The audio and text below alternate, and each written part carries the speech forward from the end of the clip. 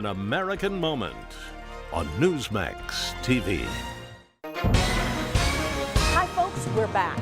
If you've been injured in an accident that's not your fault and you don't have an attorney, listen up.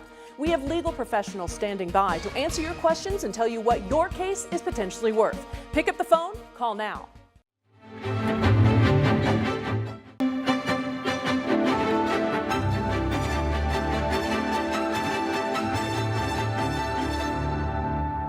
Good evening, Patriots, and welcome to N2 and Ed Henry, the briefing. Big, busy night of breaking news. Israeli Prime Minister Benjamin Netanyahu just moments ago vowing retaliation against Iran, declaring Tehran, quote, made a big mistake and will pay for it. After Iran fired at least 180 ballistic missiles a few hours ago toward Tel Aviv and other areas throughout the Jewish state. So far, thankfully, there have been no Israeli casualties from those missile attacks, but 7 Israelis were murdered in a terror shooting at a rail station in Jaffa, sparking fears in Iran that its proxies around the world could be launching more of these terror strikes on soft targets like rail stations, hotels in Israel, Europe, and yes, right here at home in America. Former President Donald Trump and Vice President Kamala Harris have already weighed in on what happened today. This may be scrambling the presidential campaign, and in fact, a live look right now in Milwaukee, where the former president will deliver more remarks any moment now. He's due to hold a news conference in the battleground of Wisconsin. We will take you there, of course, as soon as the news conference starts. No doubt this will be a big topic of discussion, what's happening in Israel and beyond. It is also, of course, debate night in America. There you are, live look, the vice presidential clash in New York. We will stream it live right here at N2, live look at New York City, where Republican Senator J.D. Vance and Democratic Governor Tim Walz set to meet face-to-face tonight in what is expected to be the only vice presidential debate of the 2024 election. We'll have a full preview here this hour in a few moments, plus a big pregame show that starts 8 p.m. Eastern. I'll be joined by my colleague, Bianca de la Garza, so don't miss any of that. But let's get back to our top story. Live look at the Middle East right now in the middle of the night. The Tel Aviv skyline right now. Iran earlier today firing, as I noted, nearly 200 ballistic missiles at Israel after the IDF's ground raids into Lebanon yesterday. Israeli officials tonight vowing it will strike back in a quote-unquote powerful way. There was scattered damage and fires sparked by falling shrapnel. But again, Israeli officials say there were somehow no injuries. Pretty embarrassing for Iran. After all of their attempts there on the left, that tape you see, at shock and awe that they wanted to have. Most of the missiles were intercepted by Israel's Iron Dome system, as well as lasers they have to repel such attacks. Here is former President Trump earlier today. We can't have another 4 years. We can't have another 4 years of what we went through. It's embarrassing. The whole world is laughing at us. That's why Israel was under attack just a little while ago, because they don't respect our country anymore. The so-called enemy doesn't respect our country any longer. The vice president, meanwhile, who represents the administration he's referring to, has obviously had a much different approach to Iran. They lifted the sanctions that former President Trump had put in place. And they've shown a lot of weakness, as he suggested. Who can forget Kamala Harris's interview some months ago with CBS's 60 Minutes when she was asked about her message to Iran, and she actually said don't, that her message was don't, as in don't do anything. Well, obviously, Iran did not listen. Its proxies, whether it's Hezbollah or Hamas, the Houthi rebels, they've been on offense against Israel and others since the horrific October 7 terror attack. This weekend, we're going to be marking that terrible anniversary. Today, the vice president spoke briefly to reporters after she and President Joe Biden met in the White House Situation Room with national security officials. Watch. Earlier today, I was in the Situation Room with President Biden and our national security team as we monitored the attack in real time and ensured that the protection of U.S. personnel in the region is paramount. I fully support President Biden's order for the U.S. military to shoot down Iranian missiles targeting Israel, just as we did in April. And so you can hear her referring to what retired General Blaine Holt told me earlier by phone was likely the U.S. Navy and other parts of the American military aiding our most important ally in the Mideast, Israel, in repelling these ballistic missiles. Let's get out to Israel live right now, check in with our foreign correspondent, Zach Anders. We spoke to him last night after the ground campaign that Israel led against Hezbollah. Now this. Zach, good evening to you. It's been a long day. It's been a very long day, a couple of sleepless nights here as we watched the skies open up. I've never seen anything like it. It was like every star in the sky was falling to the earth, deep red streaks across the sky. We were on the border with Lebanon. We were unscathed. We did not end up getting anything coming our direction from this attack. But as we looked south, we could see these bits of debris raining down.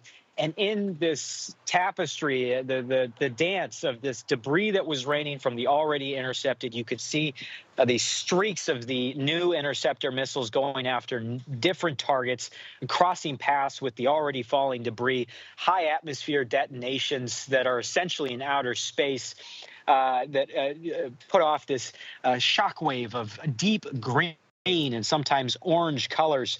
It was unreal to watch this take shape. And it caught us a bit off guard because we were in that moment. It was about 7 o'clock local time that we were getting updates of a terror attack here in Tel Aviv. 7 dead, still more than 10 in hospitals, some in serious condition from this attack. 7 o'clock, the news breaks of this attack on the streets of Tel Aviv. 7:30, the alarms go off and millions of people run for shelters all across the country. Like you mentioned, it's remarkable. We only have 2 confirmed reports of minor shrapnel injuries.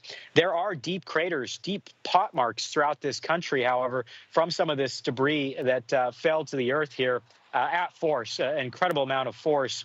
And a lot of what we're noticing about these craters and these impact sites, they are concentrated around key military assets and installations for the IDF, the Israeli Air Force, and different facilities north of Tel Aviv, where I am now, where the Shin Bet and the Mossad have been building new facilities for the past several years north of the city, a new complex for them.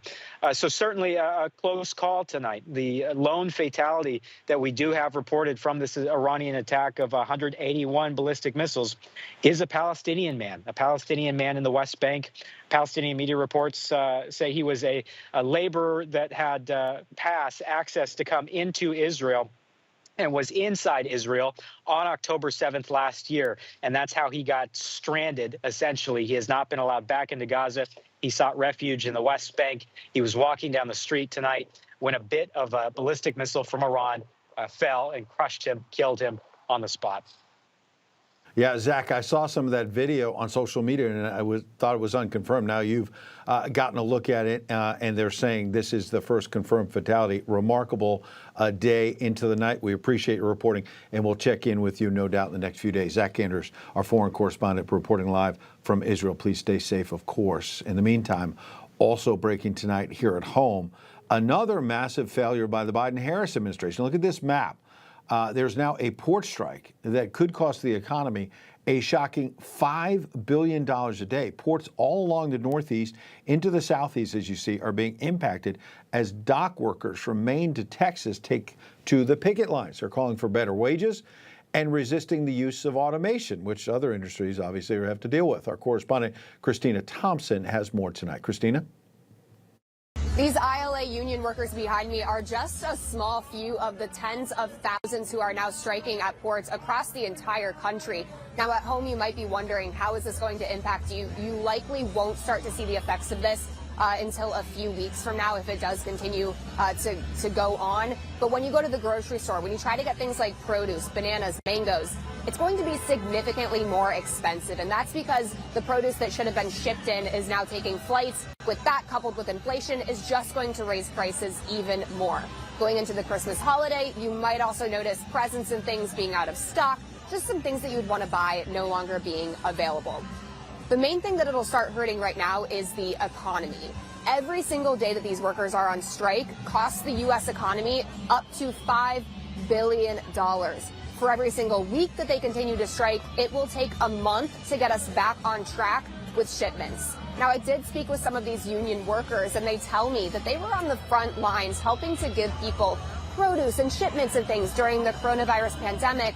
And since, they have not been able to reap any of the rewards that the larger businesses have been able to take in. The two things they want above all else are better wages and job security. They want a total ban on the automation of cranes, gates, and container moving trucks that are used in loading or unloading of freight at 36 U.S. ports. People don't understand it's a hard job. We're here a lot of hours. We got to take care of our families. They want to automate everything, and it's going to hurt a lot of people. They don't want that. The point of the strike is for us to get our proper wages. You know, these companies are making billions of dollars. You know, we fight, we work hard every day and night. We wait for our families for day in and day out, and we just want our fair share. We don't want anything more than what we feel like we do deserve. Hopefully this doesn't last long, but we're doing what we got to do. Now, the USMX did try to prevent this strike from happening. They offered the union workers a 50% pay increase over the next 6 years. However, that was rejected because it is quite important to the union workers to have that job security. Back to you. Christina, thank you. Let's welcome in now live a friend of the briefing, host of the Chris Salcedo Show, our friend Chris Salcedo. Chris, I first want to apologize up front. I had picked out a very nice Christmas present for you, but this dock strike is delaying all shipments. I just got an email before the show, so I apologize, but it's Kamala's fault. Yes, I knew that was coming. Look, you can't blame these strikers.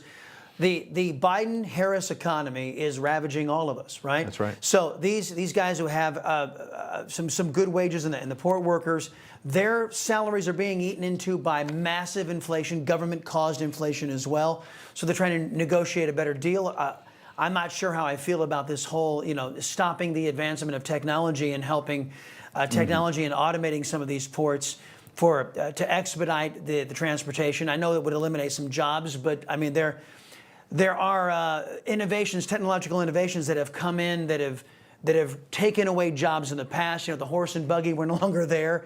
We've got automobiles, and the automobile itself is being replaced with innovation. So, but on the wages, I can definitely understand how they want better wages because every one of us has our dollar going less far the Joe Biden, Kamala Harris economy because of this massive inflation we've been forced to endure.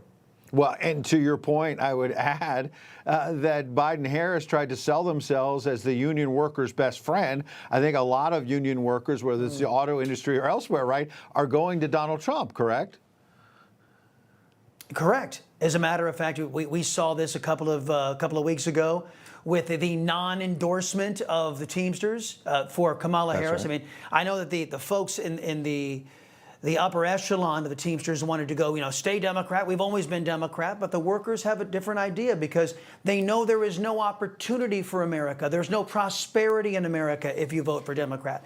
There's plenty of prosperity for government, but individuals who work for a living, which is not a lot of folks in government, sadly, those who work for a living know the future is on the conservative side of the ledger, and those who believe in getting a fair rate of return for their labor. That's right. And, I will quickly say the former president just 2 or 3 minutes ago put out a written statement. We're going to hear from him live in a few moments. And he really agrees with a lot of what you're saying. Former President Trump saying American workers should be able to negotiate for better wages, especially since the shipping companies are mostly foreign flag vessels. Another shot at Biden-Harris. And he says this situation never would have happened if I was president because inflation, as you say, Chris, is eating up paychecks. But I would add another thing, which is where is the Secretary of Transportation? Pete Buttigieg. One would think that maybe he would be dealing with this, but he's been acting like J.D. Vance. He's been the stand-in for the man you call Tim A. Walz, and I've now picked it up, and I give you credit, for debate prep. And I'm wondering, maybe he's focusing on an answer. Yeah, homage to Salcedo. Maybe Buttigieg is so busy coming up with some kind of an answer for the stolen valor for Tim A. Walz that he just can't deal with the American worker right now. Well, and then you got the Commerce Secretary out there on CNBC who should also be paying attention to what's going on with this. She's saying, oh, yeah, it's not really on my radar screen, not really been paying attention. I mean, consider this. You've got Joe Biden in the middle of a massive hurricane. He's on the beach. Kamala Harris is at a ritzy fundraiser in California. They're not paying attention. You've got the individuals, Buttigieg, and you've got the Commerce Secretary. They're not paying attention to a massive strike. right? And then you got, as I mentioned, the storm with Kamala Harris and Joe Biden. And then who's minding the store as missiles are raining down on Israel right now? It just seems That's right. Everybody in government is there to take a paycheck, but nobody wants to do their dang job. Yes? Yes, correct. And this is the problem. And Tim A. Walz himself recently said, and there he is, and I bet J.D. Vance is going to shove it down his throat. Remember, A. Walz said basically, we can't afford 4 more years of this. Yeah, 4 more years of Harris, of Biden-Harris. They're the ones in charge, and they don't want to admit it. So we have a lot coming on the debate, but I don't want to let you leave before we get into what you mentioned a moment ago, which is this big story in the Mideast. I mean, it's been going on for years, for decades, obviously, but ever since October 7th, it's ramped up. And in the last couple of weeks, what the Prime Minister, Benjamin Netanyahu, has done against all odds, amid all the political pressure, as you know, Chris, to take all of these Hezbollah terrorists, these commanders off the battlefield. Iran seemed to be getting a little nervous that maybe the Ayatollah and others would be next. So they fire all of these ballistic missiles, but other than one fatality, thankfully, it appears that the Israelis have weathered this, and I have to wonder what's next, because there's a lot of speculation that Israel may see an opportunity now to do something the international community has held back for years, which is go after Iran's nuclear sites. We know they're getting closer to nuclear weapons. Now that they've attacked, Israel maybe could have a green light. What are your thoughts? Well, it's not like they're listening to anything that the Biden regime is saying, Ed. I think that the people in Israel are starting to get a real sense that chaos reigns in the United States. Chaos reigns. Look at everything we're going through. Just here we are, about 32, 33 days out from an election, right? Mm-hmm. And we've got port strikes, we've got massive storm hitting, and the federal government's nowhere to be found. You've got President Trump acting more like a president on the ground than the existing regime. And then you've got, missiles raining down on Israel that a lot of people were observing today, Ed, were paid for with funds that Kamala Harris and Joe Biden freed up to Iran, relieving these crippling sanctions that President Trump had put in. And this was all marketed, Joe Biden, Kamala Harris, let's get back to normal. And if you want to call all this chaos around the globe a third war coming up on the Democrats' watch with all the chaos back here at home, you want to call that normal, I think you're out of your mind. And I think it sends a message to everybody worldwide that there are no grown-ups left in charge in America, anywhere in government. So Israel, I think, they're not being given a green light by the United States. They're recognizing there is no big brother United States anymore. They've checked out. They've got Joe Biden and Kamala Harris completely checked out. They better start looking out for themselves, and I think that's what they're doing. Yeah, that's why the golfing legend John Daly likes to say, Daddy Trump may be coming back to power. That adult in the room that you're referring to. A lot of people waiting for that, Chris. Yes. We appreciate your time. Absolutely. Don't miss me. I'll be joining Chris 9 a.m. Eastern on N2 as we simulcast his radio program every morning on N2. And don't miss him in the afternoons on Newsmax as well. Chris, thank you. See you, pal. Another live look right now, Milwaukee, Wisconsin. You see they're warming it up. That looks like Tommy Thompson, the former governor. Maybe he's getting ready to introduce the former president. We'll take you there live on a big night here at N2. We'll see the former president, and then we'll head to New York City. We've got a big pregame show, 8 p.m. Eastern. I think I spied James Rosen on the left there. He's getting ready for a big night. Vice presidential nominee J.D. Vance and Vice Presidential nominee Tim Walz set to face off live here on Newsmax. They're doing it on CBS, but we're going to simulcast it live. We'll check in with our team on the ground and what we can expect, and then we are keeping our eye on the tension bubbling up in the Middle East. It might be ready to explode. That will be a big topic in the debate, no doubt. Live look at the Tel Aviv skyline.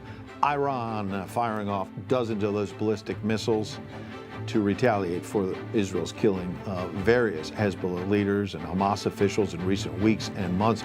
We'll check in with our friend Fred Fleitz for analysis on what comes next right after this.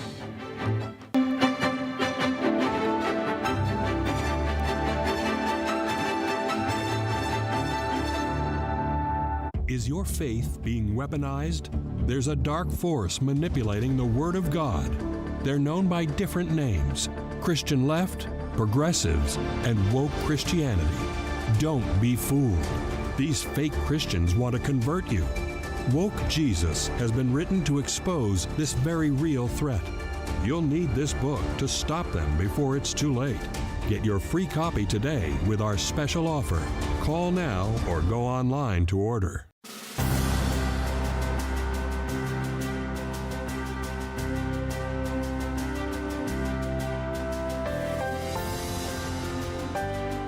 From head to toe, George Washington represented the strength, grace, and dignity of the American people. From a small volunteer force of citizen farmers, he created the Continental Army out of nothing and rallied them to stand against the most powerful military on earth.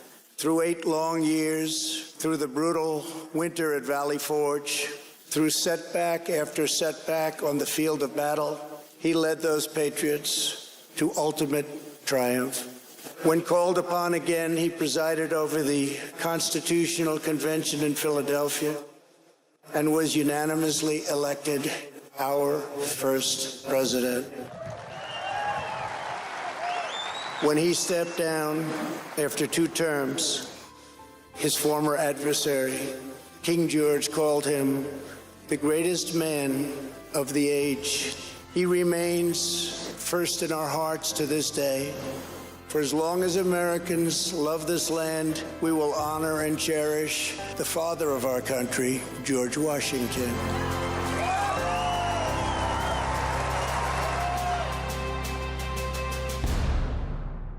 If you could help reduce the urge to go to the bathroom due to your aging prostate, if you could improve your energy levels because you're getting a better night's sleep, would you? Of course you would. And now you can, with the help of Prostate Revive, the premium dietary supplement for men whose lives, sleep, and energy levels are affected due to the concerns of an aging prostate. It was specially formulated for men by noted medical doctor, Dr. David Brownstein. Prostate Revive is really about healthy aging. It contains a plant sterol called beta-sitosterol, combined with 15 other important ingredients. Prostate Revive's exclusive formula helps promote normal prostate function, and that means you can reduce the urge to go and finally get a good night's sleep. Here's how you can try Prostate Revive risk-free. Simply call or visit our website now and we'll send every new customer a risk-free 30-day trial of Prostate Revive. You just covered the low shipping and handling. This is a $39.95 value, so don't delay. Call or go online today.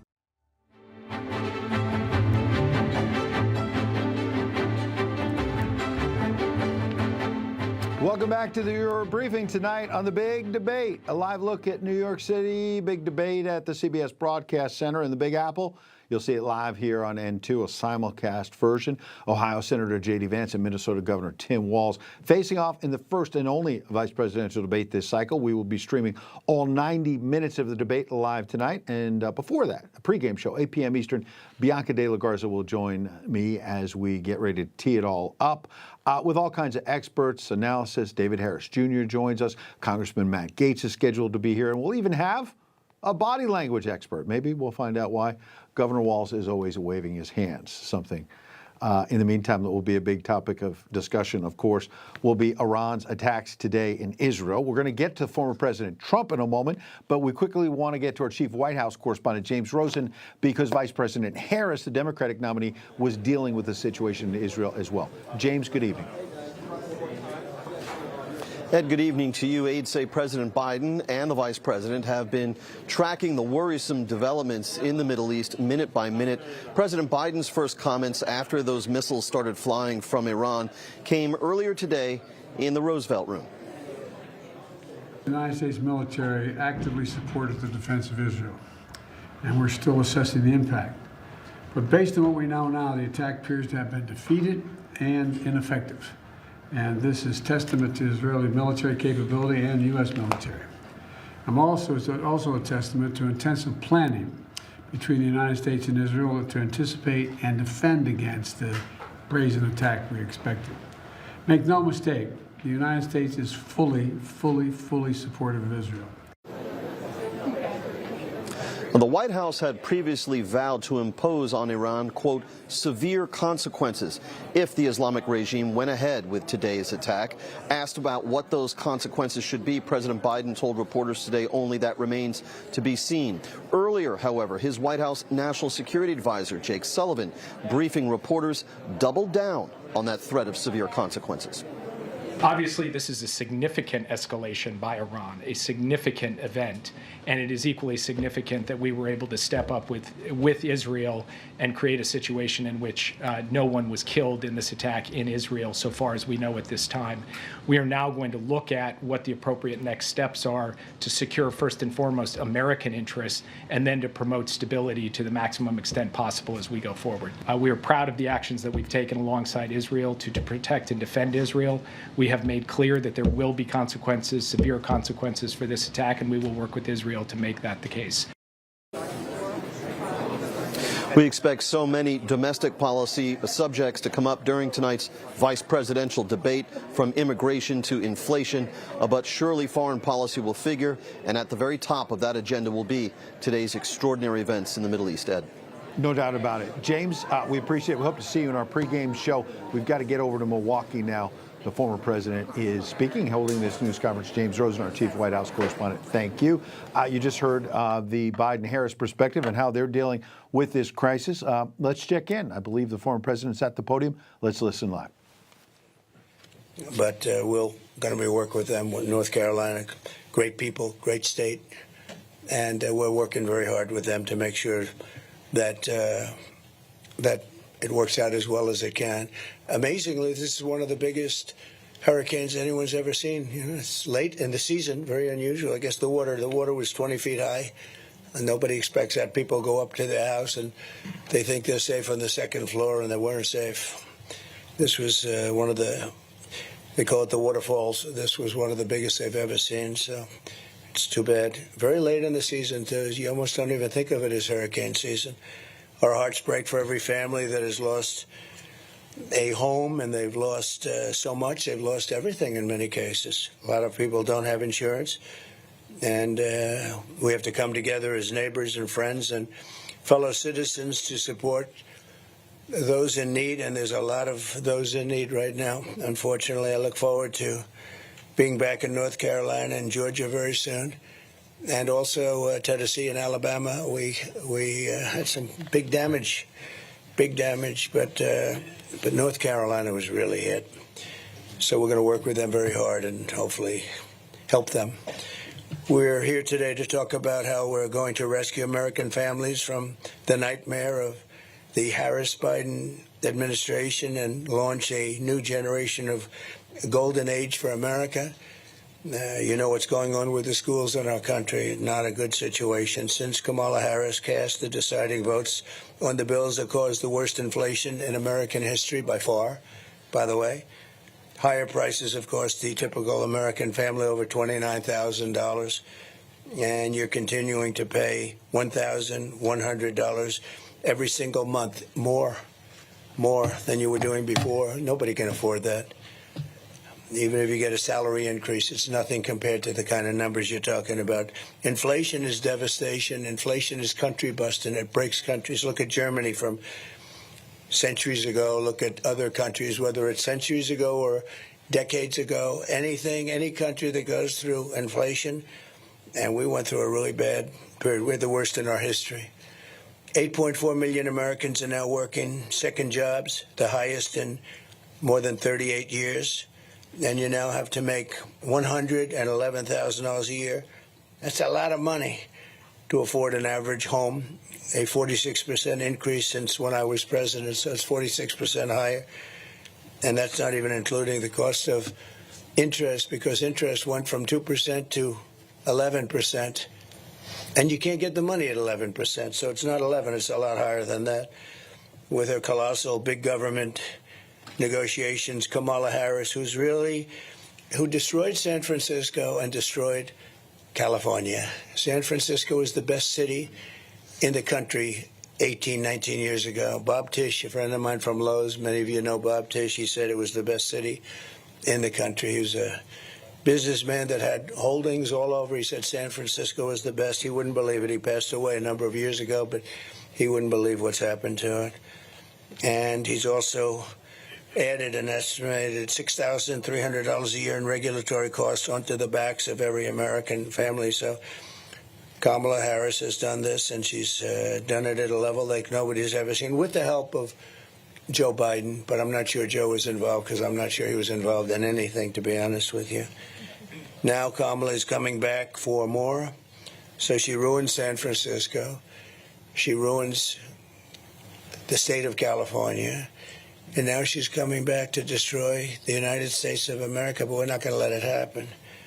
As you know, she's a Marxist. Her father's a Marxist professor who nobody has spoken to. I'd love to talk to him. I would be interested in talking to him, actually. But we can't let this happen.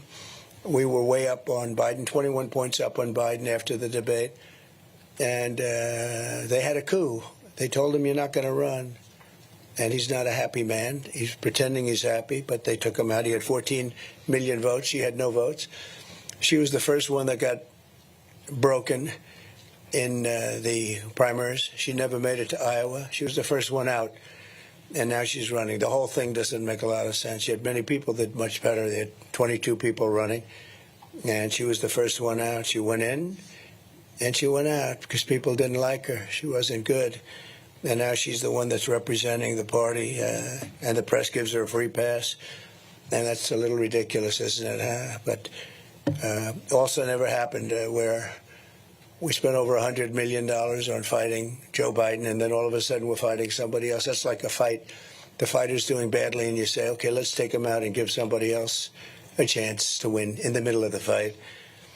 So Kamala's plan is projected to raise the typical family's taxes by $2,600.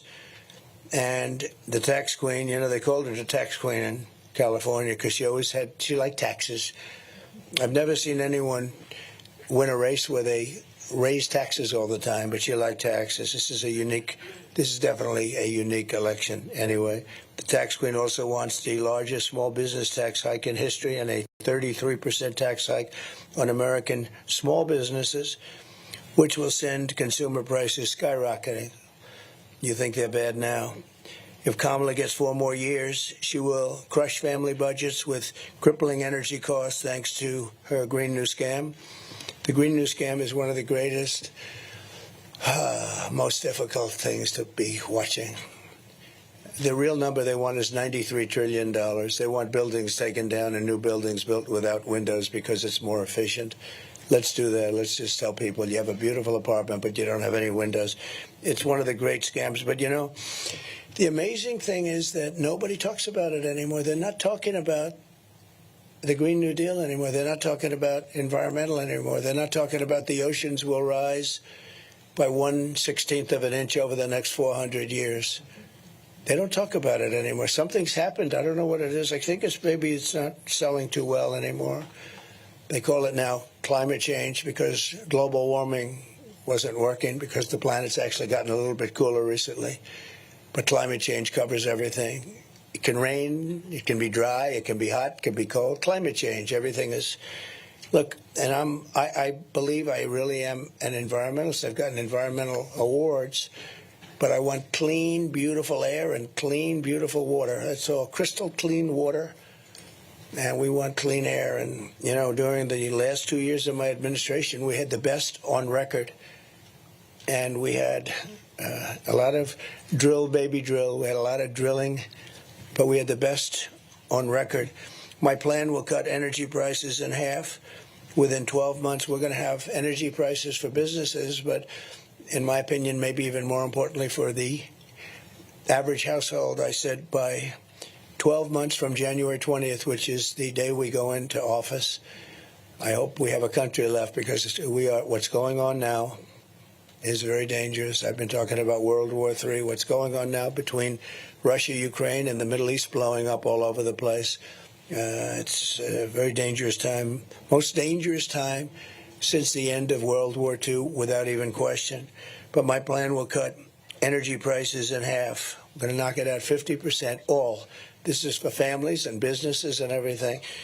And with the artificial intelligence, as you know, and all right, shocking. so you can hear the former But you president, need more energy Donald Trump, there in battleground Wisconsin, holding a news conference. Once he starts taking some questions, we're going to try to head back there live to get a flavor for what he's talking about and whether he may give us a little preview of the vice presidential debate as well. Some of the big issues he's talking about, taxes and crime and the border crisis, and Kamala Harris's record, no doubt, will be front and center tonight.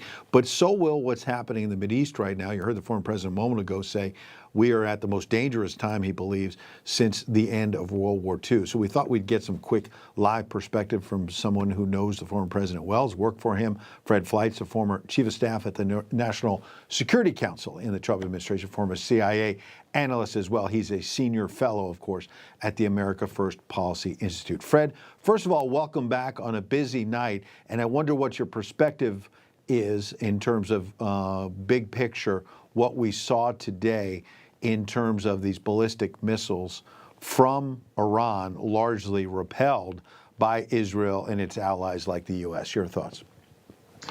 Well, it's good to be here. There's many unknowns. We don't know how many of these missiles were duds, didn't actually fly very far. We don't know how many were shot down. We don't know how much damage was done. Fortunately, it looks like not a lot of damage was done. It appears they were much larger projectiles, ballistic missiles. Some of them may have been hypersonic missiles. And there's going to be a temptation right now by Democrats and Biden officials to tell the Israelis to de-escalate and to treat this as a gesture or a symbolic attack. That would be the wrong response. This was a very serious attack against Israel. Only by the grace of God, a school or a hospital was not destroyed and could have been destroyed, because these missile defenses are not perfect. And some of these missiles were designed to evade missile defenses. I think Israel has to strike, maybe picks a series of significant targets in Iran to send a definite message. And if Iran attacks again, Israel will have to escalate. They'll have to escalate. To your last point there, a few moments ago, the foreign minister from Iran, you probably saw, made a statement on social media and elsewhere saying that the military action, quote unquote, is concluded. Pardon me, from the Iranian perspective. That doesn't mean the Israelis are finished with taking care of business. We've seen the Prime Minister Benjamin Netanyahu lead quite an effort in terms of taking out the very top Hezbollah commander and others off the battlefield, Nasrallah on down. Do you think this statement from the Iranian foreign minister, okay, we're good now, is that going to be enough for the Israelis that they're going to also pause here, or are you convinced they will retaliate? Well, that's one message we heard from Iran. Another was that they will hit Israel with an even more devastating attack if Israel retaliates. Look, Israel can't tolerate attacks against its soil like this. Iran can't simply decide that, well, you know, we didn't really mean it, or we didn't destroy very much. Let's just call off any retaliation. There will be retaliation. It will be significant. But I also think that Israel will decide how significant it will be based on the damage in Israel. And as I said, if Iran attacks again, I think the response from Israel will be devastating. Devastating. Now, important word, because it leads me to my next question. Does devastating mean that Israel may also, in the coming days, target Iran's nuclear sites? Because there's a school of thought out there that, as you know better than anyone, Benjamin Netanyahu for years has gone before the UN General Assembly and other places to say that they're getting closer to getting nuclear weapons, that we need to eventually take it out. The world community has to come together. And Israel, as you know, has largely been held back. And there's a school of thought now that this gives Netanyahu the pretext, since Iran attacked with a double the missiles, as I understand it, perhaps, from when you and I were talking back in the spring with Iran's attack on Israel. This is a much bigger attack. Do you think that a devastating attack from Israel in days ahead could include targeting Iran's nuclear sites? I do, but when we talk about targeting Iran's nuclear sites, there's different ways to look at this. Some of Iran's nuclear sites are deeply buried. They're not immune to being attacked, but they would take a substantial series of bunker buster bombs to break into them. But there are many above ground nuclear research facilities that Israel could destroy immediately. And I think they're very vulnerable. There are research facilities. There's facilities where nuclear testing above ground has been done, explosive testing, even the site of a possible underground Iranian nuclear test, which Israel has identified. There's lots of facilities. There's uranium mines. So if Israel wants to hit the nuclear program and doesn't want to mess with the underground facilities, it can still do a lot of damage. Absolutely. Okay, last thing, Fred. All over social media is this message that critics of the Biden-Harris administration are pushing, which is that the ballistic missiles we saw today being fired at Israel were produced, were put together by Iran. They were obtained by Iran because of Biden-Harris lifting those devastating Trump sanctions, and that that this gave them the money and the wherewithal to put these ballistic missiles together and launch them against Israel. Can we track that? Is that true, or did they have these ballistic missiles already, for years? What are your thoughts on how we unwind that?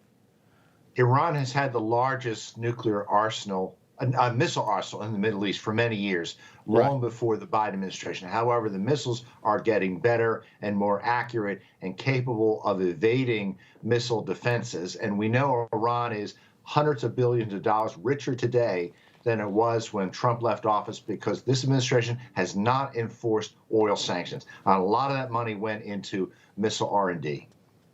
Absolutely. So they had a lot of missiles, but taking the boot off the throat, as Biden-Harris did, no doubt helped speed up what exactly they have, improve the arsenal, and has now led them to attack Israel. And we're concerned about the terror attacks as well, like the one we saw today in Haifa. So we'll keep a close eye on it. Fred Flax, we appreciate your insight as always. Thank you. Good to be here. All right, we're going to take a quick break. On the other side of the break, we'll check in with former President Trump and see exactly what he has to say in battleground Wisconsin and tee things up for a big night here on N2. We'll be simulcasting live the CBS News vice presidential debate. Bianca de la Garza and I will be here at 8 p.m. Eastern to tee it up after Rick Leventhal also sets the stage. So 8 p.m. Eastern, we'll kick off the live coverage. We'll cover the debate 9 p.m. Eastern and have a post game tonight. So we're live until midnight Eastern tonight. Don't go anywhere. We'll get back to the former president right after this.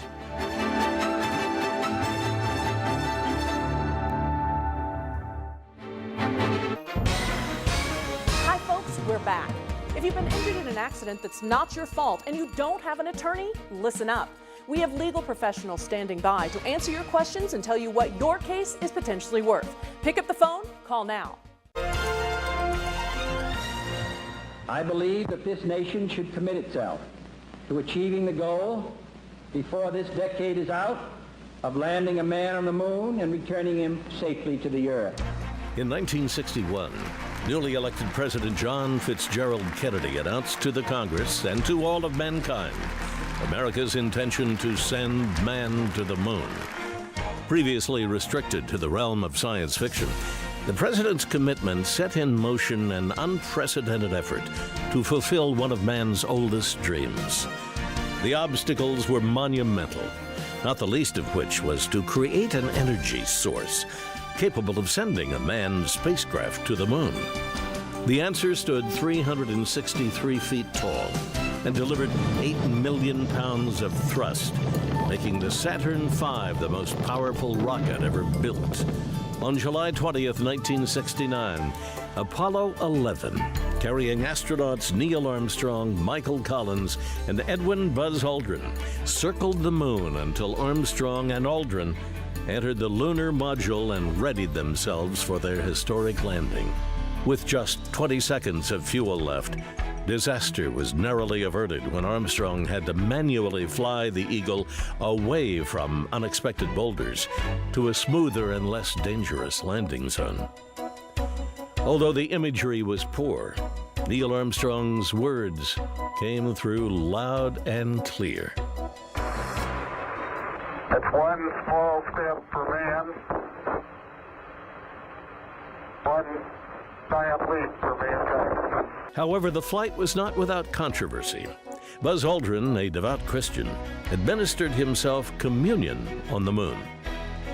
Since NASA was already fighting a lawsuit from atheist Madeline Murray O'Hare, who objected to the earlier Apollo 8 crew reading from the book of Genesis, Aldrin's communion was kept a secret from the public. Not so secret was the plaque bolted to the descent ladder on the lunar module. It was left on the moon to greet future visitors and reads, "We came in peace for all mankind." For Newsmax TV, I'm Bill Curtis, and this is an American Moment. Will you be able to afford your golden years? Do you worry how you'll make ends meet? You may be leaving up to $100,000 unclaimed. You need this special report. How to boost your Social Security and retirement by at least $100,000 or more. Get your free copy today. You've earned the benefits. Take advantage now. See our special offer to claim your free report. Call or go online today. Hi, folks, we're back. If you've been injured in an accident that's not your fault and you don't have an attorney, listen up. We have legal professionals standing by to answer your questions and tell you what your case is potentially worth. Pick up the phone, call now.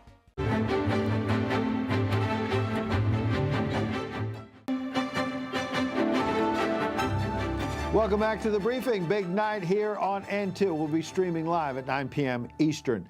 The one and only vice presidential debate this cycle, J.D. Vance, running mate with that gentleman, the former President Donald Trump, squaring off with Governor Tim Walz, running mate for Vice President Kamala Harris.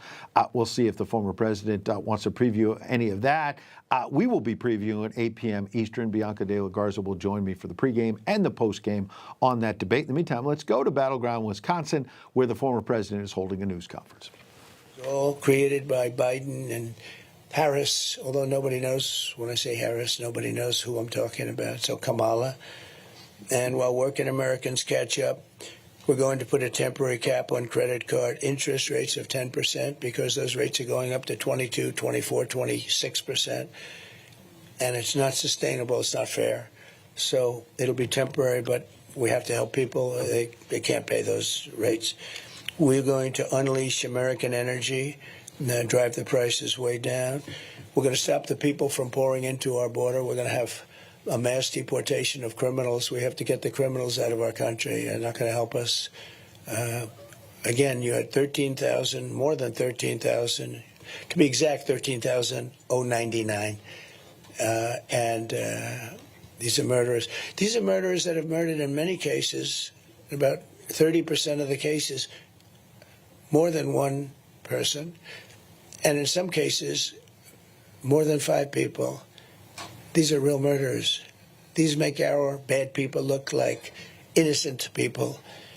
I know a lot of the talk from the radical left people was, well, these immigrants don't commit crime. No, these people are among the worst in the world. They come from the Congo in Africa. Many people from the Congo. I don't know what that is, but they come out of jails in the Congo.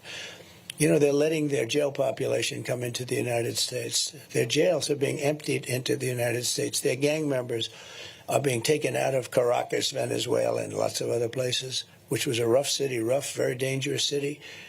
And they're being delivered into the United States. They're gang members. And these are tough gang members. You see what's happening in Aurora, in Colorado. The mayor is petrified. He doesn't, I mean, he's petrified, but the governor is a mess. He doesn't know what the hell. He's a Democrat liberal, and they're taking over real estate, lots of real estate. The governor doesn't know what to do. And, you know, they want to be politically correct. They don't want to say anything. They're so afraid of saying anything and offending anybody. They have to go in. They have to get them out. But when you look at what's happened in Aurora and Colorado, it's incredible. And Springfield is unbelievable. Again, a beautiful community, and now almost immediately 32,000 more people. And these are people that have had a rough life too. They're tough. Some of them are real tough, but they've had a rough life. It's not sustainable. It's not sustainable. People in Springfield are moving out. They have to move out. They're not going to be able to live there. I'm going to appoint Elon Musk, who's a fantastic guy, to lead a government efficiency commission tasked with saving trillions of dollars in fraud, waste, and abuse, and driving down inflation and driving down costs. We have tremendous fat. I mean, just one example. When I came in, I was asked by Boeing to sign a contract for the purchase of a new Air Force One, and which is actually 2 planes. A lot of people don't know it. In a way, it's 4 planes because it's sort of Air Force One becomes the plane that the president uses. And I was asked to do it, and I was able to cut $1.6 billion off the deal without any changes, except I was giving it a better-looking paint job. And we ordered new ones, because we have Air Force One is 32 years old, 2 planes, 32 years old. And you'd come and you'd land it next to some of these planes from Saudi Arabia and a lot of other places, United Arab Emirates is a beauty. But you'd land the plane, and the plane looked awfully shabby. It was time, 32 years old, so I got new ones. But I came in, and they asked me to sign a $5.6 or $5.7 billion contract. Now, they're very special planes, because it's like, people hear billions for airplanes, but they're very special. I can't even say you why, but I can't tell you that. I'm not supposed to. But they are very expensive but incredible planes from Boeing. And I said, I'm not going to sign it. It's too much. And Boeing came back, and they cut $400 million off just by my saying that. And I said, nope, it's too high. It has to have a 3 in the front of it. It has to have a 3. Because this was a 5, right? 5.6, 5.7 billion. I said, nope, it's too high. And they called back a week later, and they took another $250 million off. So I got $650 million with like about 2 minutes of conversation. I said, no, I'm not doing it. It has to have a 3. And this went on for about a month, and I sort of forgot about it. I said, look, forget it. Well, let's not do it. And lo and behold, about 4 months later, I get a call from Dennis. This was prior to the horrible accidents, the 2 accidents that really hurt Boeing. I mean, it was the greatest company in the world. I think it was thought of as the greatest company in the world, and now it's not considered that. They went down a long way, but this was when it was prime time, Boeing prime time, at the beginning of my term. And they said, here's the story, sir. We thought we had a deal at $5.7 billion. We'll do it for $3,999,999.99. 1 penny less than 4. I said, you got a deal.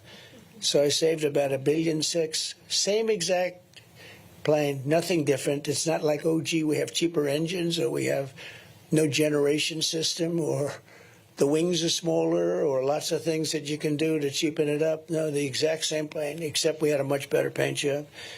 And we saved $1.6 billion. And it took me like 3 months.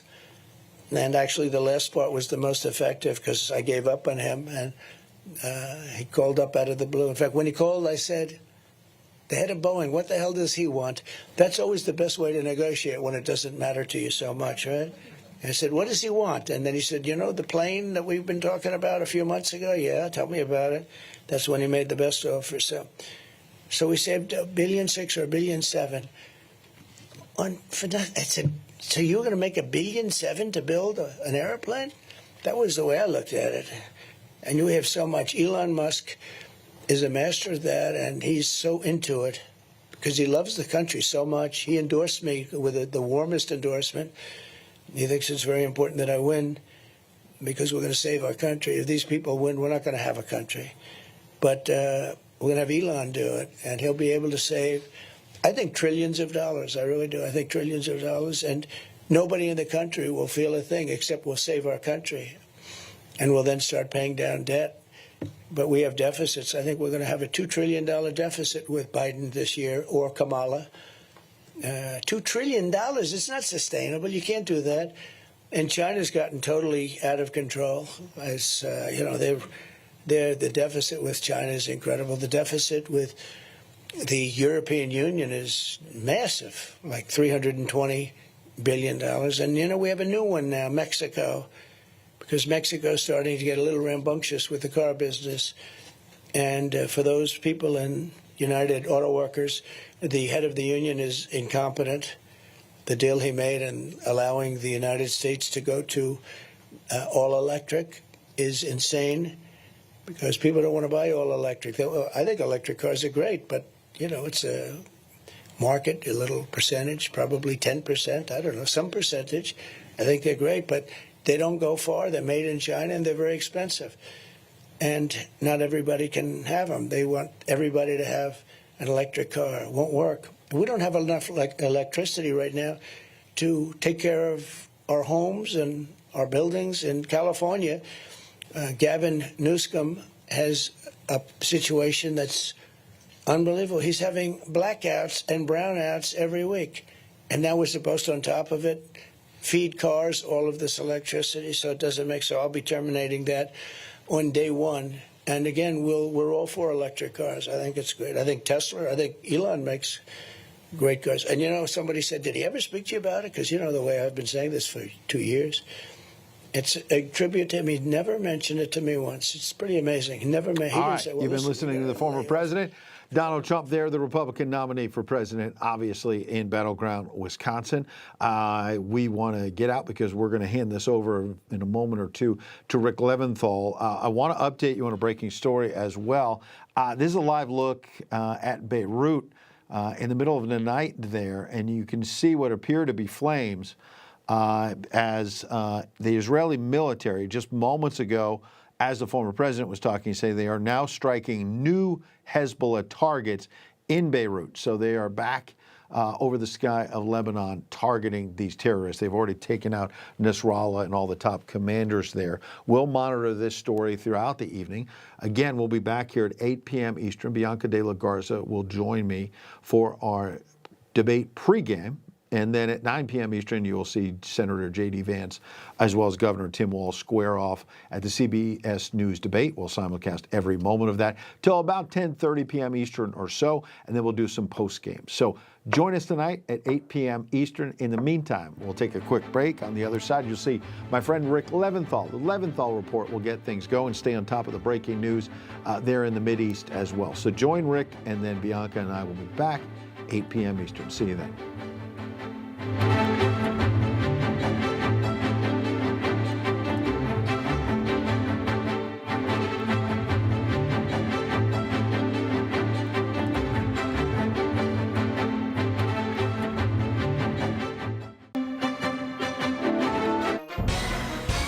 Hi folks, we're back. If you've been injured in an accident that's not your fault and you don't have an attorney, listen up. We have legal professionals standing by to answer your questions and tell you what your case is potentially worth. Pick up the phone, call now.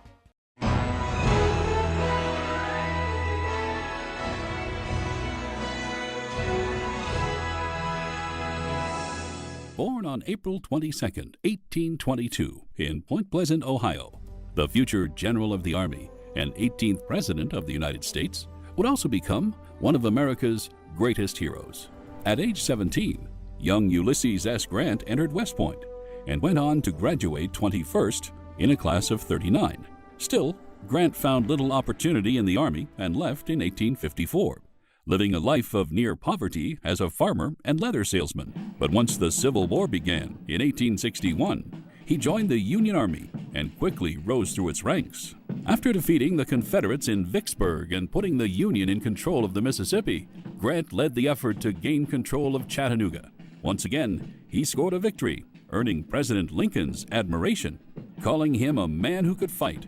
On March 2, 1864, Lincoln promoted Grant to Lieutenant General in charge of all Union armies. Grant would spend the next 13 months battling General Robert Lee through Virginia, finally cornering him at Appomattox. There, Lee surrendered, ending the bloodiest war in American history. A veritable war hero, U.S. Grant, as he was called, won the presidency in 1868.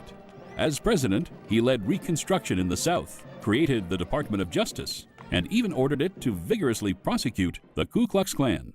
He was also an outspoken supporter of women's suffrage and designated Yellowstone as our nation's first national park. After leaving the presidency and suffering from cancer while financially in trouble, he worked with his friend writer Mark Twain to write his memoirs. Within days after finishing his writing, with his family at his side, Grant died from throat cancer in this cottage on Mount McGregor, New York, on July 23, 1885. He was just 63, And yes, he was buried in Grant's tomb, a mausoleum located in Manhattan's Upper West Side. Following his death, the memoirs of Ulysses S. Grant were a huge success, the royalties of which, in today's dollars, earned his family more than $13 million.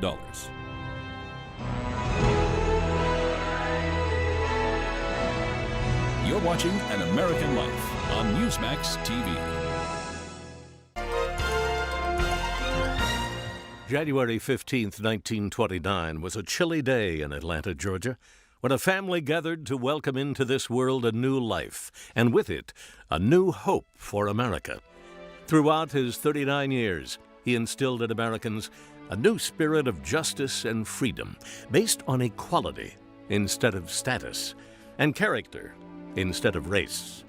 He waged a nonviolent war on racial segregation, with appearances that radiated with an energy that transcended all races, all faiths, and people of all ages, with words that still resonate today. I may not get there with you, but I want you to know tonight that we as a people will get to the promised land. He spoke to us of his dreams and his beliefs that justice too long delayed is justice denied.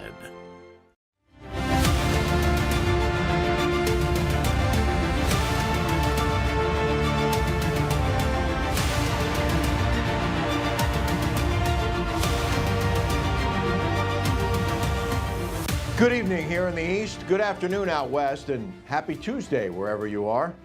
I'm Rick Leventhal, and this is the Leventhal Report. It's usually pretty easy for me deciding how to open my show. I typically base my monologue on the biggest story of the day, or the thing most people are talking about, or something that's really captured my attention. But there is so much going on today, so many lead stories that I was stumped how to start this hour. Israel is under attack from Iran while waging war with Hezbollah to its north and Hamas to the south and Houthi rebels in Yemen, and we have breaking news on that coming right up. Back here in the States, North Carolina and much of the South is dealing with horrific casualties and catastrophic after effects of Hurricane Helene, leading to the deaths of more than 150 people, millions without power, hundreds of roads washed out, and countless homes and businesses heavily damaged or destroyed. And just a couple hours from now, Senator J.D. Vance and Governor Tim Walz will face off in the vice presidential debate just across town from where I'm sitting. So, in order to devote more time to each of these stories, plus the dock workers' strike and the rest of today's news, I'm not doing a full monologue. Let's just get to our top stories. And we start with the breaking news from Israel: Iran launching a missile attack on targets all across the Holy Land, firing a couple hundred ballistic missiles at the Jewish state, and Israel now pounding targets in Beirut. Let's go live to senior correspondent John Huddy, who's been dodging incoming on the ground in Israel. John? Yeah, Rick, good evening to you. Israel says that its air defenses were quote-unquote effective. This, as Iran's foreign minister said in a statement on X earlier this evening, that Iran's actions have concluded unless Israel retaliates. And Israel, make no mistake, has said it will retaliate. I'll get to that in a moment. But as you mentioned, Rick, the IDF says 181 ballistic missiles were launched by Iran into Israel earlier this evening, leading to 1,800 rocket sirens sounding across the country. If you look at a map of the code red sirens, basically every part of the country was under a rocket alert. IDF spokesperson Rear Admiral Daniel Hagari said earlier this evening that there were a small number of hits in the center of Israel and other hits in southern Israel. Specifically, we saw video coming out of the Nevatim air base in the south outside of Beersheba. This is the same area, by the way, that Iran targeted during that ballistic missile attack back in April as well. Now, Iran's attack, according to Admiral Hagari, he went on to say, is a severe and dangerous escalation. There will be consequences, adding, our operational plans are ready. We will respond wherever, whenever, and however we choose in accordance with the directive of the government of Israel. And then on that point, the IDF Chief of Staff, Herzi Halevi, said, we will choose when to exact the price and demonstrate our precise and surprising offensive capabilities. You know, Rick, I was coming back from the Lebanon border in northern Israel, the evacuated town of Shlomi, where, yes, there were a number of rocket sirens a couple hours even before the ballistic missile attack. And that's when we saw the ballistic missiles entering the country and the interceptions as we were coming back here to the port city of Haifa. And the other big headline today, before all of this happened, had to do with the IDF confirming cross-border raids, IDF ground troops going into southern Lebanon. You know, Rick, this is something that I've reported about since April and May, when my sources said that the IDF was conducting reconnaissance operations across the border into Lebanese territory.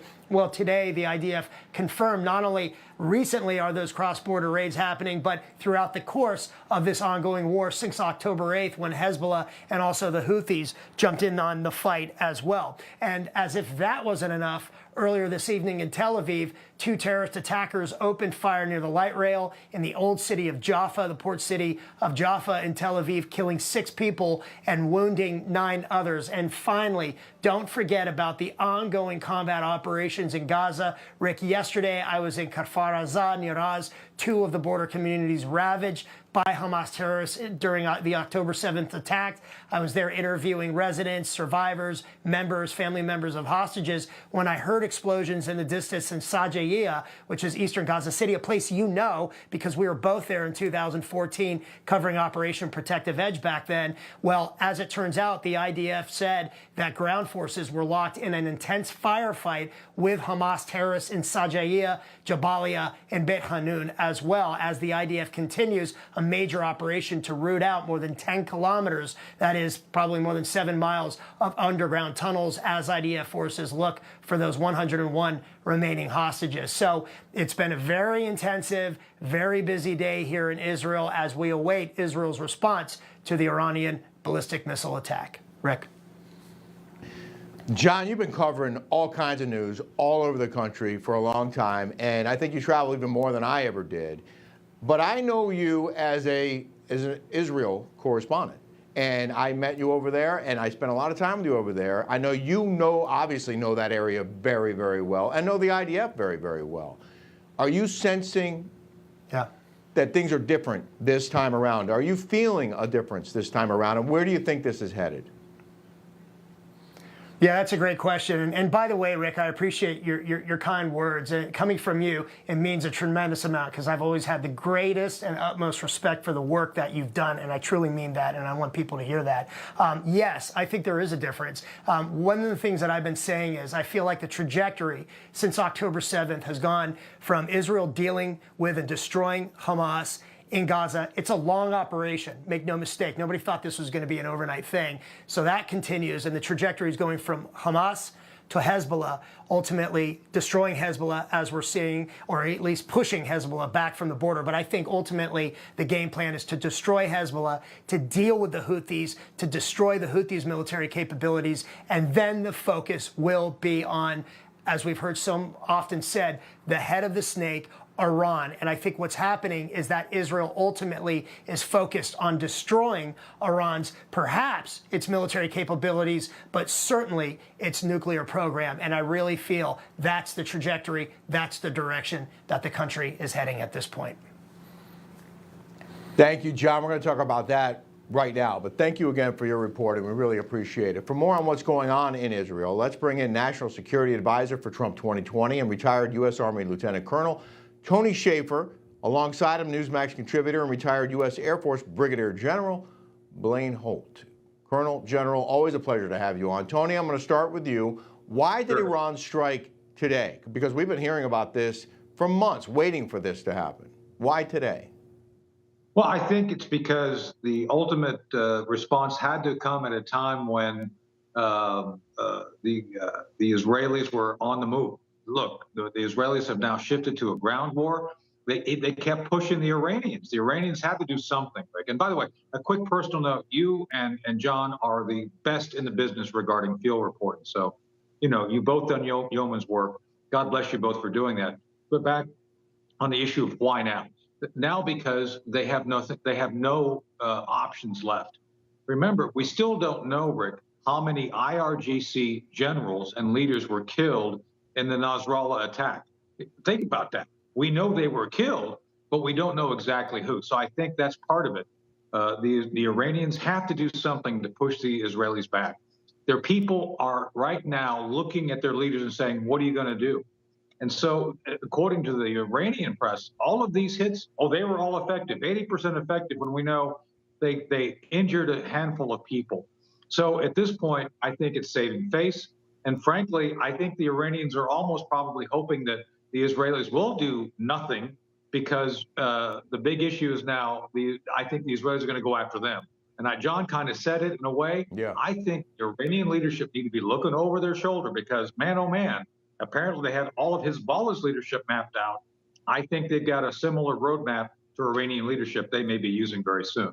I wouldn't doubt that at all, Tony. And while the missiles were raining down on Israel, John mentioned this, a couple of terrorists went on a shooting spree at a light rail station in Jaffa. The numbers I saw were 7 dead and 17 wounded. Blaine, could Hezbollah be pulling a Hamas tactic by sending missiles as a distraction via Iran to hit soft targets after that in these terrorist attacks? Are we going to see more of that? I think we will. I'm very curious about what we saw today, because I would have expected some sort of terrorist infiltration, ground attack at the same time they were barraging with missiles. But I think that failed too, Rick. These are terrible tragedies in and of themselves. The loss of life is horrendous. But I would have expected maybe 10, 12, 15 if there was going to be an all-out assault. And I think that the reason that it's 180 missiles fired by Iran and not 400 is because the missile defenses were too good. They stopped. They're like, we're just wasting millions and millions of dollars because we're not putting a paw on them. I've seen more disinformation on social media about hits to the Israeli Air Force, and none of it's true. So I think that the reason that Iran gets after this today is because they're watching their proxies go up in flames, and they're going to feel unprotected by that. Yeah. My concern is that those ground terror events, they could happen right here if they activate terror cells in our own nation as a retaliation to the United States, because they are certainly amping up their rhetoric against us as well. Oh, yeah. I certainly hope you're wrong on that, General. And I hope Tony, so too. as you know, while the sirens were going off in Israel, the Security Cabinet was holding an emergency meeting discussing their response to the missile fire. Back to your point, there's no way they don't respond against Iran. This is their chance to get payback for all these years of all of Iran's threats and all the Hezbollah and Hamas nonsense that's taken out Israelis. This is their chance to go after the head of the snake. So I'd be surprised if they don't. So, Rick, Blaine, you and I have been talking about this for months, and I think the only reason the Israelis have held back is because of Jake Sullivan. Did you see his briefing today? It looks like someone stole his lunch money, and he didn't know what to do. And I'm telling you, the Israelis, I think, have learned to regret taking advice from an administration that literally has gotten nothing right. And so at this point, they are filling the power vacuum regionally that we used to be there. And more importantly, I think they have done the things that we should do. Again, Nasrallah, Rick, he had the blood of 400 Americans on his hands and was one of the planners of the Beirut embassy and barracks bombing. So why didn't we do that? Well, we didn't do it because we didn't have the political will.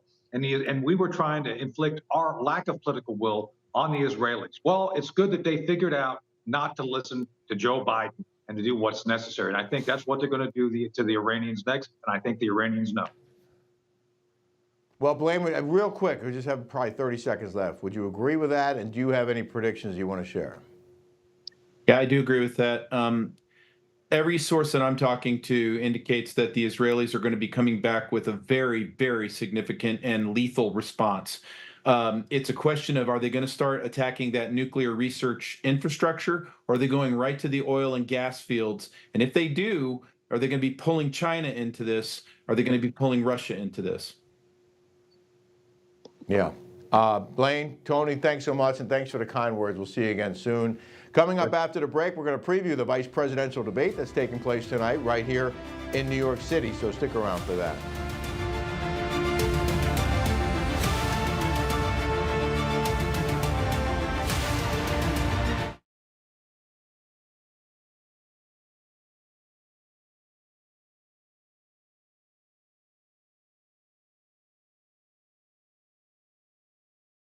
Federal agencies urge every family to have an emergency radio. During any disaster, electrical power may get cut. The emergency radio gives you the vital information you need. Newsmax wants you to have the Dynamo Emergency Band Radio. It doesn't need batteries and works in any emergencies. It retails for $30. You can get it with the free offer. Call or go online and get the emergency radio today. Your life may depend on it. If you've ever felt that you paid too much for an auto repair, you're not alone. In fact, 66% of people feel that they've been ripped off by their mechanic. But here are some tips to help you save some money. Always do your homework before you buy. Ask a friend that knows about cars or check online about the problem.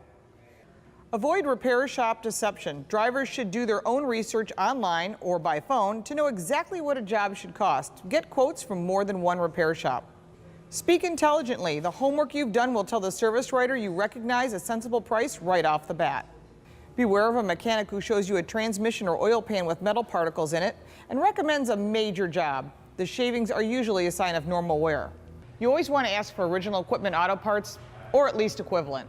Some repair shops use low-quality Chinese auto parts as a way to save money. Before you get any repair, contact the dealer of your manufacturer and ask if there's a TSB, or Technical Service Bulletin, or recall on these components.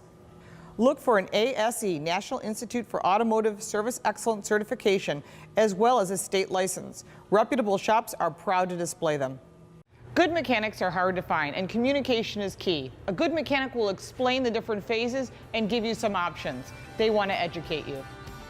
Don't be afraid to ask for a discount or see if they have any coupons. I'm Lauren Fix, the car coach for Newsmax TV. If you could help reduce the urge to go to the bathroom due to your aging prostate, if you could improve your energy levels because you're getting a better night's sleep, would you? Of course you would. And now you can, with the help of Prostate Revive, the premium dietary supplement for men whose lives, sleep, and energy levels are affected due to the concerns of an aging prostate.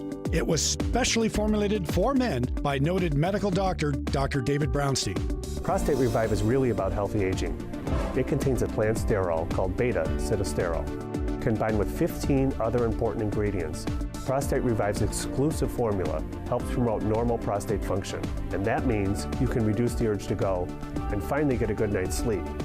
Here's how you can try Prostate Revive risk-free. Simply call or visit our website now and we'll send every new customer a risk-free 30-day trial of Prostate Revive. You discover the low shipping and handling. This is a $39.95 value, so don't delay. Call or go online today.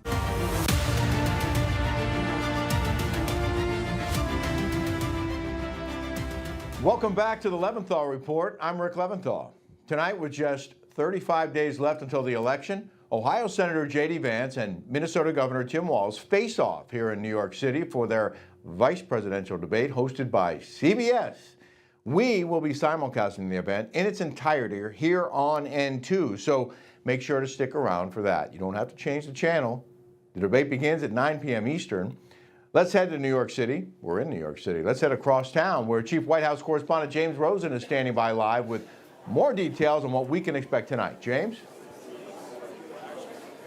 Rick, good evening. Of course, we're going to expect some questions about domestic policy, from immigration to inflation, but also foreign policy. And top of the agenda there are the worrisome events in Israel. White House aides say that President Biden has been tracking them minute by minute. His first comments after those missiles started flying out of Iran, aimed at Israel, came earlier today in the Roosevelt Room.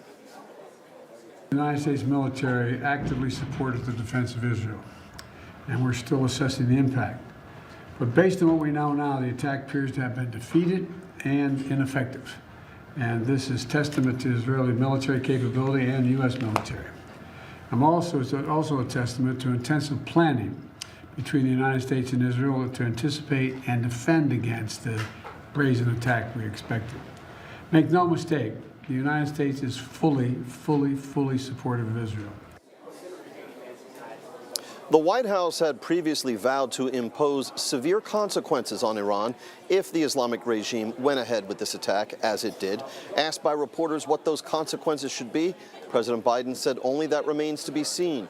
Earlier in the day, his White House National Security Advisor, Jake Sullivan, in a briefing with reporters, doubled down on that threat of severe consequences.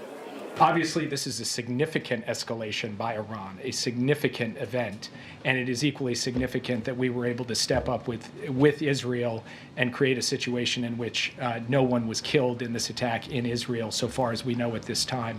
We are now going to look at what the appropriate next steps are to secure, first and foremost, American interests, and then to promote stability to the maximum extent possible as we go forward. We are proud of the actions that we've taken alongside Israel to protect and defend Israel. We have made clear that there will be consequences, severe consequences for this attack, and we will work with Israel to make that the case.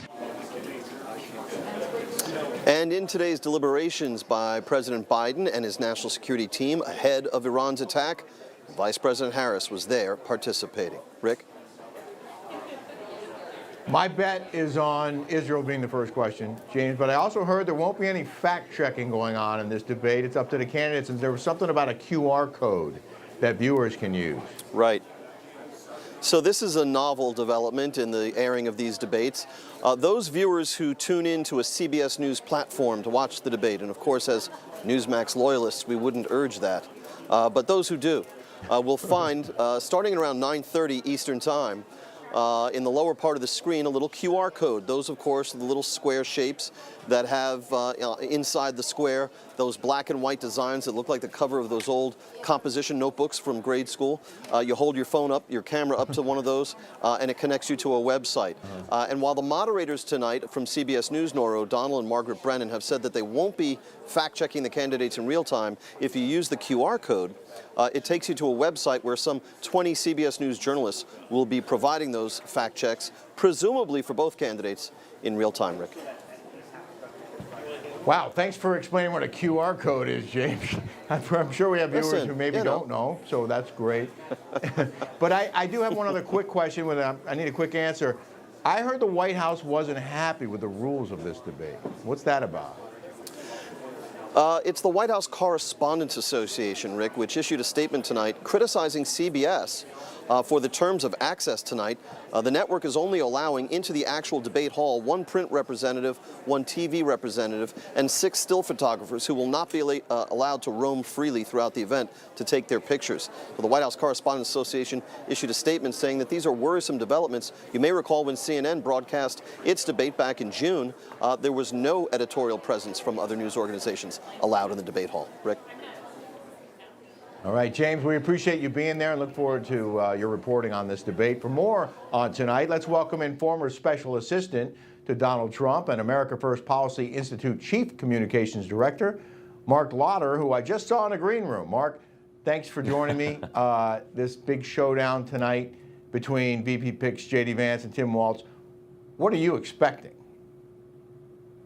Well, mostly it's going to be a proxy war. I think it's very important. People do not go into the ballot box and say, I'm voting for blank for vice president.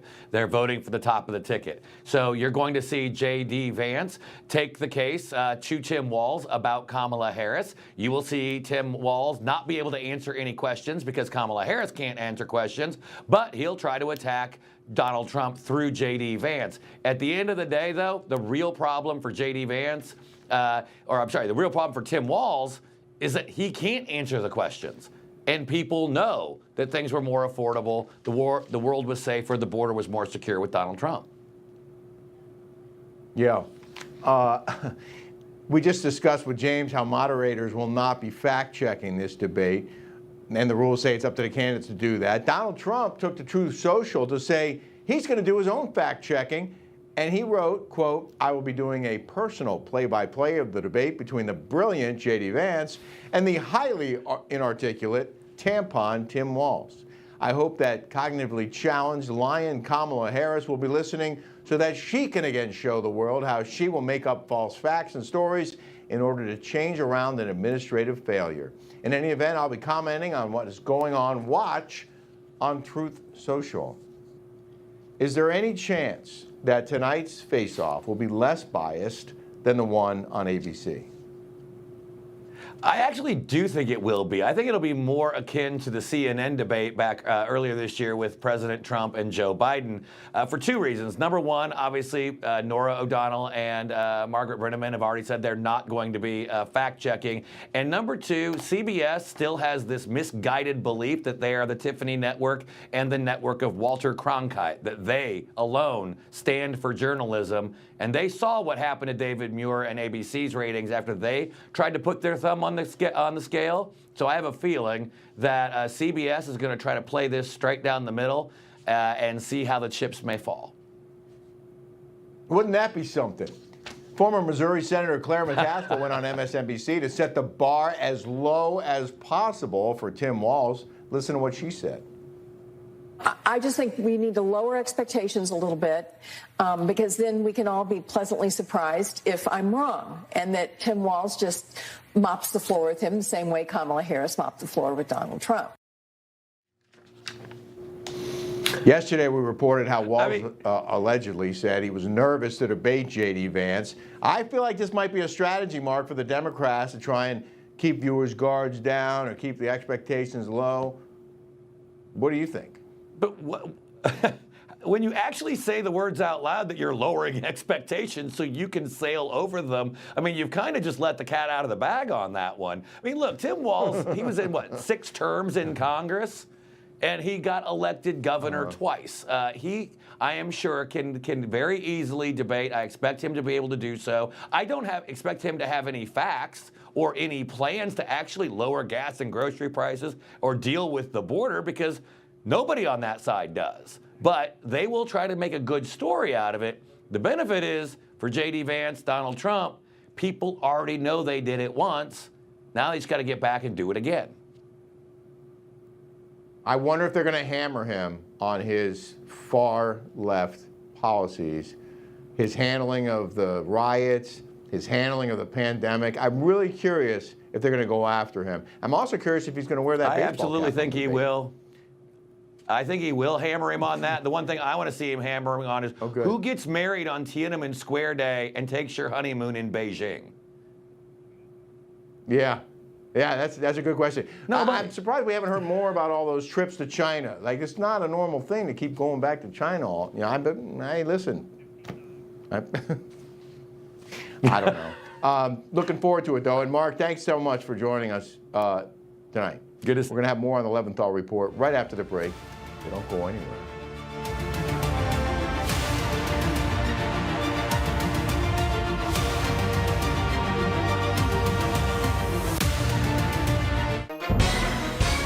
Hi, folks. We're back. If you've been injured in an accident that's not your fault and you don't have an attorney, listen up. We have legal professionals standing by to answer your questions and tell you what your case is potentially worth. Pick up the phone, call now.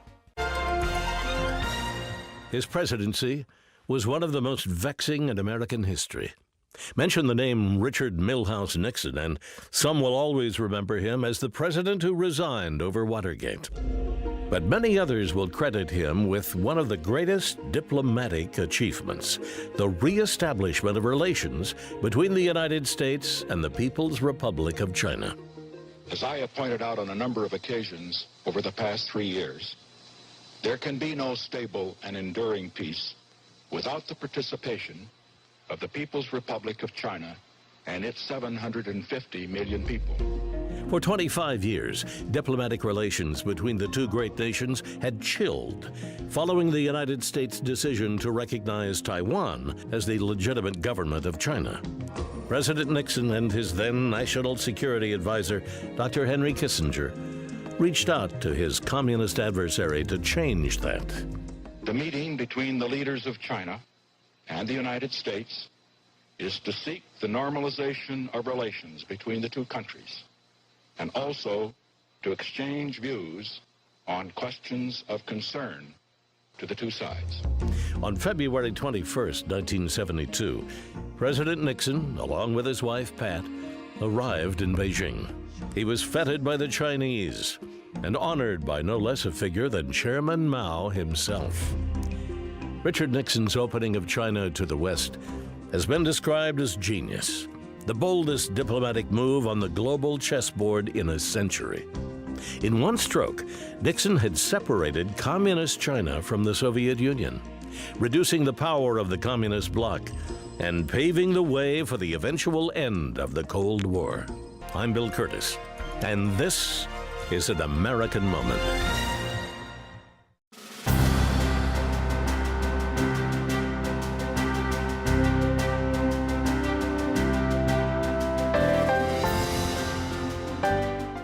We welcome change and openness, for we believe that freedom and security go together. There is one sign the Soviets can make that would be unmistakable, that would advance dramatically the cause of freedom and peace.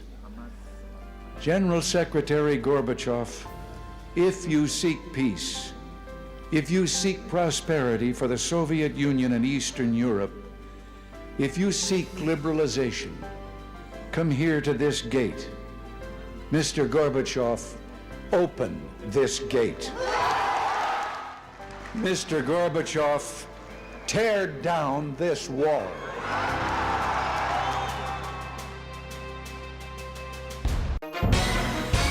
Hi, folks, we're back. If you've been injured in an accident that's not your fault and you don't have an attorney, listen up. We have legal professionals standing by to answer your questions and tell you what your case is potentially worth. Pick up the phone, call now.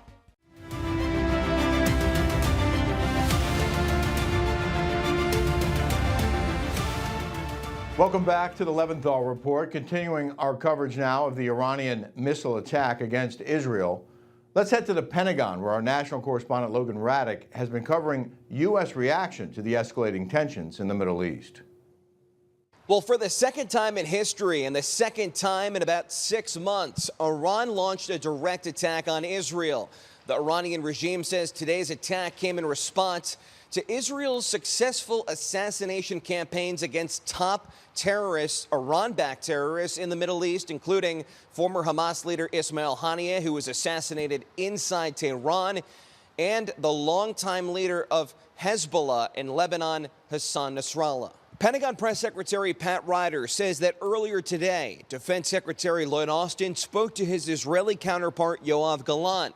Ryder says, quote, Secretary Austin made it clear that the United States is well postured to defend U.S. personnel, allies and partners in the face of threats from Iran and Iran-backed terrorist organizations, unquote. A few hours later, Ryder told reporters how the U.S. helped Israel respond to that barrage of Iranian ballistic missiles.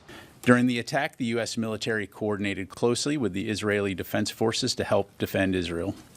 U.S. Navy destroyers deployed to the Middle East region supported the defense of Israel by firing approximately a dozen interceptors against the incoming Iranian missiles.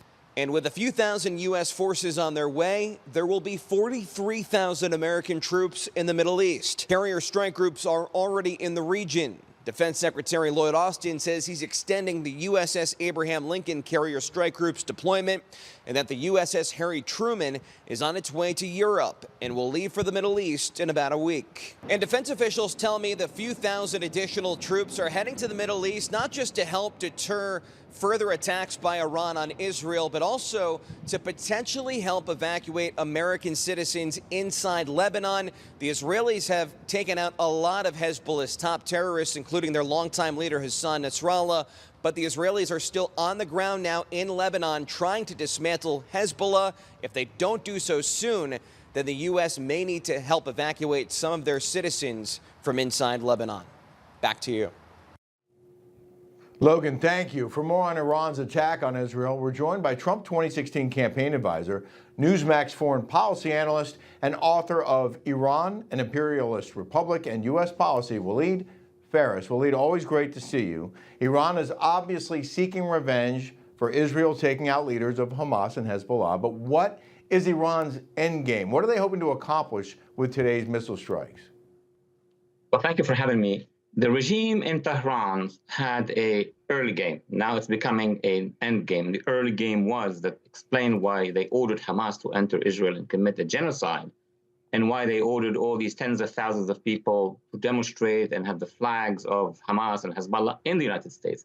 All of that is, in their mind, breaking or weakening the relationship between Israel and the United States. That's number one. But Israel responded by going after Hamas all the way to the border, by now going after Hezbollah.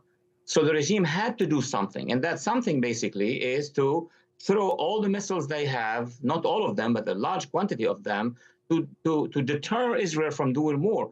But they are mistaken, because the Israelis are on the offensive now in Gaza, in southern Lebanon, and they will be. We don't know what form they will take for with regard to Tehran or the Islamic Republic, but it is coming. Well, Walid, many are speculating, me among them, that the first target will be Iran's nuclear plants. Whatever they're doing over there, trying to build a weapon, build nuclear bombs, that's where Israel is going to strike. I'm not the only one saying that, but I definitely believe that that is likely. Do you? You're the expert. Do you think that's going to happen, and do you think it's going to happen soon?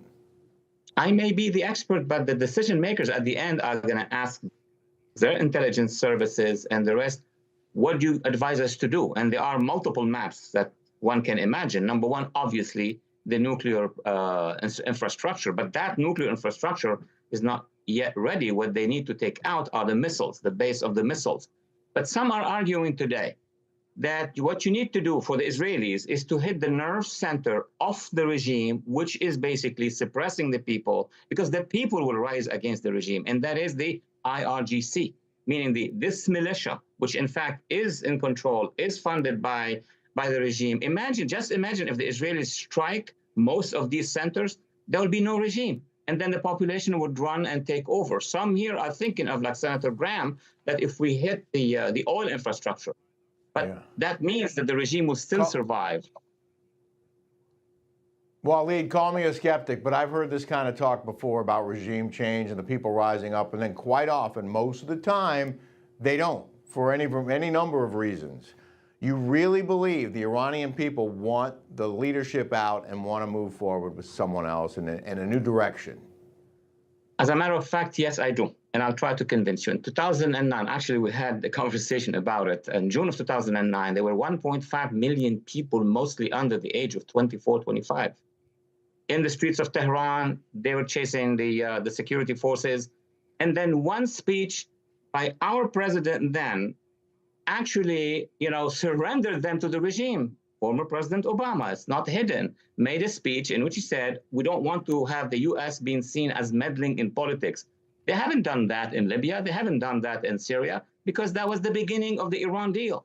They were crushed. But again, they came back to the streets in the fall of 2019, and again they came back in 2022 when we had the Masa Amini revolution in 2023. They are not stopping. Of course, alone against the brutal machine of the regime, they're not going to be able to make it without huge blood on the streets. But now it is different. Now they feel that this militia is not invincible. They feel that Israel is on the attack. So yes, I don't want to guarantee this, but the conditions for a revolution in Iran now is much better than when it was in 2009. Walid, do you think that Biden reinitiating the Iran nuclear deal actually helps strengthen the regime enough to contribute to this attack that we're seeing now? 100%. Actually, in 2015, President Obama signed a deal, we know it now, for $150 billion to be sent over the years to the regime. They got them. And brought the Taliban to take over. So that's another jihadi presence in the region. So the regime was saying, wow, the U.S. is on the retreat. And then we removed the Houthis, one of the major militias allied to the regime, from the list of terror on month one. So obviously, on the one hand, we are doing all of this. On the other hand, last summer, what did we do? This administration, they offered $6 billion, another $6 billion to the regime. So if I am the regime and I see all that money come in and delisting all my terror branches, of course, I'm going to be on steroid. Of course, I'm going to use that money to buy more weapons, more missiles, more drones, and more espionage networks and terrorism, obviously. It's so unfortunate. They've been going after our troops in Iraq, going after Israel, attacking American, U.S. targets around the world. It's a very disturbing thing that we gave them money that may well have been used against us. But we have to leave it there. Walid Phares, thank you so much for being here on the Leventhal Report tonight. We're going to be right back right after this.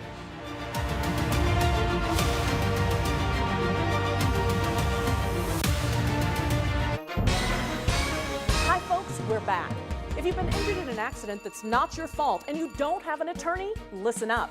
We have legal professionals standing by to answer your questions and tell you what your case is potentially worth. Pick up the phone, call now.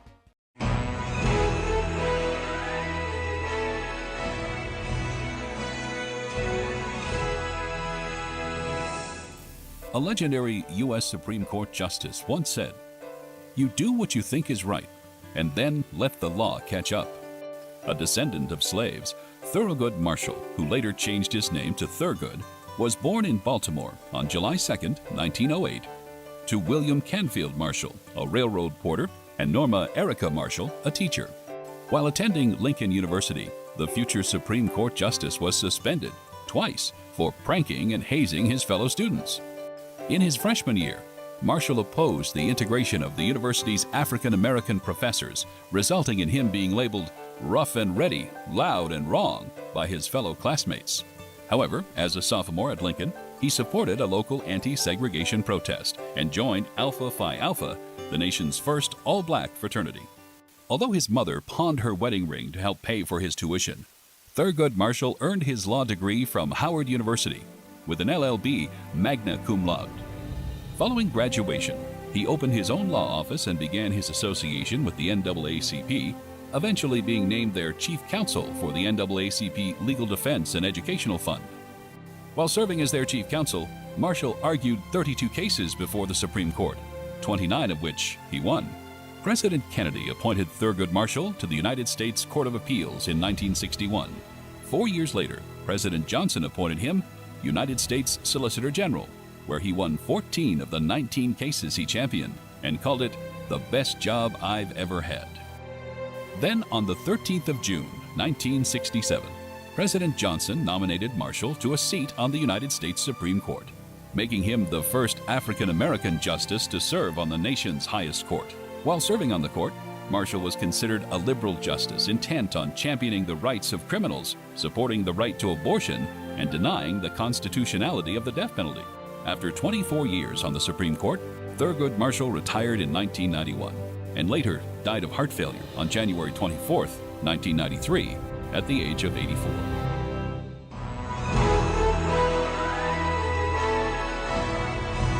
You're watching An American Life on Newsmax TV. I can do all things through Christ who strengthens me. God wants to heal you and make you whole. You only need to seek His guidance and let Him in. Psychologist, Navy veteran, and former member of Congress, Dr. Tim Murphy, presents The Christ Cure. Find inspiration, guidance, and techniques to start healing through faith. You need this valuable handbook. Get your free copy now. Call the number on your screen or go online to order. Hi folks, we're back. If you've been injured in an accident that's not your fault and you don't have an attorney, listen up. We have legal professionals standing by to answer your questions and tell you what your case is potentially worth. Pick up the phone, call now.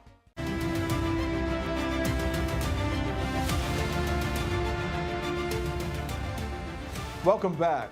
Texas DPS troopers intercepted a group of 230 illegal immigrants in Eagle Pass, Texas, including 27 special interest migrants from Afghanistan, Pakistan, Iran, and Egypt.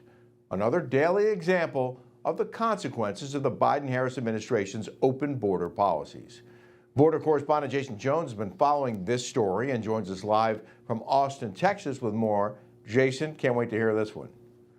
Well, Rick, it's good to be with you. Look, we've been talking about a lot of the special interest aliens that have been crossing at the southwest border, specifically in Texas here in just the last few weeks. You may recall the one that was even on the FBI's terrorism watch list. But when we talk about 27 individuals who are on what they call the SIA list or special interest alien list, these are people who are coming from a country with a terrorism nexus.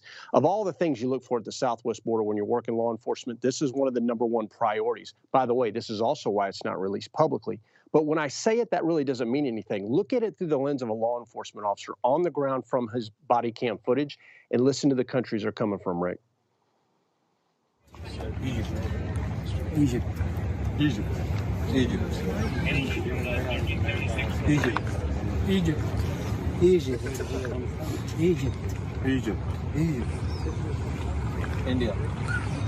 Afghanistan. Afghanistan. Afghanistan. Afghanistan. Afghanistan. Afghanistan. Afghanistan. Afghanistan. Afghanistan. Afghanistan. Afghanistan. Pakistan. Iran. Iran. Iran? Iran. Iran? Iran. Changes everything when you see it that way, doesn't it? It's incredible. Great work by the men and women of the Texas Department of Public Safety. I've also got some other images here from a helicopter just west of that location, and I've been to this exact location. You're seeing a group of 41 crossing. Once they get out of the river, they go into an open area, and then from there they drop all their wet clothes, leaving big areas of debris. That's one of the largest debris fields I've ever seen, by the way, in that exact location. And then from there, when they put on their dry clothes, they get apprehended. You're going to see that here shortly. But the question you got to ask right now is, why is Texas seeing so many special interest aliens now crossing between the ports of entry and right in that area? It's very simple. Most of them historically usually cross in Lukeville and San Diego areas. The reason they're coming here is all because, remember what I was saying about the war with the Sinaloa cartel that just cooked off September 9th. That has so many secondary and third impacts. This is part of it. They're going to try to stay away from that. They don't want to get killed, so they're going to take the path of least resistance. Why cross there? Because Cartel del Este is not battling anyone in that area. They can cross very easily, and they don't have to pay very much for the peso or the tax, and that's why we're going to continue to see more and more cross into this area. But one last thing I just want to point out here. Why is it the federal government isn't showing the nation this? Why is it we have to get this from the state police in Texas? Back to you, Rick. Yeah. Primarily military-age males. And good luck determining what their background really is, why they're here, what they did back home. Like, and there's supposed to be a process that they're supposed to fill out proper paperwork and wait in line and come in, you know, 2 at a time, 1 at a time, whatever it is, over the course of years. It's not supposed to be thousands a day, every day. And we can't keep up with all that. It's go ahead. No, you're absolutely right. I just want to say one thing on that. It's very important because when you talk about properly vetting these people who come from these countries, there's no database to check. I used to have to send my agents and analysts out to locations to conduct the debriefs so that we can make sure we identified them, we got coordinated information, and we validated it. You have no time for that. So instead, this is how in 2023, 99 people on the FBI's terrorism watch list were released into this country, Rick. Wow. Jason Jones, we really appreciate you being down there for us. Thank you again. Shipping ports from the Northeast to the Southeast are being impacted as tens of thousands of dock workers go on strike, calling for better wages while resisting the push for automation. Correspondent Christina Thompson joins us from a striking port in Elizabeth, New Jersey, with how the picket lines might affect your wallet. Christina. These ILA union workers behind me are just a small few of the tens of thousands who are now striking at ports across the entire country. Now at home you might be wondering, how is this going to impact you? You likely won't start to see the effects of this until a few weeks from now if it does continue to go on. But when you go to the grocery store, when you try to get things like produce, bananas, mangoes, it's going to be significantly more expensive, and that's because the produce that should have been shipped in is now taking flights. With that, coupled with inflation, is just going to raise prices even more. Going into the Christmas holiday, you might also notice presents and things being out of stock, just some things that you'd want to buy no longer being available. The main thing that it'll start hurting right now is the economy. Every single day that these workers are on strike costs the U.S. economy up to $5 billion.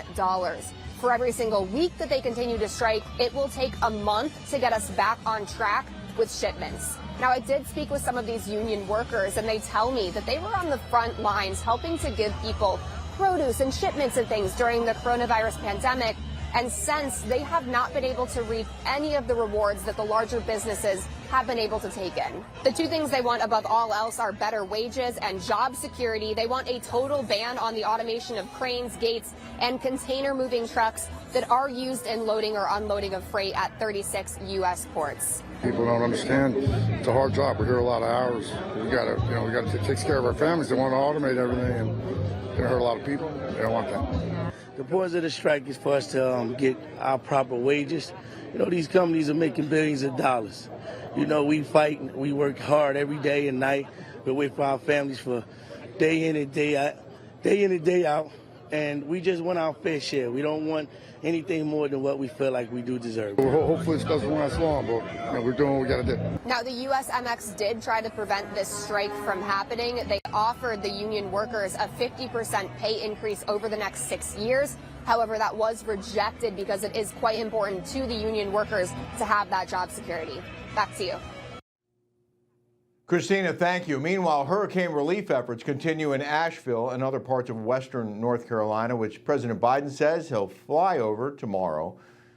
A reported 150 people have died as a result of the storm, and officials fear the death toll could rise even higher.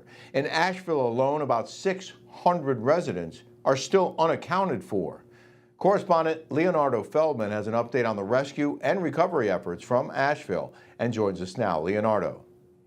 This is just a common scene right here in Asheville. Roads completely blocked off with debris. As you can see, there are chairs here, and all the way over there you can even see a washing machine that got washed ashore right here in this river area of Asheville. Relief efforts are underway here in Asheville, North Carolina, after Helene left major damage across the western portion of the state. U.S. Homeland Security Advisor Liz Sherwood Randall said that there could be as many as 600 fatalities as hundreds of people remain unaccounted for. Over 130 people have already been confirmed dead in several states. 40 of those fatalities were reported in the county where Asheville is located. I'm disappointed in the Asheville city response up until about yesterday. Some of the press briefings that Buncombe County's had, I hadn't heard from Asheville City, so I'm not sure what's the disconnect, but love Asheville, but a little disappointed in our city. We're doing what we can on our own to help the local neighbors and community, but I haven't seen a lot from the local, like police and local fire. After that, I really haven't seen anything. What do you think of the response from the federal government? Have they done enough? I don't know. They haven't given me any support, but I'm sure that they're out here. I hear they're flying in supplies, and the right people who need it are getting it. We don't have water, running water, and we have no answer from the city as to why is that. Why, I understand the power, the trees all came down and, took the power lines down, but I don't know why we have no idea when we're going to have water. If you don't have water, you can't flush your toilets, you can't take showers. It gets pretty bad. Many of the residents I spoke with said that a lot of the businesses are set to reopen sometime next year in 2025, but they are hopeful that it will be sooner. Back to you. We're going to have more of the Leventhal Report right after the break, so stick with us.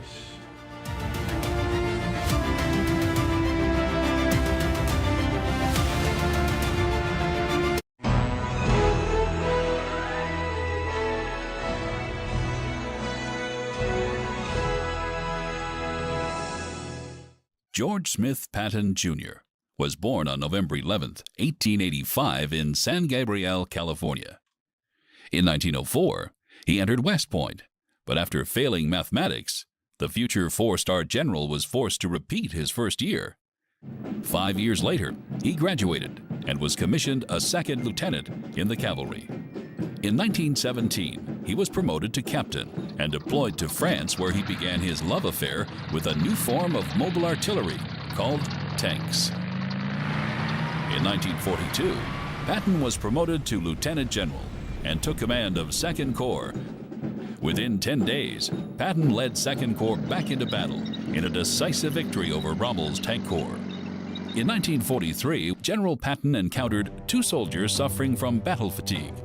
Patton became infuriated, slapped them, and ordered them back into battle. There was a public outcry, and Patton was ordered to apologize to the soldiers and his troops, and then relieved of his command. When D-Day was planned, Supreme Allied Commander Dwight Eisenhower assigned him to lead a fake effort that purported to invade France at the port of Calais. The subterfuge worked perfectly. In December 1944, Germany counterattacked, breaking Allied lines and trapping the 101st Airborne Division at Bastogne. Incredibly, in less than 48 hours, Patton moved his army 100 miles over icy roads to defeat the German forces and free the Americans. In the history of warfare, no army had moved so quickly, prompting Adolf Hitler to refer to him as that crazy cowboy. His own troops dubbed him Old Blood and Guts. In December 1945, a car accident left the general paralyzed from the neck down. On December 21st, at the age of 60 years old, General George S. Patton Jr. died from his injuries, reportedly telling family, "This is a hell of a way to die."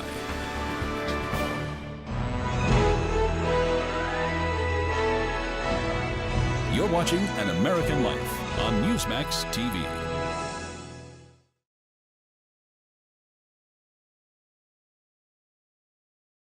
Is your faith being weaponized? There's a dark force manipulating the Word of God. They're known by different names: Christian left, progressives, and woke Christianity. Don't be fooled. These fake Christians want to convert you.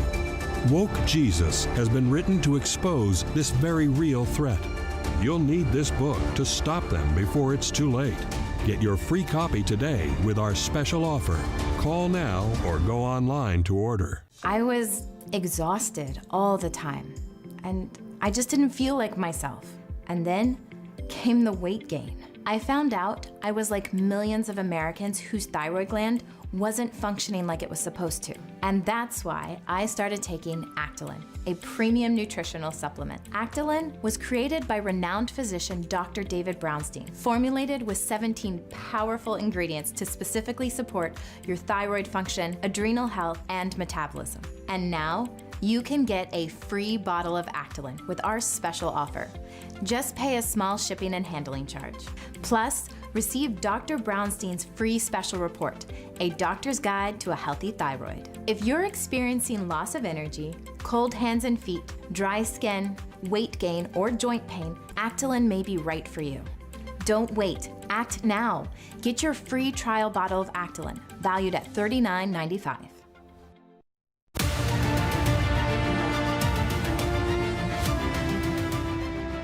Remember those two Boeing Starliner astronauts stranded in space? They're finally coming home. Last Sunday, a SpaceX crew docked at the International Space Station to rescue the two astronauts, Butch Wilmore and Suni Williams. They've been on the International Space Station since June, following complications with their capsule that extended what was originally intended to be a one-week mission. They're now scheduled to return to Earth in February. That's all the time we have for this action-packed Tuesday edition of the Leventhal Report. I'm Rick Leventhal. Really appreciate you being here, but don't go anywhere. Our pre-vice presidential debate show is next with Ed Henry and Bianca de la Garza, and N2 will carry the entire face-off live, followed by a post-debate breakdown. So enjoy the show, have a great night, and I'll see you tomorrow.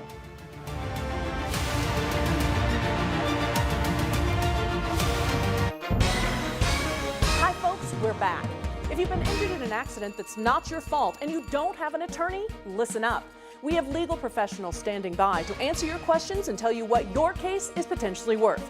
Pick up the phone, call now.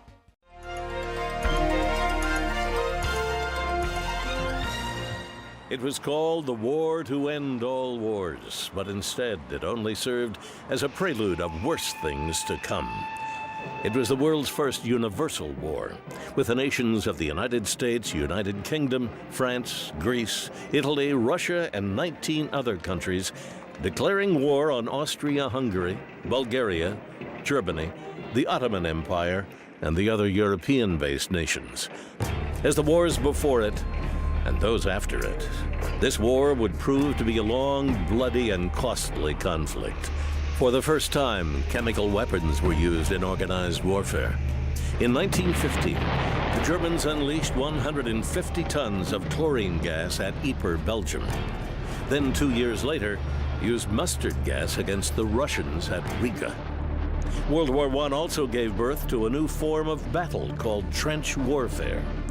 Opposing armies would build elaborate trenches opposite one another, protected by barbed wire.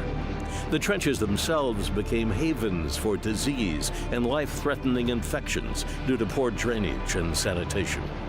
The area between the opposing armies became known as no man's land because it was fully exposed to artillery and small arms fire from both armies. Attacks, even if successful, often sustained severe casualties for both sides. So when it finally came to an end, on the 11th hour of the 11th day of the 11th month in 1918, Soldiers from both sides greeted the news with great skepticism.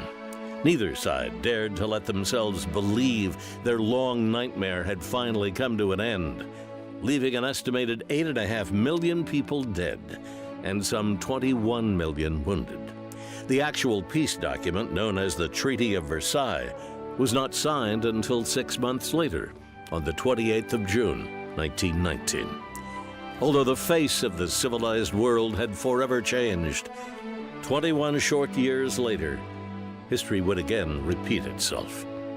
For Newsmax TV, I'm Bill Curtis, and this is an American Moment.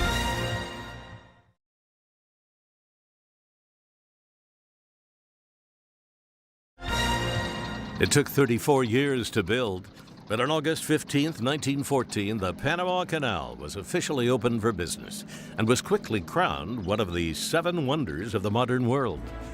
President Theodore Roosevelt believed the completion of the canal was essential to American security and prosperity, so he negotiated with the French to purchase the canal's properties and dredging equipment. But when negotiations with Colombia over a canal treaty broke down, Roosevelt backed a local bloodless revolution that lasted only a few hours. And on November 3, 1903, the nation of Panama was born.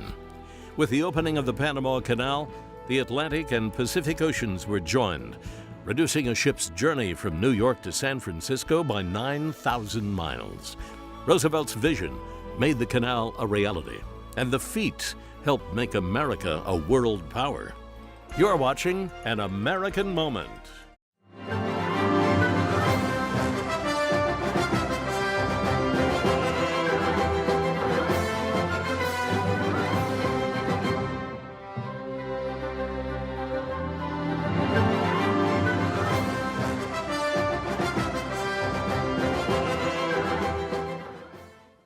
Good evening, Patriots, and welcome to N2's special live coverage of the vice presidential debate hosted by CBS News and simulcast live right here on N2. Slated to kick off in just under an hour from now. I'm Ed Henry. Hi, everybody, and welcome in. I'm Bianca Della Garza. Tonight, Senator J.D. Vance of Ohio, of course, and Minnesota Governor Tim Walz will be squaring off in just 1 hour.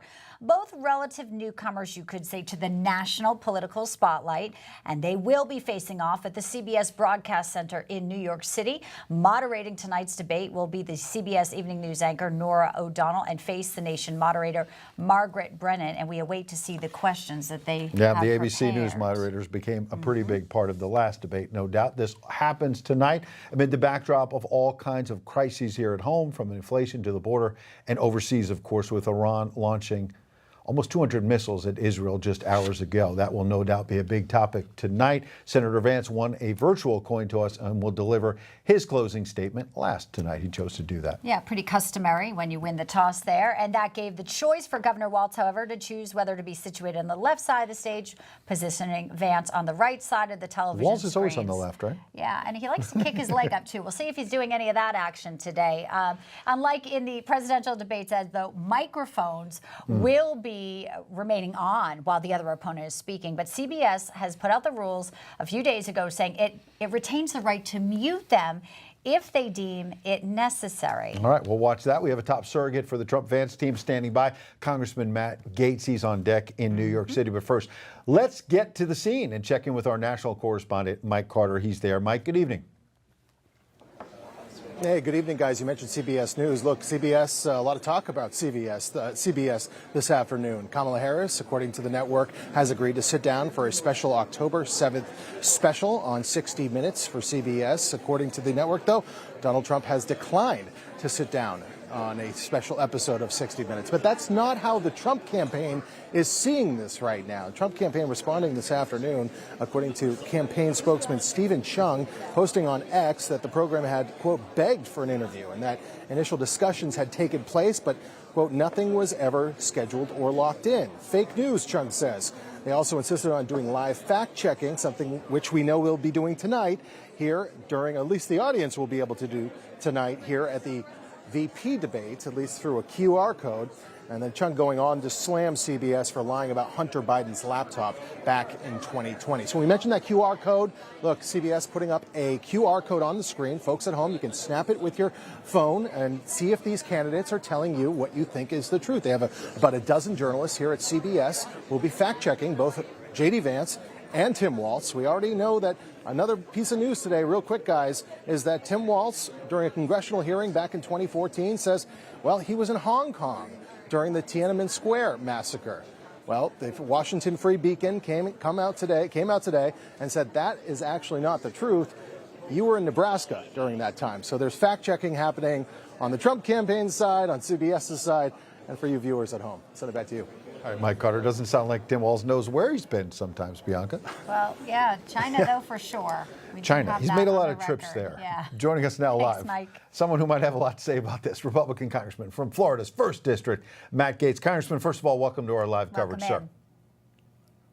Yeah, thanks for having me. I'm glad to be here with you and not in the debate. So we'll have there you go. Well, what do you expect tonight? Because you heard that last little bit about Tim Walz not even knowing where he was at that particular time. He's been murky about his record, these questions about stolen valor that the mainstream media has avoided, a lot of questions about a far left record that may be further left than Kamala Harris. What do you hope to see tonight, sir?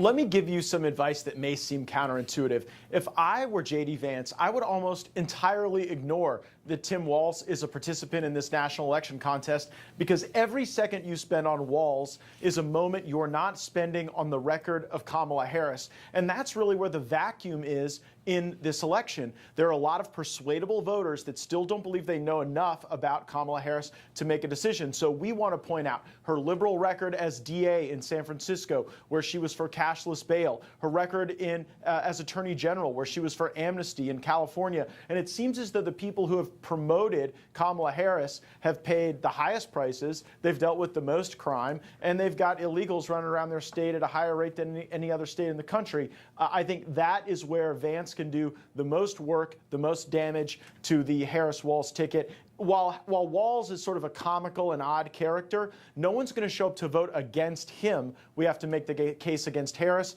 and there's a lot of room to work with there. Yeah, who's running the country? Today we saw Iran fire ballistic missiles into Israel. Xi Jinping speaking out about unification with Taiwan. Tim Walz has been to China countless times, seemed to have an obsession with it, Congressman Gaetz. Now there's a brand new website out called Tiananmen tonight. It was put up by a super PAC, Republican GOP super PAC. You know, even if the moderators don't get into it, this is a very ripe for conversation for J.D. Vance. We need to know that our adversaries don't have more people in our White House, like we've seen with some of these Iranians who have infiltrated this White House in the appeasement of our enemies who want to do harm to us, and now with open borders are in our backyards. Yeah, Tiananmen Tim, it's interesting. Can you imagine a nickname that you're grateful to have to get off of Tampon Tim? Because he was Tampon Tim, so Tiananmen Tim may be like the good alibi. But Bianca, you make a great point about foreign policy opening a window into the broader dysfunction that you've seen in the Biden-Harris administration and that you would certainly see under Harris-Walz. And while we don't see a lot of voters putting foreign policy as their #1 issue when making a decision about who to cast a ballot for, it showcases leadership. It showcases how someone deals with crisis. And if someone is part of an administration that is creating crisis all over the world by enriching Iran, by not standing by our allies, by enriching Venezuela, by getting mired in Europe, all of those things, I think, reduce the confidence that voters would have that Harris and Walz would be able to pull us out of our economic challenges, our immigration challenges, our challenges with crime in America's major cities. So I think that's how we have to talk about foreign policy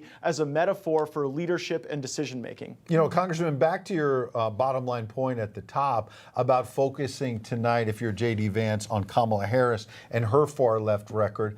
I think back to the bedwetting that we saw among some Republicans after Milwaukee. Oh, why did he pick J.D. Vance? You know, they're talking about crazy cat ladies, and maybe this was a mistake. Maybe he should pull Vance. And then I've seen nothing but Vance really making up a lot of ground in the Rust Belt states and going to Michigan and Wisconsin and Pennsylvania and laying out the stakes. And so what I wonder if you think, after all of his appearances on Tucker Carlson and other places, he's somebody who's uniquely qualified to make this case for America first, isn't he?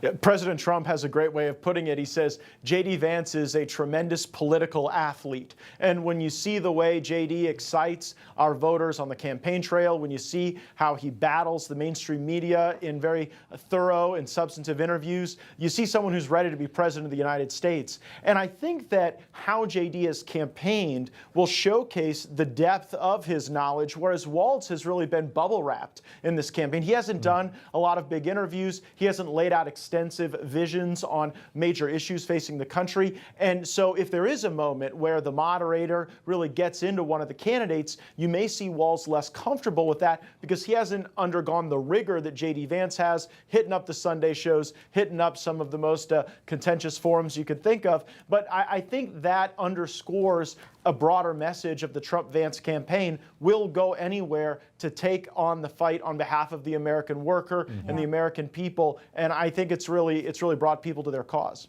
Well, Congressman Gates, we'll see if those nerves do play into it. We know he's been prepping with Transportation Secretary Pete Buttigieg, who, like this administration, probably could have done better focusing on Helene, which started, as you know, Thursday night in our state here in Florida, made landfall. We know you're coming back a bit later on to talk about that, so we'll weigh in a bit on the absent response and Trump arriving in Georgia. Thank you so much. Thanks for starting us off. Congressman Matt Gaetz, appreciate you. All right. All right, chat soon.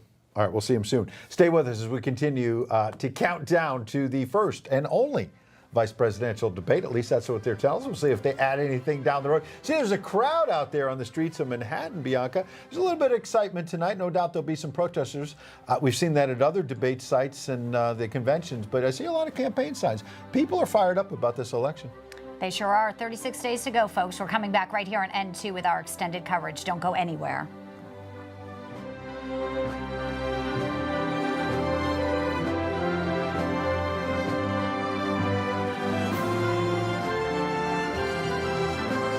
Heart attacks can happen at any time. If you suffer cardiac arrest outside of a hospital, you have just a 7% chance of surviving. That's why this world-renowned cardiologist brings you the Simple Heart Cure diet and meal plan.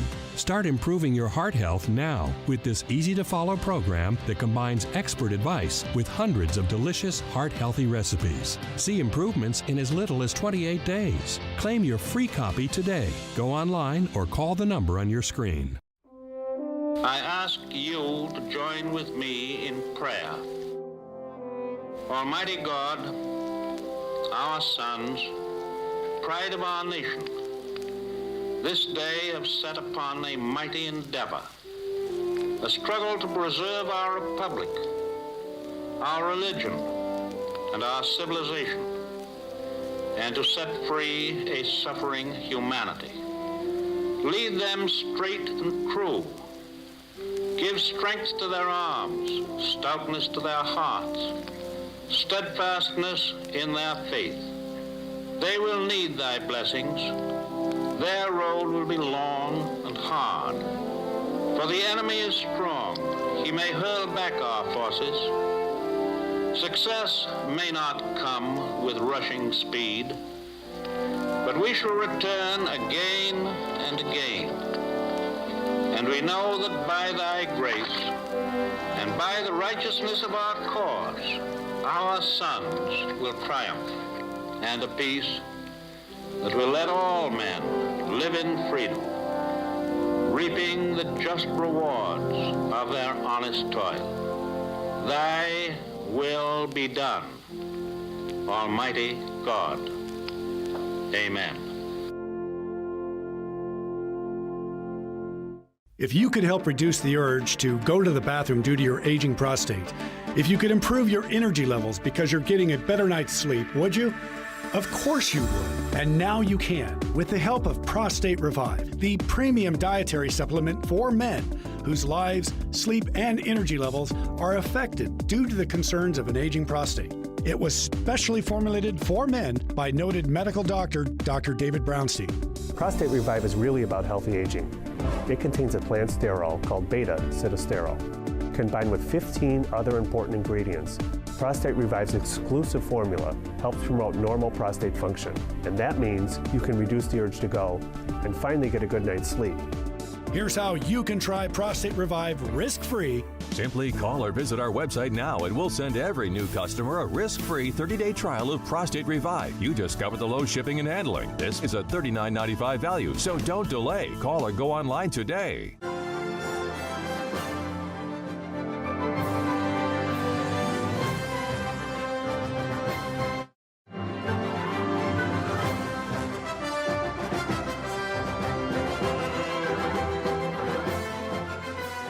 And welcome back to N2's pre-debate coverage. We are, of course, counting you down to the kickoff of the debate, 9 p.m. We're simulcasting it here. The showdown between Ohio Senator J.D. Vance, Minnesota Governor Tim Walz. Welcome back in, everybody. I'm Bianca Della Garza. And I'm Ed Henry. You can see the streets of Manhattan right now lit up right out there outside the CBS Broadcast Center. There seems like there's a lot of young people on both sides that are fired up about this election. It's nice to see. Yeah. And we're fired up about seeing how all this plays out tonight. We sure are, and the crowd looks peaceful right now. We'll see and monitor that, of course.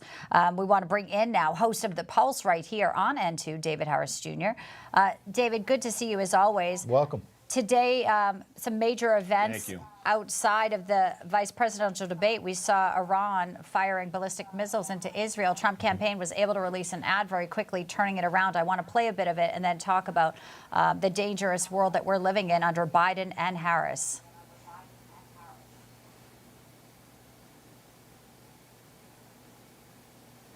Let's play that ad. We got the ad?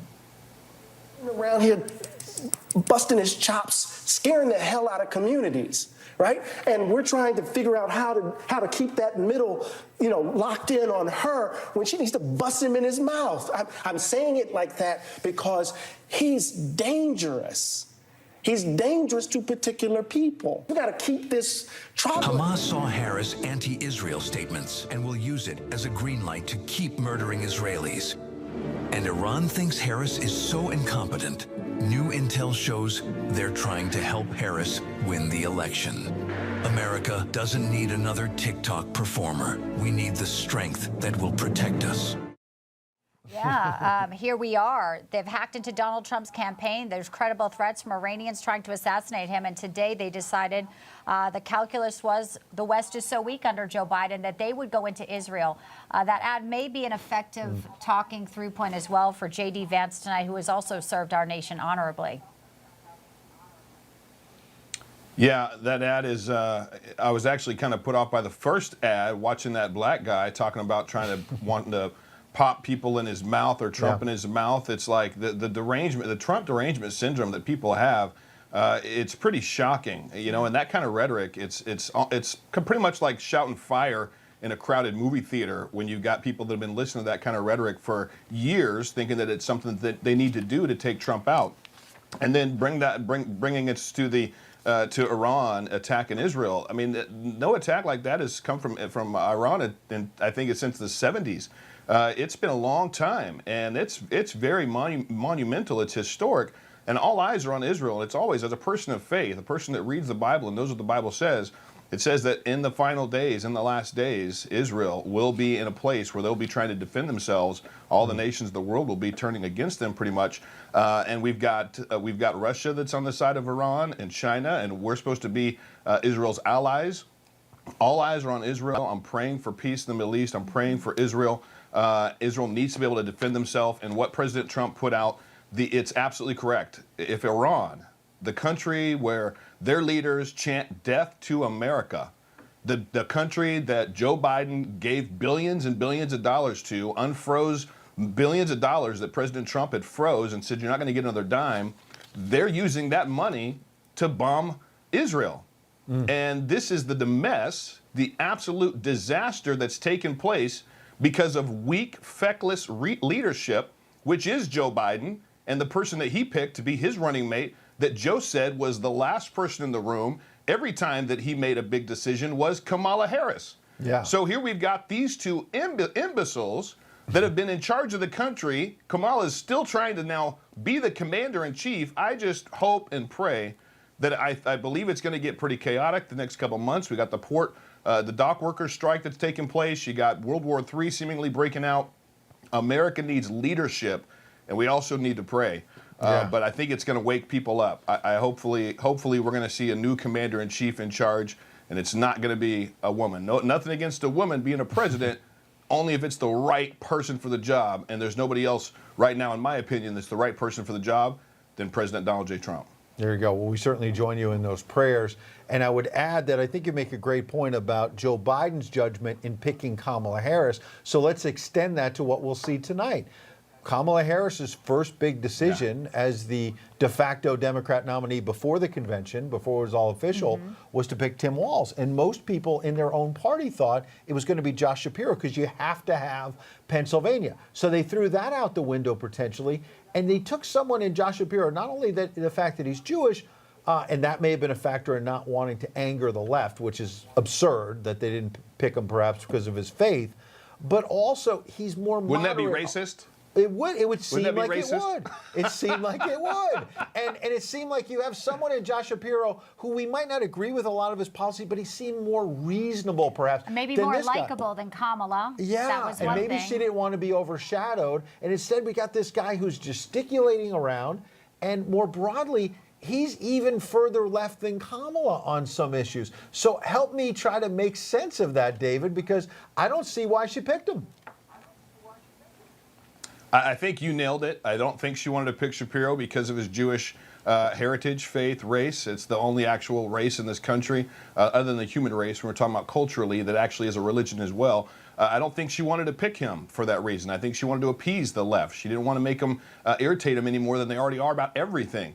And I think she didn't want to be shown up by him either. But then look at who she chose. Again, wanting to be the commander-in-chief, and you pick a guy that did put tampons in boys' bathrooms, and then was, co-sponsored a bill for amnesty, the DREAM Act for amnesty for illegals that put massive, massive pressure and strain on Medicare. You look at a guy that's got all these connections to China, that's lied and got caught over and over about carrying a weapon during a time of war. No, he didn't. He skirted out and left his platoon before they were dispatched, before they were sent out.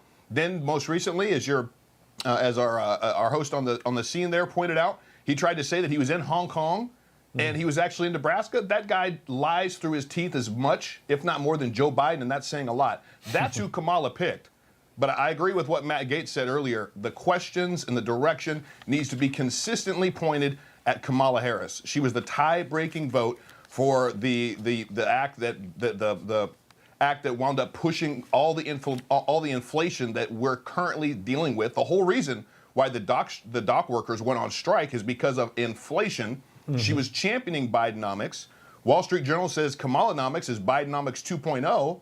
We are in the disaster that we're in right now because of the leadership of not just Joe Biden, but also Kamala Harris. And in fact, how long has Kamala actually been running the show? Yeah. Because Joe hasn't been around for quite a while. And I hope at some point somebody's going to bring up the fact that all this Diddy stuff, even though it's completely outside of politics, I don't think it is. He was very ingrained in politics with political figures like the Obamas and Kamala. And Kamala was the attorney general when Diddy was doing all the dirty, evil stuff he was doing in Los Angeles. You can't tell me that she didn't know anything about it. Hopefully somebody at least raises the question. But that woman should not even be as close as she is right now to the commander-in-chief and being in the Oval Office. Yeah, and I hope Americans understand that and see that. And we still haven't gotten questions about what she knew and when she knew it, about the cognitive decline. That never came up in the ABC debate. Yeah. Hopefully it will tonight. David Harris. They were too busy fact-checking Donald Trump over nonsense. Yeah. David Harris Jr., we appreciate your insights. If you're not watching them at 8 p.m. Eastern. All those fact checks tonight. Yeah, you should be watching them at 8 p.m. Eastern here. We hope to have him back in a little bit. Great to see you, David. What a Thank night. you. Yeah, still ahead, our political analyst Mark Halperin will join us. Our pre-debate coverage continues. And again, it is the showdown between Walz and Vance. What will they ask? Will the Chinese connection come up? Stolen valor? IVF? All those things in Walz's record. I hope it comes to the moderators. And the border as well, and because the border. He's been pushing for rights for illegals. So there's a lot we'll cover, and we'll do it with Mark Halperin and Mark Lauder and a whole lot of great guests coming up right after this.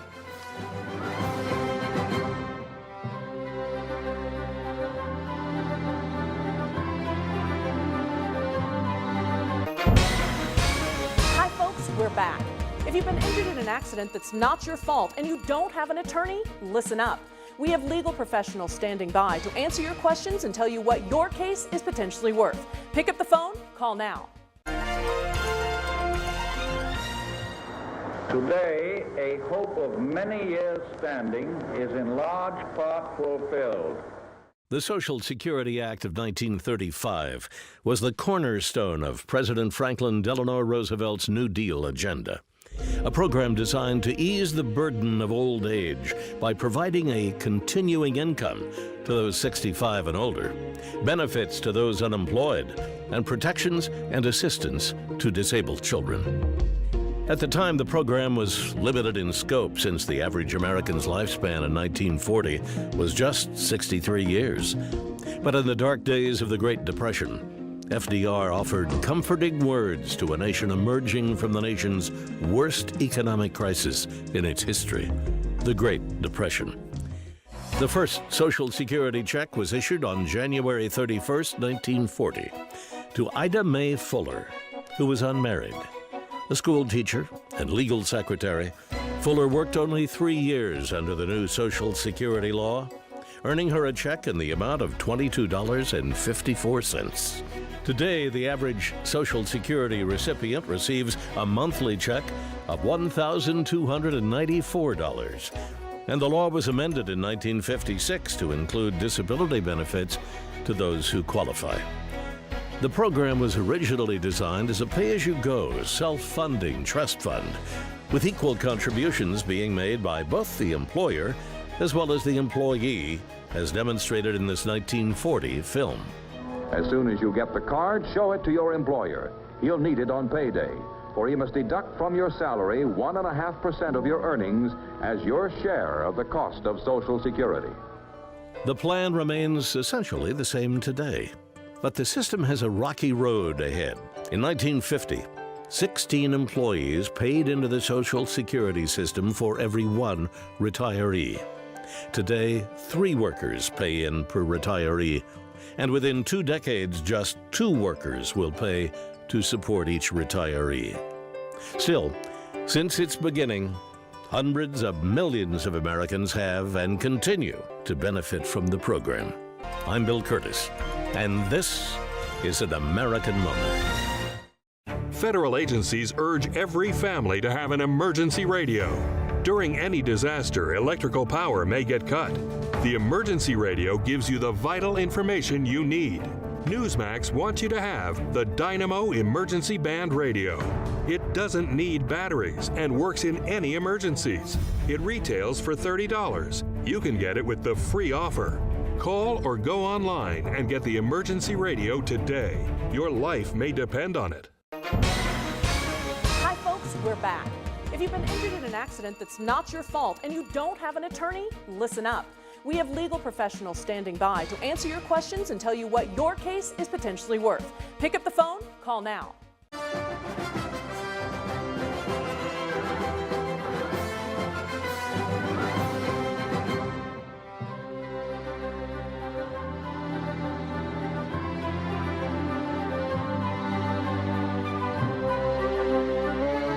Welcome back to N2's pregame coverage live right here as we take a look at Midtown Manhattan. We've got a big debate coming up. The VP showdown between Senator J.D. Vance and Governor Tim Walz. I'm Ed Henry. And I'm Bianca Della Garza. Great to have you in with us. Our pre-debate coverage continues right now. Let's bring in former Special Assistant to President Trump, Mark Lauder, for some analysis. Mark, good to have you in. We know tonight the mics will be live, but CBS reserves the right to mute them. So it is up to the moderators to decide who to mute when. Gee, I wonder how this is going to go. Any forecasting? You know, I'm not sure that these two will mix it up like, say, President Trump and Joe Biden or even Kamala Harris would have had the mics been open. You know, I think J.D. is really strong as a storyteller. And so I think he will let Tim Walz get enough rope out there where he gets himself into real trouble. And then he'll strike when the time is right, because the problem, J.D., that Tim Walz has is that if Kamala Harris can't answer a question of how she's going to lower gas prices or seal the border, well, how on earth is Tim Walz going to do it? Yeah, nobody knows what she stands for. Certainly he doesn't. And we're all waiting, to your point, Mark. And real quick, I wonder, to that point, you know, there was some leaking going on, and CNN and others were reporting that Tim Walz was telling supporters that he's really nervous heading into this debate and that he's worried that if he has a poor performance, he's going to let Kamala Harris down and maybe make her wonder why she didn't pick Josh Shapiro or someone else. Maybe that's just playing a game of lowering expectations, and that if he can complete sentences, you know, the mainstream media will say, oh, he did a good job, he did a good job. So relatable. Or is there something else going on here? Because to me, you've been around politics a long time. It's strange to be saying, I'm really nervous. Normally people are confident. Well, you know, it's not unusual to lower expectations. I mean, Claire McCaskill actually was on MSNBC and actually used the word, let's lower expectations so we can sail across the bar. I mean, who actually says that out loud? But it's not unusual. I mean, I worked with then Governor Pence in 2016 prior to his VP debate with Tim Kaine, and we lowered the expectations. I mean, Mike Pence was a former radio talk show host and a congressman and a governor. The guy could handle himself behind a microphone, and we were sitting there lowering expectations. So it happens. It's just part of the political game. There you go. And that game will go on tonight. Mark Louder, we appreciate your insights always, joining us live here from the Thanks, America Mark. First Policy Institute. All right, right now, pleased to bring in former Arkansas governor, former presidential candidate as well in 2016, Mike Huckabee. Governor, welcome in. Great to see you this evening. Good to see you, Governor.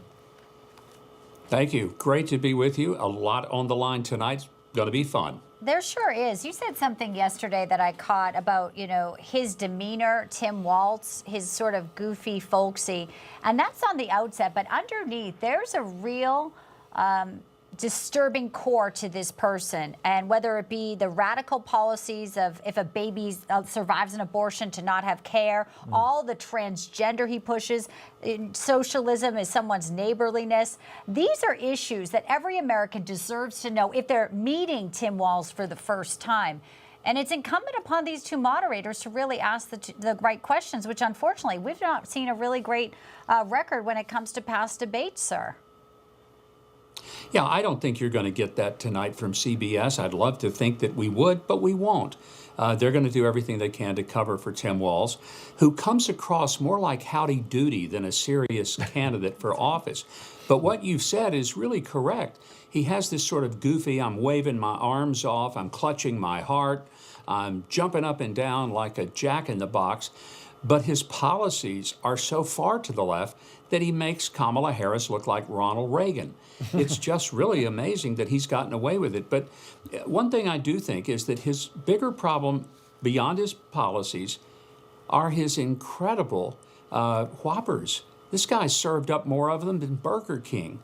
And just today we're finding out that here is a guy who just made up about being in Tiananmen Square, Hong Kong, and he doesn't need to make up stuff about his biography to be effective. So it doesn't make sense as to why he would do it unless he's just incredibly insecure and wants to create a biography that just doesn't exist. Yeah, you know, Governor, earlier today, a journalist in Minnesota who's moderated 3 debates with Tim Walz when he was running for Congress, running for governor, said, you know, he's a fairly good debater, but his mistakes come when he gets emotional, that he's a very emotional guy. Maybe that's tied to some of the gesticulation and body movements you mentioned, and this moderator was saying, former moderator, was saying that that's a reason why his handlers have put him in bubble wrap, because they're worried that when reporters press him, you know, because he really hasn't answered a whole lot. When he was at the Minnesota State Fair and he was asked about the hostages who were killed over in Gaza. And he said, oh, have you seen this ice cream? And he ran away.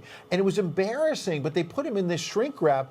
That won't play well tonight if he's nervous and he gets emotional. Because I think J.D. Vance is pretty skillful. He used to be on Tucker a lot. He's done a lot of media interviews. He knows how to make the case. What do you expect from J.D. Vance? We've talked a lot about Walz. What about Vance?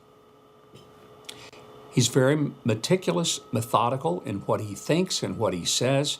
He's, I think, deliberate and intentional in saying what he believes.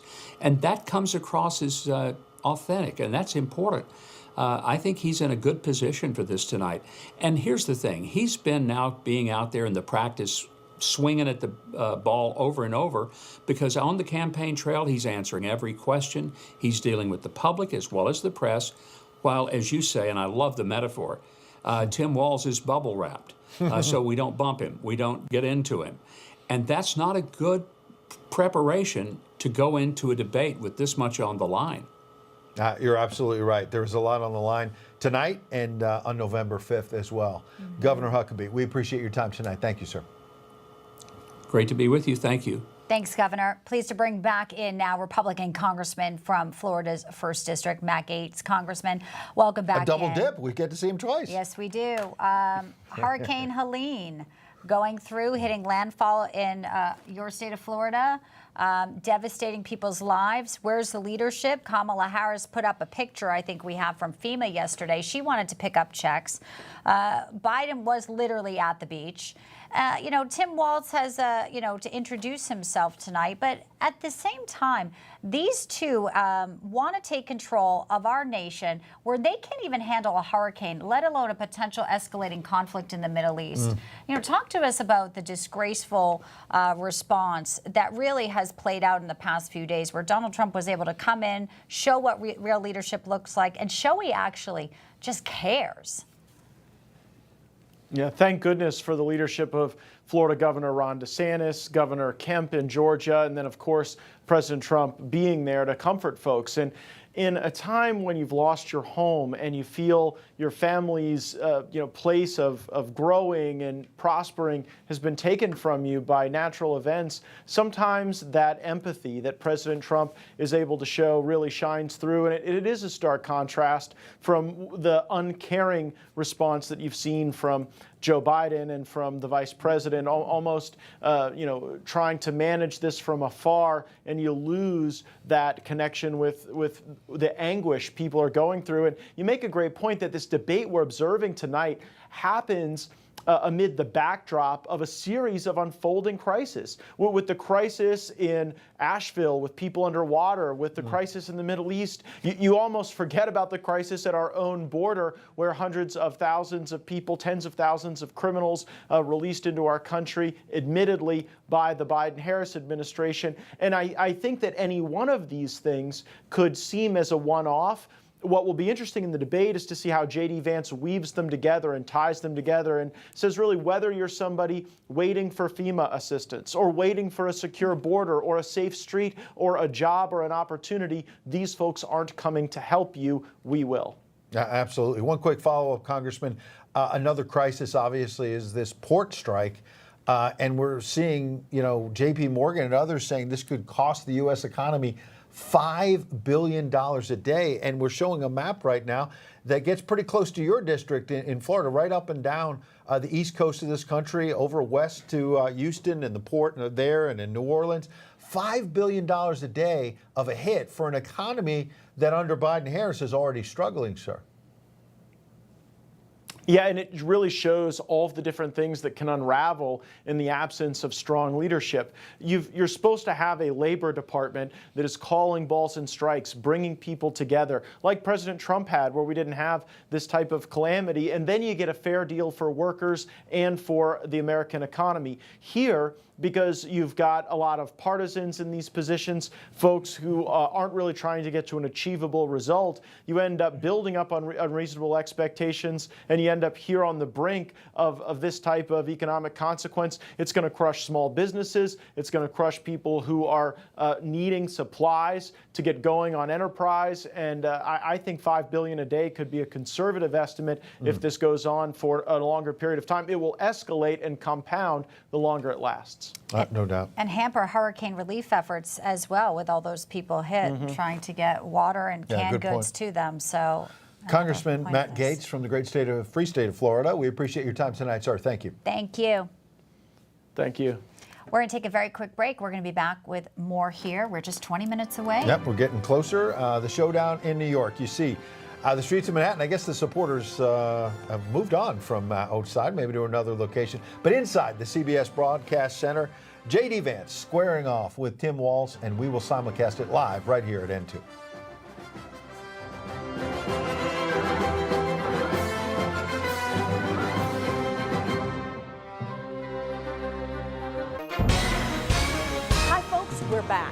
If you've been injured in an accident that's not your fault and you don't have an attorney, listen up. We have legal professionals standing by to answer your questions and tell you what your case is potentially worth. Pick up the phone, call now.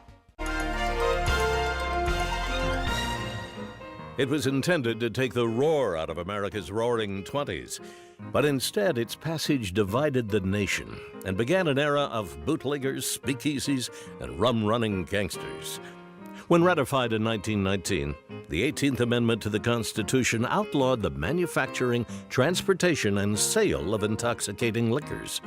Consequently, organized crime was quick to step up and quench the thirst of an eager nation. The Volstead Act gave federal agencies the legal authority to enforce prohibition, but with an average of only 30 enforcement agents per state, the illegal liquor flowed freely. By 1925, in New York City alone, authorities estimated over 100,000 illegal bars were thriving, with customers consisting of friends, neighbors, and lawmakers alike. Still, some law enforcement became famous fighting the booze trade. One was Elliot Ness. As a top agent of the Bureau of Prohibition, Ness led a team of men known as the Untouchables. Tough and incorruptible, they brought down Chicago bootlegger and mobster Al Capone. But bowing to public pressure, in his 1932 presidential campaign, Franklin Roosevelt endorsed the repeal of prohibition. It was later reported, with the Depression in full swing and national morale at rock bottom, then President Roosevelt remarked, "I think we could all do with a beer." With the passage of the 21st Amendment on December 5, 1933, prohibition was officially repealed, making the 18th Amendment the only amendment in the U.S. Constitution repealed by the passage of another. Still, even with the repeal of prohibition, many states chose to remain dry, the longest running of which was Mississippi, who didn't repeal their self-imposed prohibition until 1966. I'm Bill Curtis, and this is an American Moment. When Rosa Parks stepped on that Montgomery, Alabama bus on December 1st, 1955, she didn't set out to make history. She just wanted to get home. Montgomery's segregated buses had divided seating, white passengers in front, colored passengers in the back. When the bus driver needed more seats for his white passengers, he ordered her and 3 others to vacate their seats. The others complied and moved, but Rosa quietly refused and was quickly arrested. Working alongside Dr. Martin Luther King, Rosa's arrest sparked a highly effective citywide protest, with African Americans boycotting city buses. Rosa's protest and resulting boycott didn't end segregation, but it sparked a movement that ended the racial system, paving the way for a more equal society. You're watching An American Moment.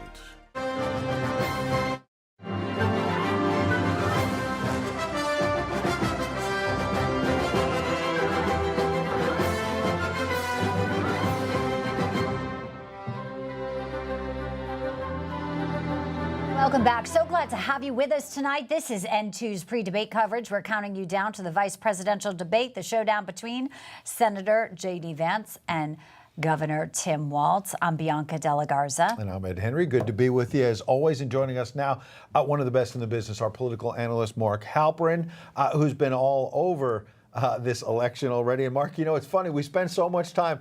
Who are they going to pick as VP? Is it going to be Shapiro? Is it going to be Walz?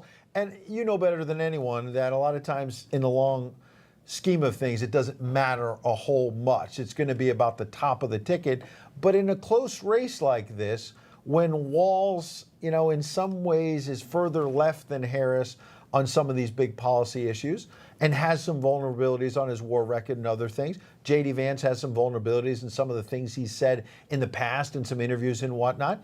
The stakes are pretty high. What are your thoughts? Well, I agree with you. The top of the ticket is what voters vote on. I think the only way this is going to be a seminal event in the race is if one of them leaves the impression with voters that they were a horrible pick, that the judgment of the top of the ticket is called into question. Mm-hmm. These are two guys who have both, as you suggested, had a lot of scrutiny. And maybe it's a product, some combination of the age in which we live and the fact that they both do have a fair amount of scar tissue from various things they've said and done. I would expect, as always with these VP debates, the most interesting question will be how much they talk about each other, how much the moderators ask them about their own records, and how much are they talking more about the top of the ticket and what the ticket would do if elected. Well, today we had a major escalation in the Middle East. It'd be interesting to see how both of them speak about this. Obviously, there's been a lot of questions about, her passing over Josh Shapiro. In a way, he might have been a better candidate tonight to speak about Israel. And no, so here they have Walz. A Zogby poll, Mark, shows that Trump leads Harris with likely Arab American voters. We look at that. We look at how J.D. Vance might bring that in and bring it into the open borders and the concerns about known terrorists getting through our border under Harris and what they would do if both of them were back in the White House. Well, look, there's been a lot of focus on two of the I words, immigration and inflation. I think international, from the time Donald Trump ran for president in 2015, has been an underappreciated source of his strength. His vision of NATO, his vision of alliances, his vision of how to deal with despots around the world. It's a sharp break, not just from the Democrats, but from the Republicans, the establishment Republicans. And Vance, they are simpatico on that. So I think it's going to be interesting. Again, as so often the case in these debates, the moderators hold a lot of power here. But if they give J.D. Vance a fair opportunity with scrutiny on both candidates to talk about the Trump-Vance vision of America's role in the world, I think that folks in Mar-a-Lago will be pleased because that's a contrast, again, that's worked very well for Donald Trump on the national stage. Yeah, it has. And just that one, kind of gaffe on the trail where Walz was asked about the Middle East and he ducked the question on camera and he was, holding some type of, ice cream. He was having or ice cream and they were asked about hostages that were killed. About hostages. It wasn't a good look. And I'm wondering if that was, what do you think, ill preparation? Does he have to stay on script? Because tonight there's going to be no one there to really help him here. He's on the stage and he's up against Vance, who's, pretty skilled. And apparently he's got some jitters already, Walz. Well, look, as I've said before, this is the same press corps that spent years covering up for Joe Biden, that's covering the White House, covering the campaign. And their lack of curiosity, not just about the pressing Harris and Walz to behave like normal people who'd like to be in the White House and press them for answers to questions, but not trying to figure out why they won't answer questions. I've never seen someone like Walz who, when he was auditioning for the job, was doing public access cable, and now he won't answer questions from anybody for the most part. It's unbelievable. They've gotten away with it so far. We'll see in the final days where it all goes. Mark Halperin, we appreciate your insight tonight as always. Thank you. Thank you, Mark. And my public access cable joke. You like that too? Yes, I did. That landed well here. Yeah, okay. We'll have you back in the post-debate show. How about that? His analysis is strong, but his sense of humor is pretty strong too. He brings it. He brings it. He's working on it. Yeah. Keep it right here for the best jokes, the best analysis, all kinds of stuff. We're counting down. Just under 15 minutes away now. Our live coverage of the debate. We will simulcast this CBS News clash between J.D. Vance and Tim Walz just moments away. We are N2, better than any cable access. There you go. There you go.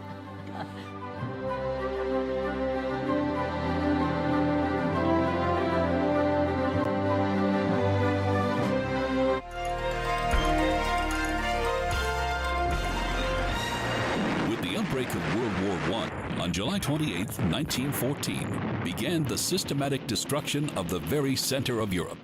Millions of soldiers and even more millions of civilians were dying, and it was about to get a lot worse. The Meuse-Argonne Offensive, better known as the Battle of Argonne Forest, would mark the turning point in the war.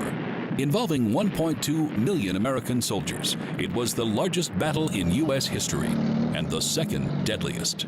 Planned by then Colonel George Marshall, future World War II five-star general and later Secretary of State, its objective was the capture of the train station at Sedan, the main supply railhead for German forces occupying France.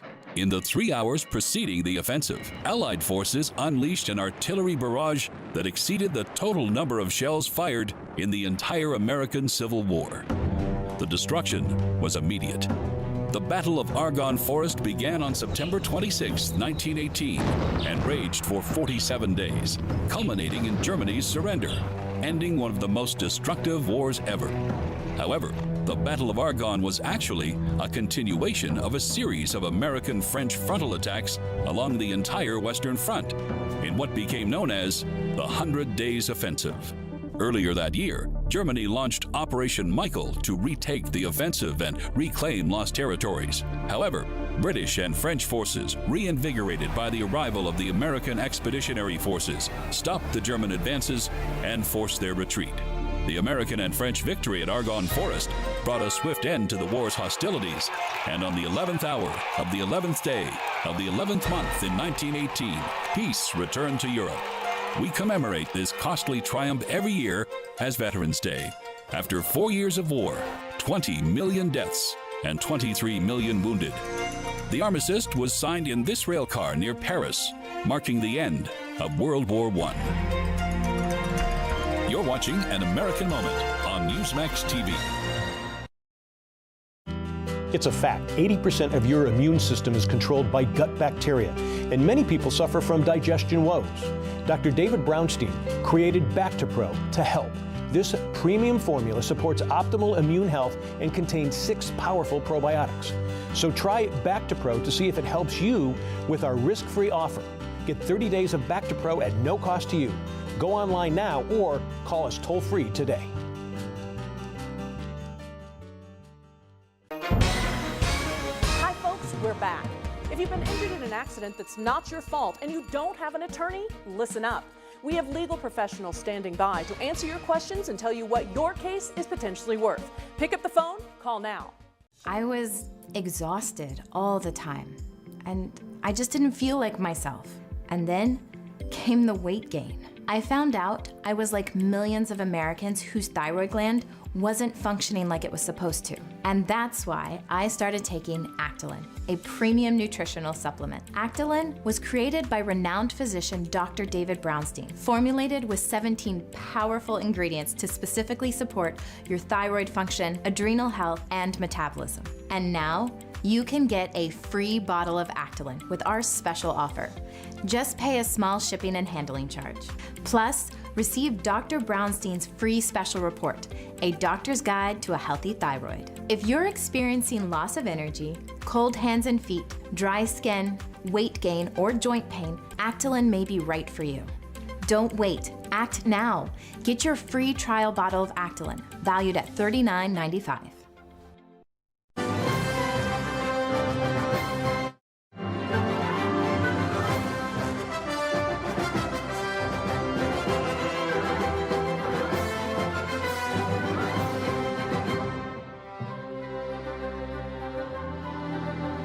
That's right, we are N2. Welcome back to our special live coverage as we count down to the vice presidential debate right there in Midtown Manhattan. And Senator J.D. Vance, Governor Tim Walz, in just minutes will take the stage inside the CBS Broadcast Center, and you can watch it simulcast right here. Hi, everybody. I'm Bianca Della Garza. Ed Henry here as well. Joining us now, CPAC Chairman Matt Schlapp and Trump Senior Economic Advisor Stephen Moore. Gentlemen, welcome. Thank you. Steve, I want to start with you and talk about the economy, Stephen, because if you think about the influence of labor unions, which the Democrats used to kind of own lock, stock, and barrel, I seem to see in this election the UAW was kind of split. The leadership went with Kamala, but their workers seemed to be with Trump. The Teamsters couldn't even muster an endorsement because there were so many Trump supporters in their ranks. And now you see this dock strike, and it may have an impact of $5 billion a day. And you wonder, where's Biden and Harris? Well, great to be with you guys. And by the way, it's great to be the warm-up act for the vice presidential debate. That's pretty cool. But look, I think that let's talk about the strike that's happening right now. I mean, I'm just shocked at the incompetence of the Biden administration. I mean, here we are, 3 or 4 weeks from the biggest election, and they're basically saying they're just going to let this strike go on. They're not going to invoke the Taft-Hartley bill, which basically says in a kind of emergency situation, you can't let a union shut down the whole economy. If this goes on for 4 or 5 or 6 or 7 days, Lord knows how long it'll happen, it is going to disrupt the economy in a major way. Biden simply says, I'm going to allow that to happen. He's basically put his thumb on the scale in favor of the unions. And by the way, Trump is very pro-union. Yeah, I like what he said, by the way. Did you see his comment? He said, the reason that this strike is going on is because union members across the country are pissed off about the fact that everything costs so damn much and that they're losing money.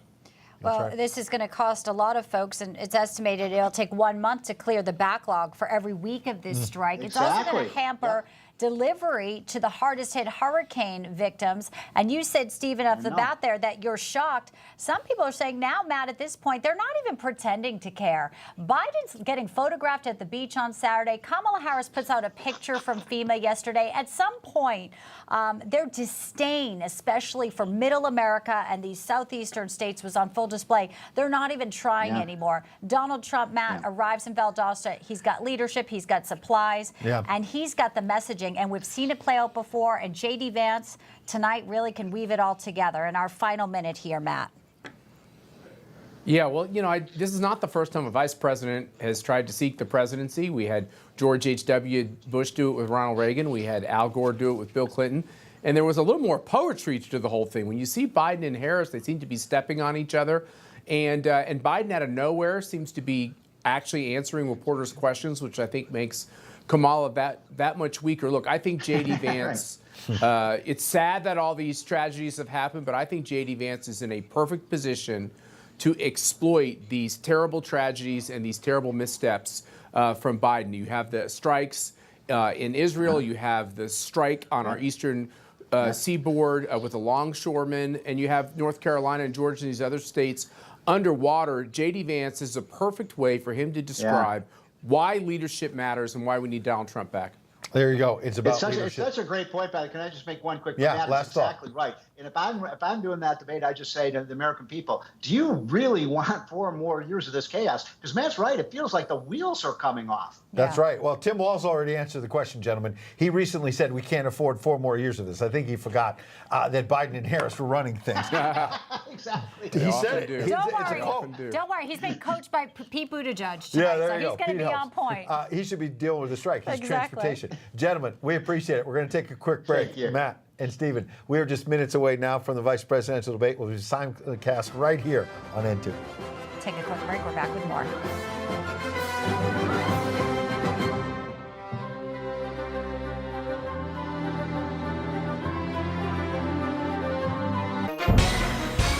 Hi, folks, we're back. If you've been injured in an accident that's not your fault and you don't have an attorney, listen up. We have legal professionals standing by to answer your questions and tell you what your case is potentially worth. Pick up the phone, call now. By mid-1944, German military occupation engulfed the continent of Europe, while across the English Channel, an armada of men and equipment was preparing to take it back. On the 5th of June, Allied armies from the United States, Great Britain, and Canada joined those from Australia, Belgium, Czechoslovakia, France, Greece, New Zealand, Norway, Poland, and the Netherlands, and set sail for the Normandy coast. But they weren't all soldiers. At morning's first light, London bureau chief for the future NBC radio network, George Hicks, broadcasting live from the deck of an American ship, provided Americans back home with a front row seat. Here we go again, another plane come over.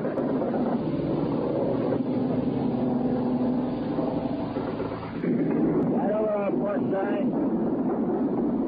Rangers are making an arc right over our bow now.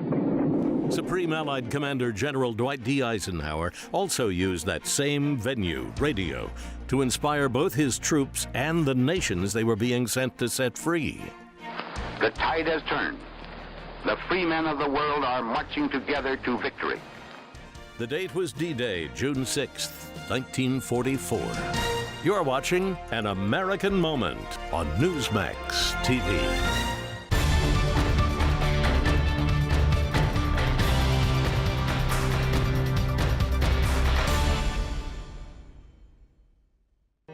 There are grand big city hotels, and then there is the grandest of them all, the Waldorf Astoria on New York City's prestigious Park Avenue.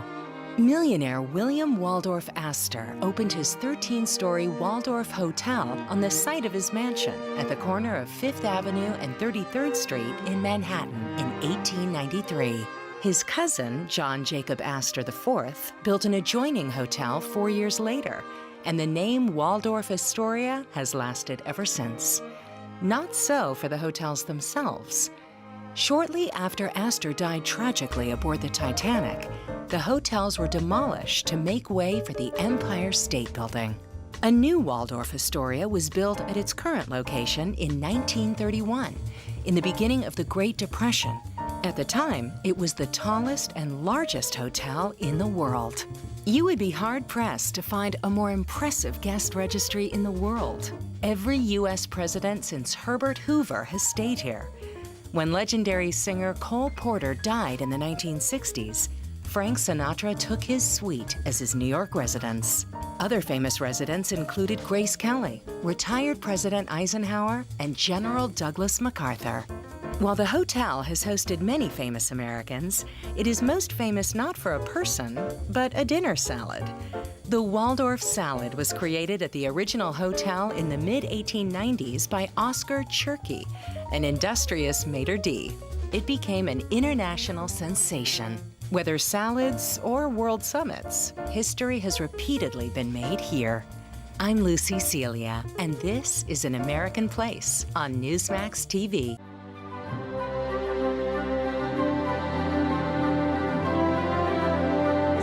Welcome back. We are just a minute away from the vice presidential debate, the showdown. Senator J.D. Vance, Governor Tim Walz.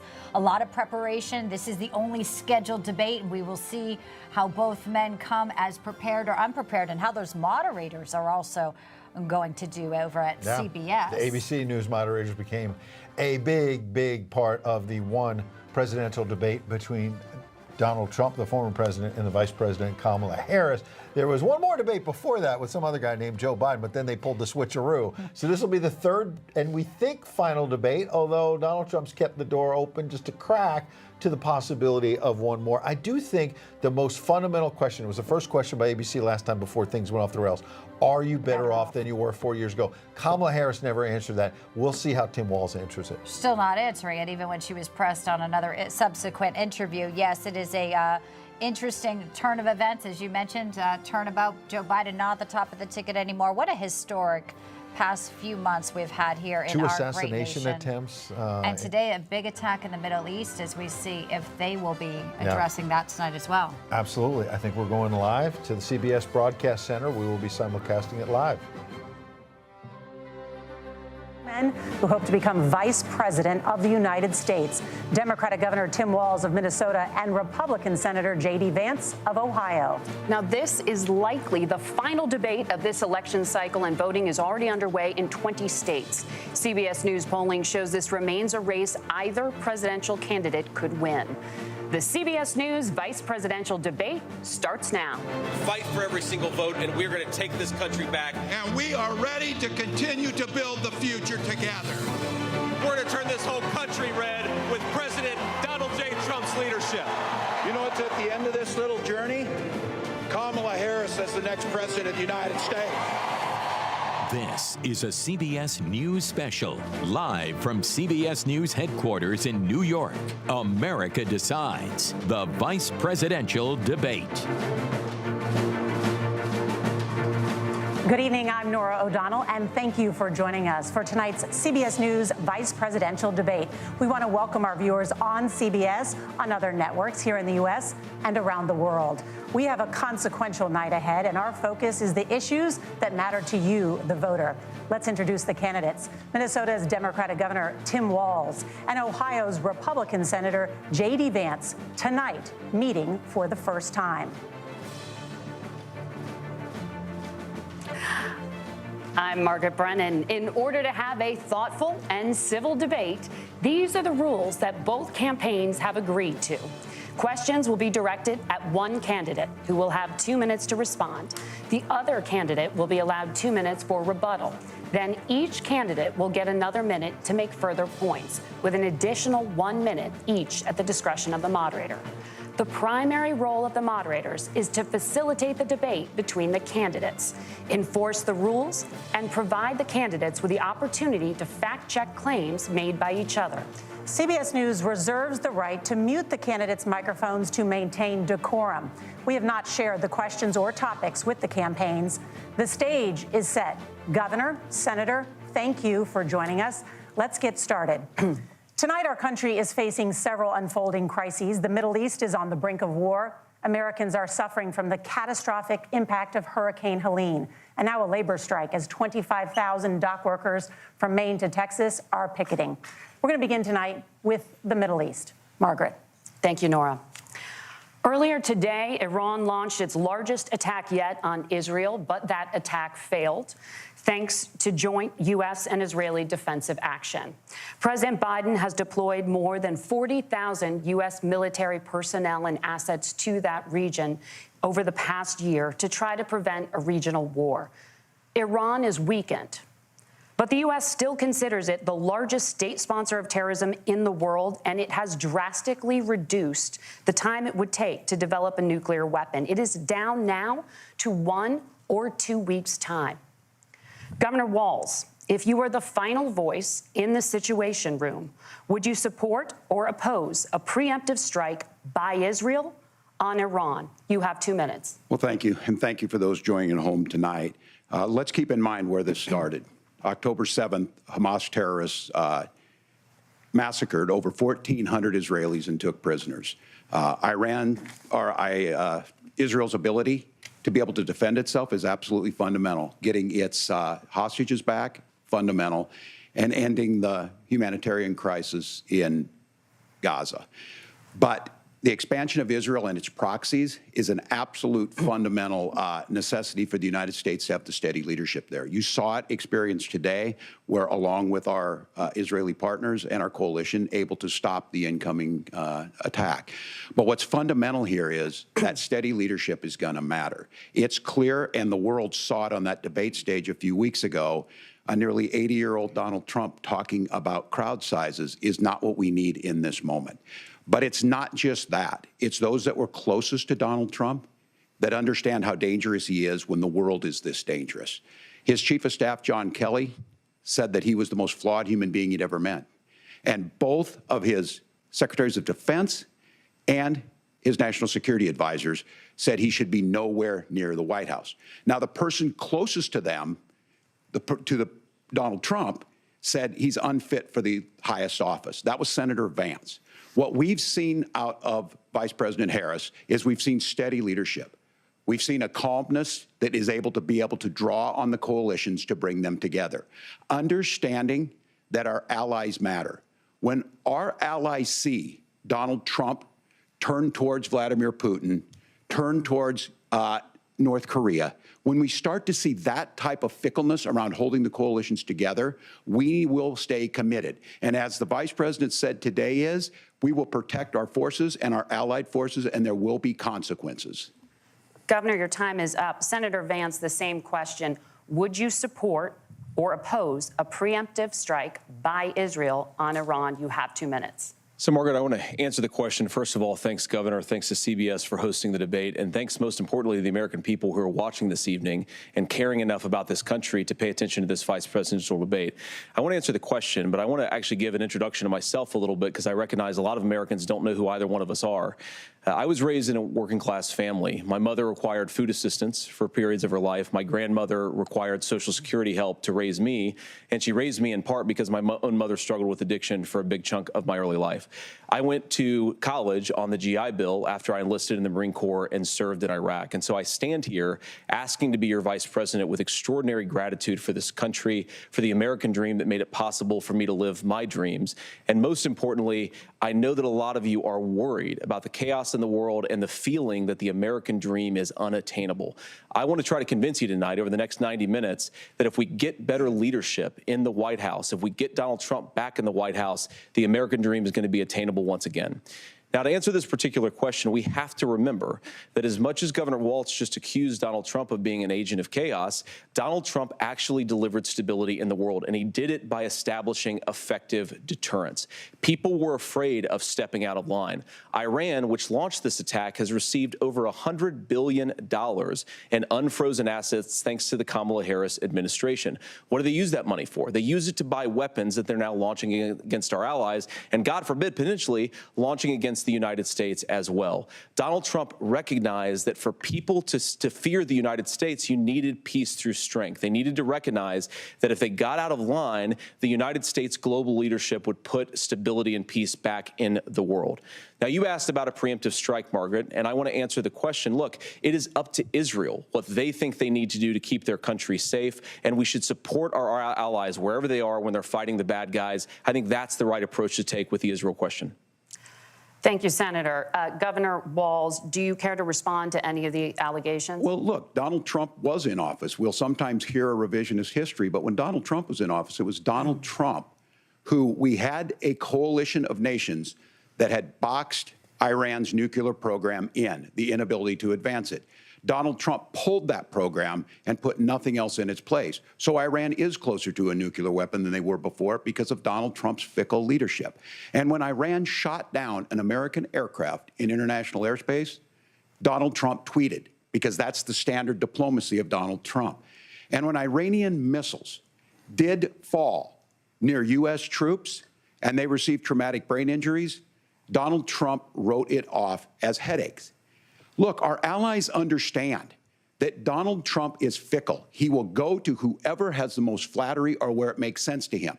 Steady leadership like you witnessed today, like you witnessed in April. Both Iranian attacks were repelled. Our coalition is strong, and we need the steady leadership that Kamala Harris is providing. Senator Vance, the U.S. did have a diplomatic deal with Iran to temporarily pause parts of its nuclear program, and President Trump did exit that deal. He recently said, just 5 days ago, the U.S. must now make a diplomatic deal with Iran because the consequences are impossible. Did he make a mistake? You have 1 minute. Well, first of all, Margaret, diplomacy is not a dirty word, but I think that's something that Governor Walz just said is quite extraordinary. You yourself just said Iran is as close to a nuclear weapon today as they have ever been. And Governor Walz, you blame Donald Trump. Who has been the vice president for the last 3.5 years? And the answer is your running mate, not mine.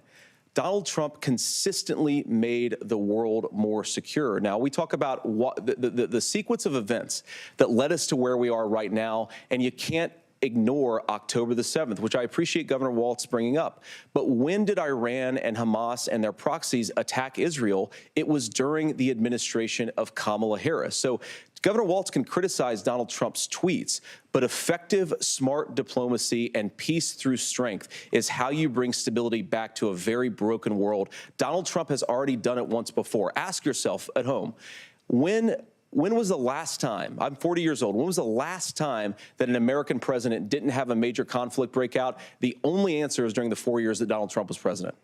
Gentlemen, we have a lot to get to. Nora? Margaret, thank you. Let's turn now to Hurricane Helene. The storm could become one of the deadliest on record. More than 160 people are dead and hundreds more are missing.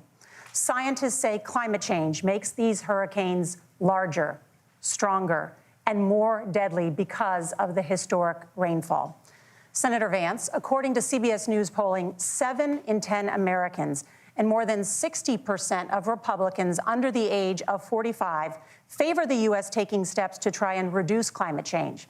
Senator, what responsibility would the Trump administration have to try and reduce the impact of climate change? I'll give you 2 minutes. Sure. So first of all, let's start with the hurricane, because it's an unbelievable, unspeakable human tragedy. I just saw today, actually, a photograph of 2 grandparents on a roof with a 6-year-old child, and it was the last photograph ever taken of them because the roof collapsed and those innocent people lost their lives. And I'm sure Governor Walz joins me in saying our hearts go out to those innocent people, our prayers go out to them, and we want as robust and aggressive as a federal response as we can get to save as many lives as possible. And then, of course, afterwards, words, to help the people in those communities rebuild. I mean, these are communities that I love. Some of them I know very personally in Appalachia, all across the Southeast. They need their government to do their job. And I commit that when Donald Trump is president again, the government will put the citizens of this country first when they suffer from a disaster. Now, Nora, you asked about climate change. I think this is a very important issue. Look, a lot of people are justifiably worried about all these crazy weather patterns. I think it's important for us, first of all, to say, Donald Trump and I support clean air, clean water. We want the environment to be cleaner and safer. But one of the things that I've noticed some of our Democratic friends talking a lot about is a concern about carbon emissions, this idea that carbon emissions drives all of the climate change. Well, let's just say that's true, just for the sake of argument, so we're not arguing about weird science. Let's just say that's true. Well, if you believe that, what would you want to do? The answer is that you'd want to reshore as much American manufacturing as possible, and you'd want to produce as much energy as possible in the United States of America, because we're the cleanest economy in the entire world. What have Kamala Harris's policies actually led to? More energy production in China, more manufacturing overseas, more doing business in some of the dirtiest parts of the entire world. And when I say that, I mean the amount of carbon emissions they're doing per unit of economic output. So if we actually care about getting cleaner air and cleaner water, the best thing to do is to double down and invest in American workers and the American people. And unfortunately, Kamala Harris has done exactly the opposite. Governor Walz, you have 2 minutes to respond. Well, we got close to an agreement because all those things are happening. Look, first of all, it is a horrific tragedy with this hurricane. And my heart goes out to the folks that are down there in contact with the governors. I serve as co-chair of the Council of Governors as we work together on these emergency managements. Governors know no partisanship. They work together. So all of the governors and the emergency responders are on the ground. Those happen on the front end. The federal government comes in, makes sure they're there that we recover, but we're still in that phase where we need to make sure that they're staying there, staying focused. Now, look, coming back to the climate change issue, there's no doubt this thing roared onto the scene faster and stronger than anything we've seen. Senator Vance has said that there's a climate problem in the past. Donald Trump called it a hoax and then joked that these things would make more beachfront property to be able to invest in. What we've seen out of the Harris administration now, the Biden-Harris administration, is we've seen this investment. We've seen massive investments, the biggest in global history that we've seen in the Inflation Reduction Act, has created jobs all across the country. 2,000 in Jeffersonville, Ohio, taking the EV technology that we invented and making it here. 200,000 jobs across the country. The largest solar manufacturing plant in North America sits in Minnesota.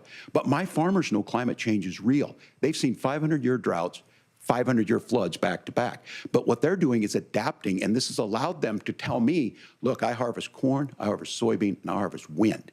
We are producing more natural gas and more oil at any time than we ever have. We're also producing more clean energy. So the solution for us is to continue to move forward, that climate change is real.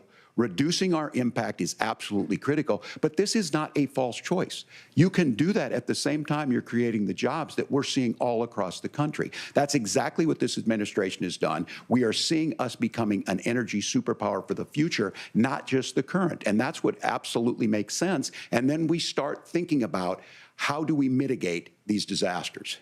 Thank you. Senator, I want to give you an opportunity to respond there. The governor mentioned that President Trump has called climate change a hoax. Do you agree?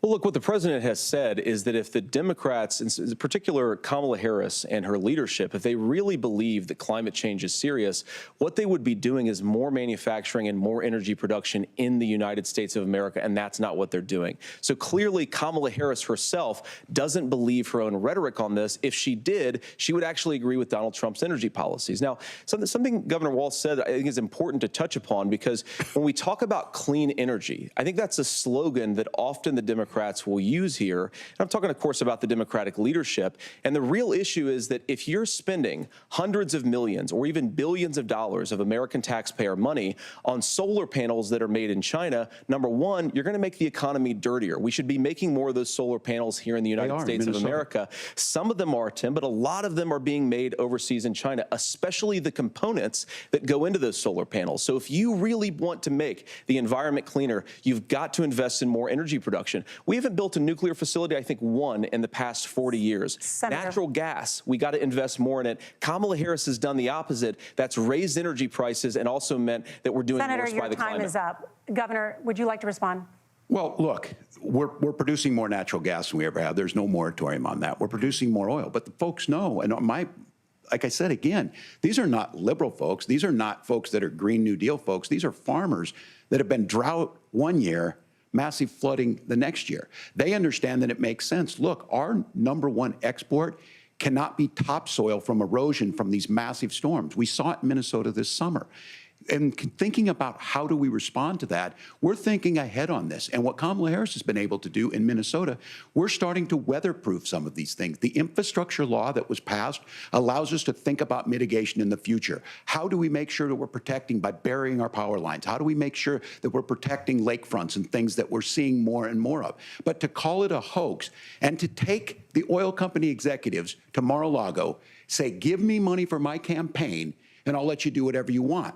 We can be smarter about that, and an all-above energy policy is exactly what she's doing, creating those jobs right here. Governor, your time is up. The overwhelming consensus among scientists is that the Earth's climate is warming at an unprecedented rate. Margaret? Thank you, Nora. We're going to turn now to immigration. The crisis at the U.S.-Mexico border consistently ranks as one of the top issues for American voters. Senator Vance, your campaign is pledging to carry out the largest mass deportation plan in American history and to use the U.S. military to do so. Could you be more specific about exactly how this will work? For example, would you deport parents who have entered the U.S. illegally and separate them from any of their children who were born on U.S. soil? You have 2 minutes. So first of all, Margaret, before we talk about deportations, we have to stop the bleeding. We have a historic immigration crisis because Kamala Harris started and said that she wanted to undo all of Donald Trump's border policies. 94 executive orders suspending deportations, decriminalizing illegal aliens, massively increasing the asylum fraud that exists in our system. That has opened the floodgates. And what it's meant is that a lot of fentanyl is coming into our country.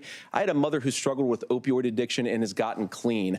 I don't want people who are struggling with addiction to be deprived of their second chance because Kamala Harris let in fentanyl into our communities at record levels. So you've got to stop the bleeding. You've got to re-implement Donald Trump's border policies, build the wall, re-implement deportations. And that gets me to your point, Margaret, about what do we actually do? So we've got 25 million illegal aliens who are here in the country. What do we do with them? I think the first thing that we do is we start with the criminal migrants. About 1 million of those people have committed some form of crime in addition to crossing the border illegally. I think you start with deportations on those folks. And then I think you make it harder for illegal aliens to undercut the wages of American workers. A lot of people will go home if they can't work for less than minimum wage in our own country. And by the way, that'll be really good for our workers who just want to earn a fair wage for doing a good day's work. And the final point, Margaret, is you ask about family separation. Right now in this country, Margaret, we have 320,000 children that the Department of Homeland Security has effectively lost. Some of them have been sex trafficked. Some of them hopefully are at homes with their families. Some of them have been used as drug trafficking mules. The real family separation policy in this country is unfortunately Kamala Harris's wide open southern border. And I'd ask my fellow Americans to remember when she came into office, she said she was going to do this. Real leadership would be saying, you know what, I screwed up. We're going to go back to Donald Trump's border policies. I wish that she would do that. It would be good for all of us. Governor, do you care to respond to any of those specific allegations, including that the vice president is, quote, letting in fentanyl and using kids as drug mules, among other things, regarding children? The drug mule is not true, but I will say about this, about the fentanyl, because this is a crisis of this, the opioid crisis. And the good news on this is the last 12 months saw the largest decrease in opioid deaths in our nation's history, 30% decrease in Ohio. But there's still more work to do. But let's go back to this on immigration. Kamala Harris was the Attorney General of the largest state and a border state in California. She's the only person in this race who prosecuted transnational gangs for human trafficking and drug interventions. But look, we all want to solve this. Most of us want to solve this, and that is the United States Congress. That's the Border Patrol agents. That's the Chamber of Commerce. That's most Americans out here. That's why we had the fairest and the toughest bill on immigration that this nation's seen. It was crafted by a conservative senator from Oklahoma, James Lankford. I know him. He's super conservative, but he's a man of principle, wants to get it done. Democrats and Republicans worked on this piece of legislation. The Border Patrol said, this is what we need in here. These are the experts. And the Chamber of Commerce and the Wall Street Journal said, pass this thing. Kamala Harris helped get there. 1,500 new border agents, detection for drugs, DOJ money to speed up these the adjudications on this, just what America wants. But as soon as I was getting ready to pass and actually tackle this, Donald Trump said no, told them to vote against it because it gives him a campaign issue. It gives him what would Donald Trump talk about if we actually did some of these things? And they need to be done by the legislature. You can't just do this through the executive branch. So look, we have the options to do this. Donald Trump had 4 years. He had 4 years to do this. And he promised you, America, how easy it would be. I'll build you a big, beautiful wall, and Mexico will pay for it. Less than 2% of that wall got built, and Mexico didn't pay a dime. But here we are again, 9 years after he came down that escalator, dehumanizing people and telling them what he was going to do. As far as the deportation plan, at one point, Senator Vance said it was so unworkable to be laughable. So that's where we're at. Pass the bill, she'll sign it. Governor, your time is up. Senator, the question was, will you separate parents from their children, even if their kids are U.S. citizens? You have 1 minute. Margaret, my point is that we already have massive child separations thanks to Kamala Harris's open border. And I didn't accuse Kamala Harris of inviting drug mules. I said that she enabled the Mexican drug cartels to operate freely in this country. And we know that they use children as drug mules, and it is a disgrace, and it has to stop. Look, I think what Tim said just doesn't pass the smell test. For 3 years, Kamala Harris went out bragging that she was going to undo Donald Trump's border policy. She did exactly that. We had a record number of illegal crossings. We had a record number of fentanyl coming into our country. And now that she's running for president, or a few months before, she says that somehow she got religion and cared a lot about a piece of legislation. The only thing that she did when she became the vice president, when she became the appointed border czar, was to undo 94 Donald Trump executive actions that opened the border. This problem is leading to massive problems in the United States of America. Parents who can't afford health care, schools that are overwhelmed. It's got to stop, and it will when Donald Trump is president again. Senator, your time is up. Governor, what about our CBS News polling, which does show that a majority of Americans, more than 50%, support mass deportations? Look, we fix this issue with a bill that is necessary, but the issue on this is what happens when you don't want to solve it. You demonize it. And we saw this, and Senator Vance, and it surprises me on this, talking about and saying, I will create stories to bring attention to this. That vilified a large number of people who were here legally in the community of Springfield. The Republican governor said, it's not true, don't do it. There's consequences for this. There's consequences. We could come together. Senator Lankford did it. We could come together and solve this if we didn't let Donald Trump continue to make it an issue. And the consequences in Springfield were the governor had to send state law enforcement to escort kindergartners to school. I believe Senator Vance wants to solve this, but by standing with Donald Trump and not working together to find a solution, it becomes a talking point. And when it becomes a talking point like this, we dehumanize and villainize other human beings. Tim, Governor, your time is up. Senator, I'll give you 1 minute, but let me just ask you the question first. The governor has made the point, and I think as a sitting lawmaker, you know that Congress controls the purse strings and any funding. So you have said repeatedly that Donald Trump would, through executive action, solve this. Do you disagree that Congress controls the purse strings and would need to support many of the changes that you would actually want to implement? You have 1 minute. Look, Margaret, first of all, the gross majority of what we need to do at the southern border is just empowering law enforcement to do their job. I've been to the southern border more than our border czar, Kamala Harris, has been, and it's actually heartbreaking because the Border Patrol agents, they just want to be empowered to do their job. Of course, additional resources would help, but most of this is about the president and the vice president empowering our law enforcement to say, if you try to come across the border illegally, you've got to stay in Mexico, you've got to go back through proper proper channels. Now, Governor Walz brought up the community of Springfield, and he's very worried about the things that I've said in Springfield. Look, in Springfield, Ohio, and in communities all across this country, you've got schools that are overwhelmed. You've got hospitals that are overwhelmed. You have got housing that is totally unaffordable because we brought in millions of illegal immigrants to compete with Americans for scarce homes. The people that I'm most worried about in Springfield, Ohio, are the American citizens who have had their lives destroyed by Kamala Harris's open border. It is a disgrace, Tim. And I actually think, I agree with you. I think you want to solve this problem, but I don't think that Kamala Harris does. Senator, your time is up. Governor, you have 1 minute to respond. Yeah, well, it is law enforcement that asked for the bill. They helped craft it. They're the ones that supported it. That's because they know we need to do this. Look, this issue of continuing to bring this up, of not dealing with it, of blaming migrants for everything. On housing, we could talk a little bit about Wall Street speculators buying up housing and making them less affordable, but it becomes a blame. Look, this bill also gives the money necessary to adjudicate. I agree, it should not take 7 years for an asylum claim to be done. This bill gets it done in 90 days.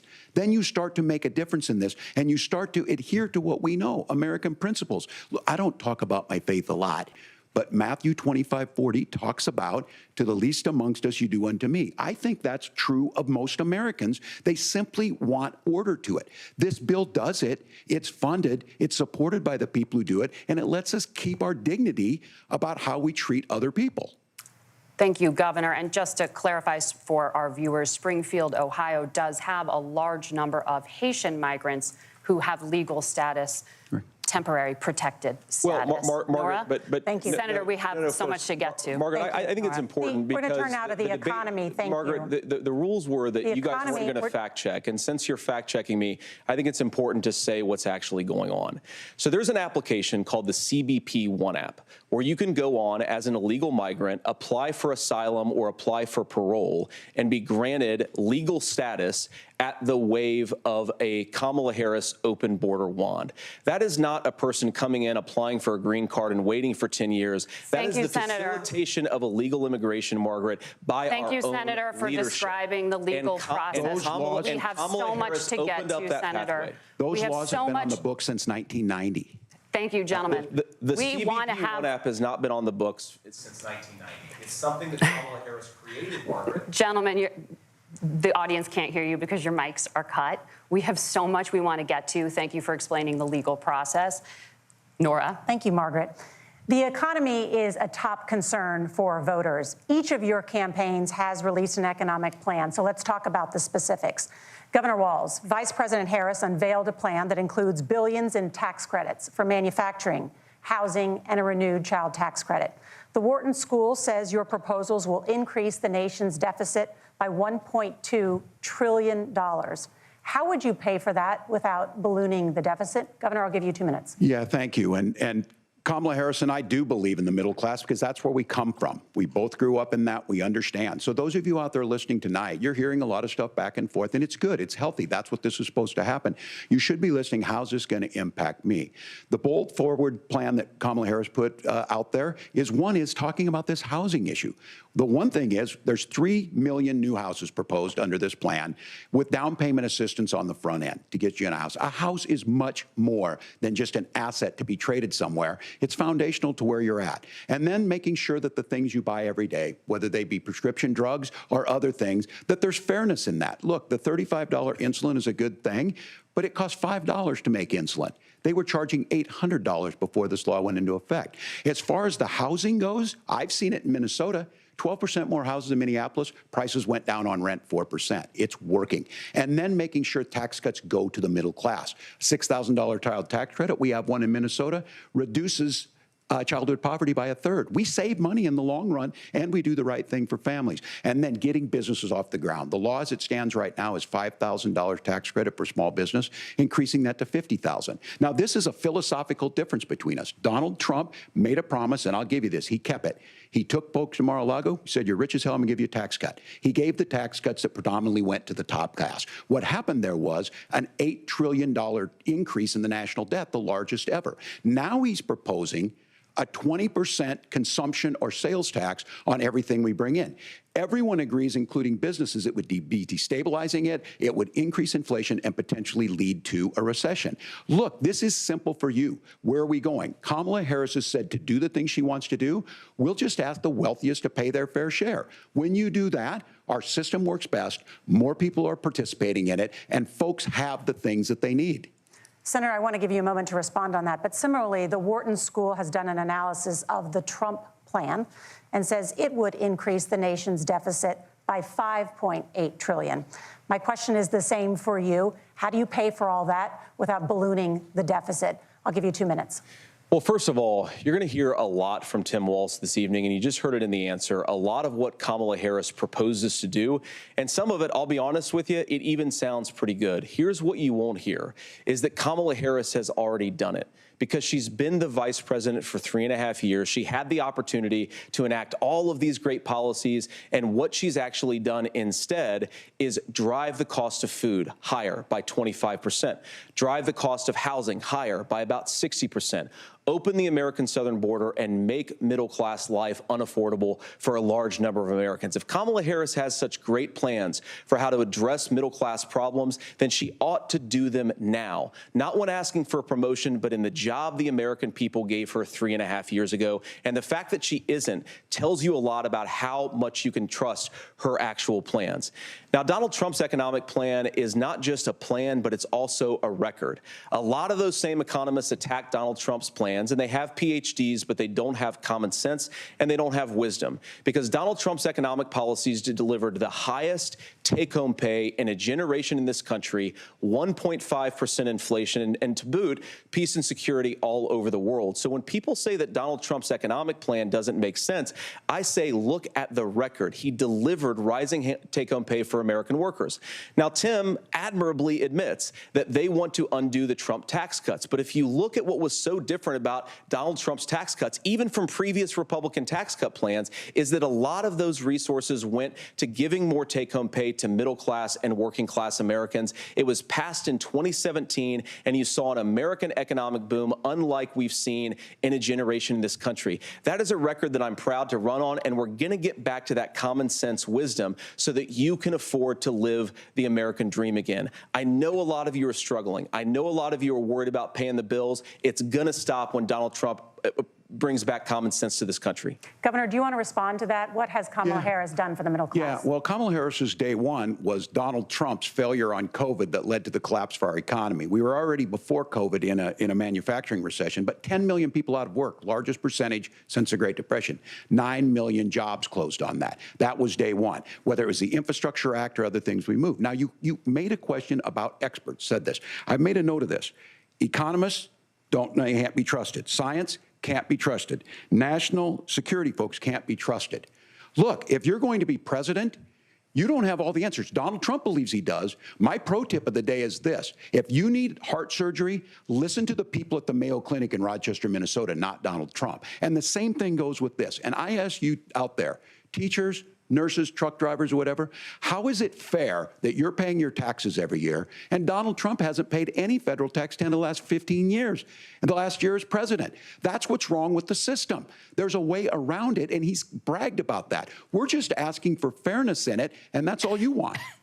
You have a minute. Governor, you say trust the experts. But those same experts for 40 years said that if we shipped our manufacturing base off to China, we'd get cheaper goods. They lied about that. They said if we shipped our industrial base off to other countries, to Mexico and elsewhere, it would make the middle class stronger. They were wrong about that. They were wrong about the idea that if we made America less self-reliant, less productive in our own nation, that it would somehow make us better off, and they were wrong about it. And for the first time in a generation, Donald Trump had the wisdom and the courage to say to that bipartisan consensus, we're not doing it anymore. We're bringing American manufacturing back. We're unleashing American energy. We're going to make more of our own stuff. And this isn't just an economic issue. I mean, I've got 3 beautiful little kids at home, 7, 4, and 2, and I love them very much, and I hope they're in bed right now.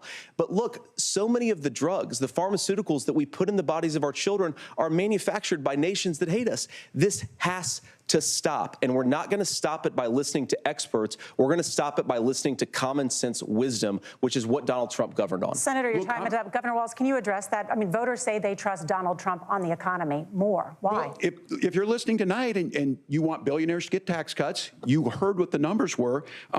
Look, I'm a union guy on this. I'm not a guy who wanted to ship things overseas, but I understand that, look, we produce soybeans and corn. We need to have fair trading partners. That's something that we believe in. I think the thing that most concerns me on this is Donald Trump was the guy who created the largest trade deficit in American history with China. So the rhetoric is good. Much of what the senator said right there, I'm in agreement with him on this. I watched it happen too. I watched it to my communities, and we talked about that. But we had people undercutting the right to collectively bargain. We had right to work states made it more difficult. We had companies that were willing to ship it over, and we saw people profit. Folks that are venture capital in some cases, putting money into companies that were overseas. We're in agreement that we bring those home. The issue is Donald Trump is talking about it. Kamala Harris has a record, 250,000 more manufacturing jobs just out of the IRA. May I respond to that? Yes. So appreciate that. So if you notice, what Governor Walz just did is he said, first of all, Donald Trump has to listen to the experts. And then when he acknowledged that the experts screwed up, he said, well, Donald Trump didn't do nearly as good of a job as the statistics that's a gross generalization. that he did. So what Tim Walz is doing, and I honestly, Tim, I think you got a tough job here because you've got to play whack-a-mole. You've got to pretend that Donald Trump didn't deliver rising take-home pay, which of course he did. You've got to pretend that Donald Trump didn't deliver lower inflation, which of course he did. And then you simultaneously got to defend Kamala Harris's atrocious economic record, which has made gas, groceries, and housing unaffordable for American citizens. I was raised by a woman who would sometimes go into medical debt so that she could put food on the table in our household. I know what it's like to not be able to afford the things that you need to afford. We can do so much better. To all of you watching, we can get back to an America that's affordable again. We just got to get back to common sense economic principles. I hope we have a conversation on health care then. Senator, Governor. Please. Thank you. Margaret? We have a lot to get to ahead, gentlemen, on many topics. But right now, I want to talk about personal qualifications. The vice president is often the last voice the president hears before making consequential decisions.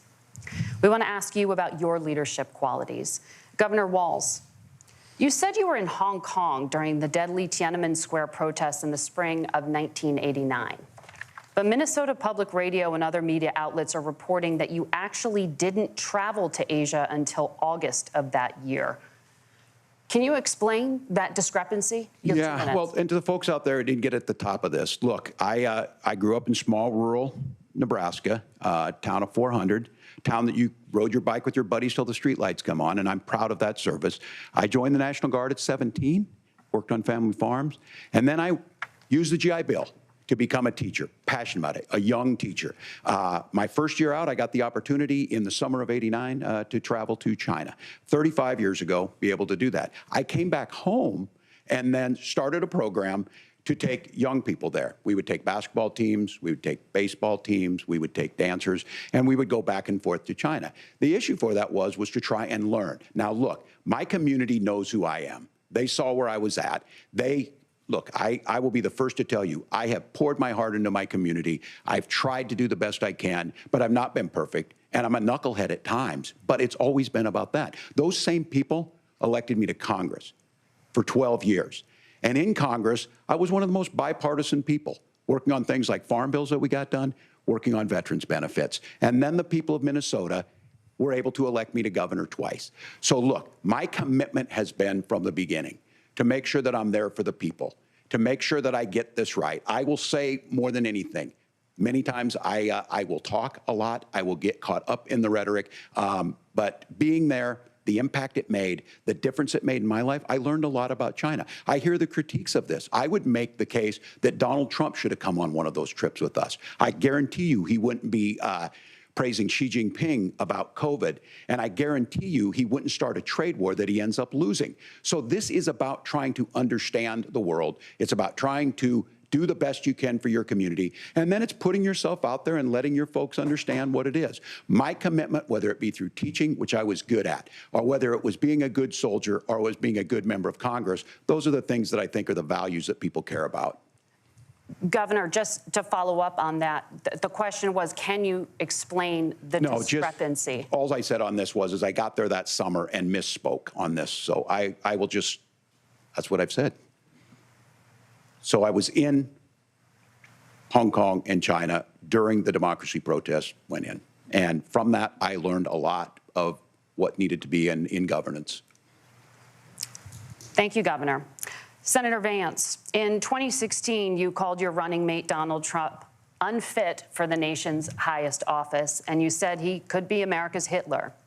I know you've been asked many times, and you've said you regret those comments and explained you then voted for Donald Trump in 2020. But the Washington Post reported new messages last week in which you also disparaged Trump's economic record while he was president, writing to someone in 2020, quote, Trump thoroughly failed to deliver his economic populism. You're now his running mate, and you've shifted many of your policy stances to align with his. If you become vice president, why should Americans trust that you will give Donald Trump the advice he needs to hear and not just the advice he wants to hear? You have 2 minutes. Well, first of all, Margaret, because I've always been open. And sometimes, of course, I've disagreed with the president, but I've also been extremely open about the fact that I was wrong about Donald Trump. I was wrong, first of all, because I believed some of the media stories that turned out to be dishonest fabrications of his record. But most importantly, Donald Trump delivered for the American people. Rising wages, rising take-home pay, an economy that worked for normal Americans, a secure southern border, a lot of things, frankly, that I didn't think he'd be able to deliver on. And yeah, when you screw up, when you misspeak, when you get something wrong and you change your mind, you ought to be honest with the American people about it. It's one of the reasons, Margaret, why I've done so many interviews is because I think it's important to actually explain to the American people where I come down on the issues and what changed. Now, you pointed out to messages from 2020. Margaret, I've been extremely consistent that I think there were a lot of things that we could have done better in the Trump administration the first round if Congress was doing its job. I strongly believe, and I've been a United States Senator, that Congress is not just a high-class debating society. It's not just a forum for senators and congressmen to whine about problems. It's a forum to govern. So there were a lot of things on the border, on tariffs, for example, where I think that we could have done so much more if the Republican Congress and the Democrats in Congress had been a little bit better about how they govern the country. They were so obsessed with impeaching Donald Trump, they couldn't actually govern. And I want to talk about this tariff issue in particular, Margaret, because Tim just accused this of being a national sales tax. Look, the one thing, and you're probably surprised to hear me praising Joe Biden, but the one thing that Joe Biden did is he continued some of the Trump tariffs that protected American manufacturing jobs. And it's the one issue, the most pro-worker part of the Biden administration, it's the one issue where Kamala Harris has run away from Joe Biden's record. Think about this. If you're trying to employ slave laborers in China at $3 a day, you're going to do that and undercut the wages of American workers unless our country stands up for itself and says you're not accessing our markets unless you're paying middle-class Americans a fair wage. Senator, your time is up. Nora? Thank you. Now to the issue of reproductive rights. Governor Walz, after Roe versus Wade was overturned, you signed a bill into law that made Minnesota one of the least restrictive states in the nation when it comes to abortion. Former President Trump said in the last debate that you believe abortion, quote, in the 9th month is absolutely fine. Yes or no? Is that what you support? I'll give you 2 minutes. That's not what the bill says, but look, this issue is what's on everyone's mind. Donald Trump put this all into motion. He brags about how great it was that he put the judges in and overturned Roe versus Wade, 52 years of personal autonomy. And then he tells us, oh, we send it to the states. It's a beautiful thing. Amanda Zaworski would disagree with you on it's a beautiful thing. A young bride in Texas waiting for their child at 18 weeks. She has a complication, a tear in the membrane. She needs to go in. The medical care at that point needs to be decided by the doctor. And that would have been an abortion. But in Texas, that would have put them in legal jeopardy. She went home, got sepsis, nearly dies, and now she may have difficulty having children. Or in Kentucky, Hadley Duvall, a 12-year-old child raped and impregnated by her stepfather. Those are horrific. Now, when God asked about that, Senator Vance said 2 wrongs don't make a right. There is no right in this. So in Minnesota, what we did was restore Roe versus Wade. We made sure that we put women in charge of their health care. But look, this is not where, if you don't know Amanda or a Hadley, you soon will. Their Project 2025 is going to have a registry of pregnancies. It's going to make it more difficult, if not impossible, to get contraception and limit access, if not eliminate access to infertility treatments. For so many of you out there listening, me included, infertility treatments are why I have a child. That's nobody else's business, but those things are being proposed. And the catch-all on this is, well, the states will decide what's right for Texas might not be right for Washington.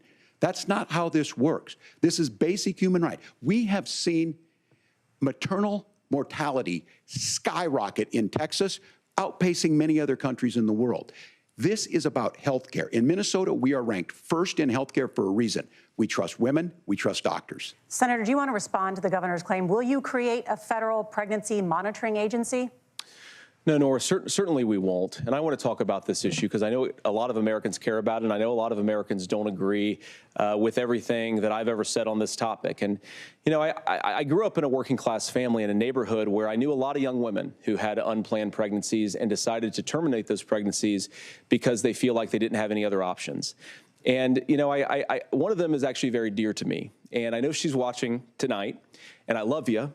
And she told me something a couple years ago that she felt like if she hadn't had that abortion, that it would have destroyed her life because she was in an abusive relationship.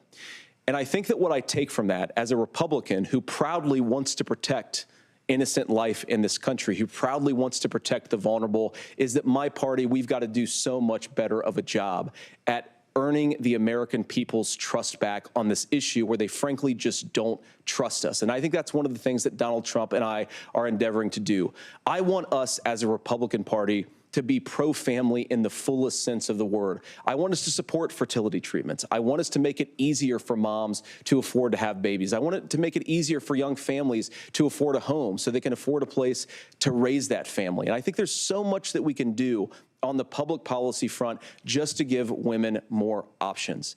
Now, of course, Donald Trump has been very clear that on the abortion policy specifically, that we have a big country and it's diverse. And California has a different viewpoint on this than Georgia. Georgia has a different viewpoint from Arizona. And the proper way to handle this, as messy as democracy sometimes is to let voters make these decisions, let the individual states make their abortion policy. And I think that's what makes the most sense in a very big, a very diverse, and let's be honest, sometimes a very, very messy and divided country. Governor, would you like to respond and also answer the question about restrictions? Yeah, well, the question got asked and Donald Trump made the accusation that wasn't true about Minnesota. Well, let me tell you about this idea that there's diverse states. There's a young woman named Amber Thurman. She happened to be in Georgia, a restrictive state. Because of that, she had to travel a long distance to North Carolina to try and get her care. Amber Thurman died in that journey back and forth. The fact of the matter is, how can we as a nation say that your life and your rights, as basic as the right to control your own body, is determined on geography? There's a very real chance had Amber Thurman lived in Minnesota, she would be alive today. That's why the restoration of Roe versus Wade. When you listen to Vice President Harris talk about this subject and you hear me talk about it, you hear us talking exactly the same. Donald Trump is trying to figure out how to get the political right of this. I agree with a lot of what Senator Vance said about what's happening. His running mate, though, does not, and that's the problem. Governor, your time is up. Senator, let me ask you about that. He mentioned, it was, I think, referring to a national ban. In the past, you have supported a federal ban on abortion after 15 weeks. In fact, you said if someone can't support legislation like that, quote, you are making the United States the most barbaric pro-abortion regime anywhere in the entire world. My question is, why have you changed your position? Well, Nora, first of all, I never supported a national ban. I did when I was running for Senate in 2022 talk about setting some minimum national standard. For example, we have a partial birth abortion ban in place in this country at the federal level. I don't think anybody's trying to get rid of that, or at least I hope not, though I know that Democrats have taken a very radical pro-abortion stance. But Nora, you know, one of the things that changed is in the state of Ohio, we had a referendum in 2023, and the people of Ohio voted overwhelmingly, by the way, against my position. And I think that what I learned from that, Nora, is that we've got to do a better job at winning back people's trust. So many young women would love to have families. So many young women also see an unplanned pregnancy as something that's going to destroy their livelihood, destroy their education, destroy their relationships. And we have got to earn people's trust back. And that's why Donald Trump and I are committed to pursuing pro-family policies, making childcare more accessible, making fertility treatments more accessible, because we've got to do a better job at that. And that's what real leadership is. Governor, your response. Well, I'm going to respond on the pro-abortion piece of that. No, we're not. We're pro-women. We're pro-freedom to make your own choice. We know what the implications are to not be that. Women having miscarriages, women not getting the care, physicians feeling like they may be prosecuted for providing that care. And as far as making sure that we're educating our children and giving them options, Minnesota's a state with one of the lowest teen pregnancy rates. We understand that too. We know that the options need to be available, and we make that true. We also make it, we're a top 3 state for the best place to raise children. But these two things, to try and say that we're pro-children, but we don't like this, or you guys are pro-abortion, that's not the case at all. We are pro-freedoms for women to make their choices, and we're going, and Kamala Harris is making the case, to make options for children more affordable, a $6,000 child tax credit, but we're not going to base that on the backs of making someone like Amber Thurman drive 600 miles to try and get health care. Senator. May I respond to that? First of all, Governor, I agree with you. Amber Thurman should still be alive, and there are a lot of people who should still be alive, and I certainly wish that she was. And maybe you're free to disagree with me on this and explain this to me, but as I read the Minnesota law that you signed into law, the statute that you signed into law, it says that a doctor who presides over an abortion where the baby survives, the doctor is under no obligation to provide life-saving care to a baby who survives a botched late-term abortion. That is, I think, whether you're pro-choice or pro-abortion, that is fundamentally barbaric. And that's why I use that word, Nora, is because some of what we've seen, do you want to force Catholic hospitals to perform abortions against their will? Because Kamala Harris has supported suing Catholic nuns to violate their freedom of conscience. We can be a big and diverse country where we respect people's freedom of conscience and make the country more pro-baby and pro-family. But please. Yes, Governor, please respond. Look, this is one where there's always something there. This is a very simple proposition.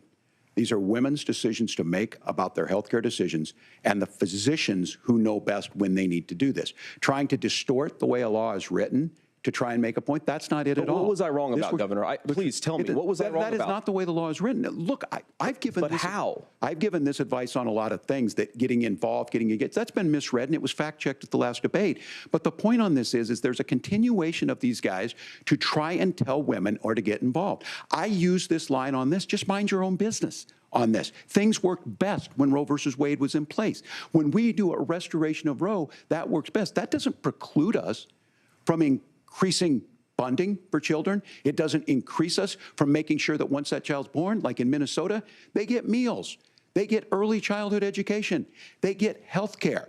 So the hiding behind we're going to do all these other things when you're not proposing them in your budget, Kamala Harris is proposing them. She's proposing all those things to make life easier for families. I asked a specific question, Governor. You gave me a slogan as a response. It's not the case. It's not true. That's not what the law says. So they fact-checked it with President Trump. Gentlemen, there's a lot to discuss. We have to move on, and we're going to be right back with much more of the CBS News vice presidential debate in just a moment.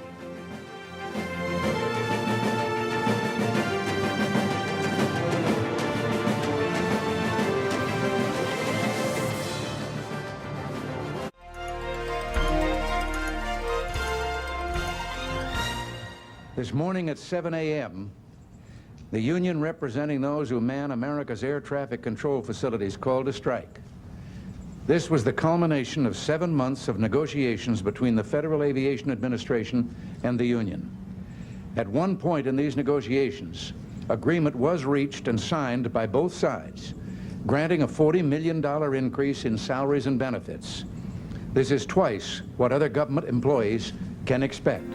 On any given day, 45,000 aircraft carrying an estimated 3 million people crisscross the skies of America.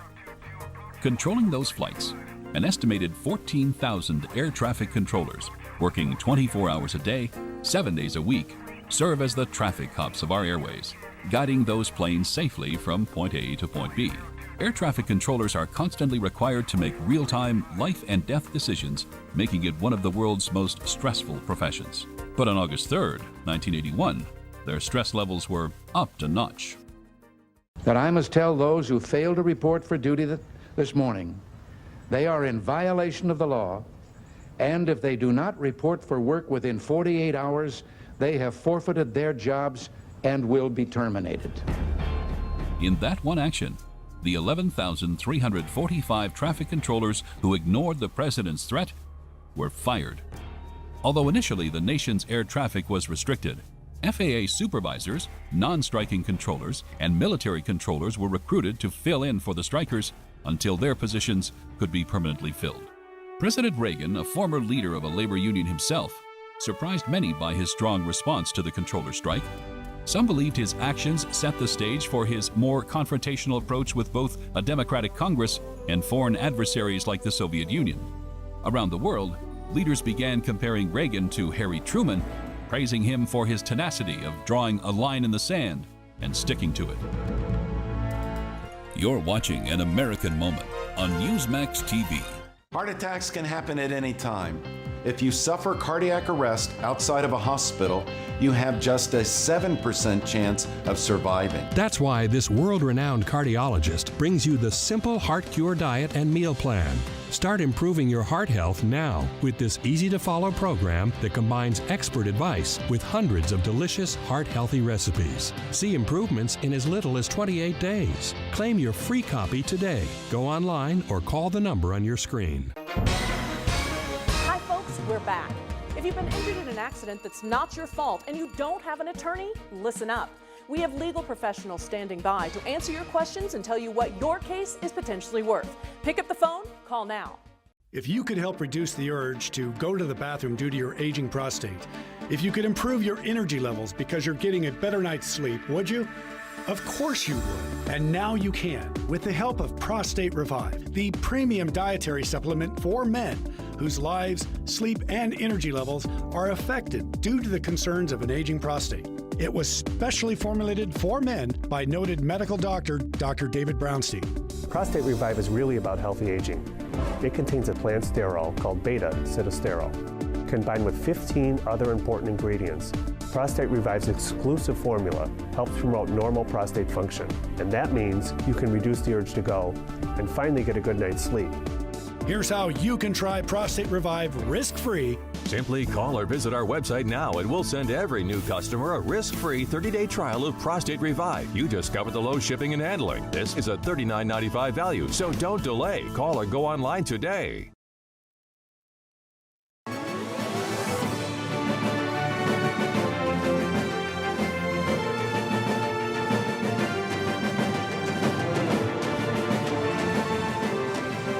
Welcome back to the CBS News Vice Presidential Debate. We want to turn now to America's gun violence epidemic. The leading cause of death for children and teens in America is by firearms. Senator Vance, you oppose most gun legislation that Democrats claim would curb gun violence. You oppose red flag gun laws and legislation to ban certain semi-automatic rifles, including AR-15s. So let me ask you, earlier this year, for the first time, the parents of a school shooter were convicted of involuntary manslaughter and sentenced to 10 years in prison. Do you think holding parents responsible could curb mass shootings? I'll give you 2 minutes.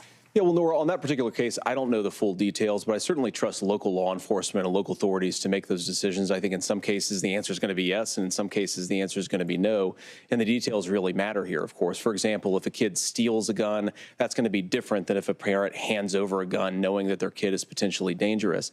But look, I want to just sort of speak as a father of 3 beautiful little kids, and our oldest is now in 2nd grade. And like a lot of parents, we send our kids to school with such hope and such joy and such pride at their little faces on the first day of school. And we know, unfortunately, that a lot of kids are going to experience this terrible epidemic of gun violence. And of course, our hearts go out to the families that are affected by this terrible stuff. And we do have to do better. And I think that Governor Walz and I actually probably agree that we need to do better on this. The question is just, how do we actually do it? Now, here's something that really bothers me and worries me about this epidemic of violence.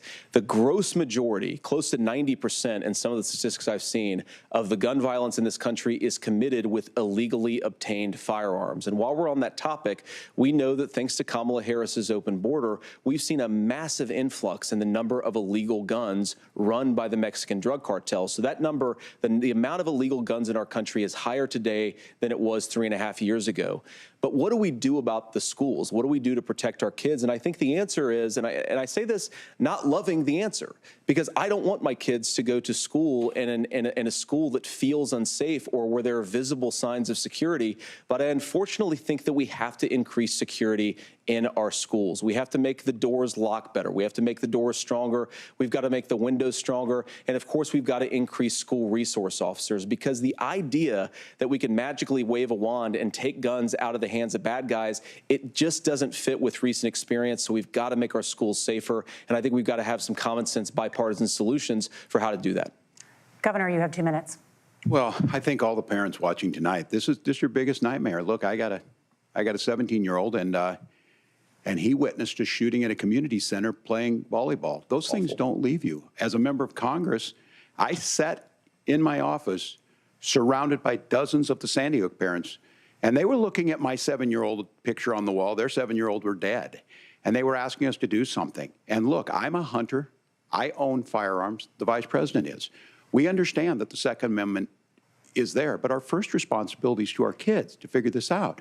In Minnesota, we've enacted enhanced red flag laws, enhanced background checks, and we can start to get data. But here's the problem. If we really want to solve this, we've got folks that won't allow research to be even done on gun violence.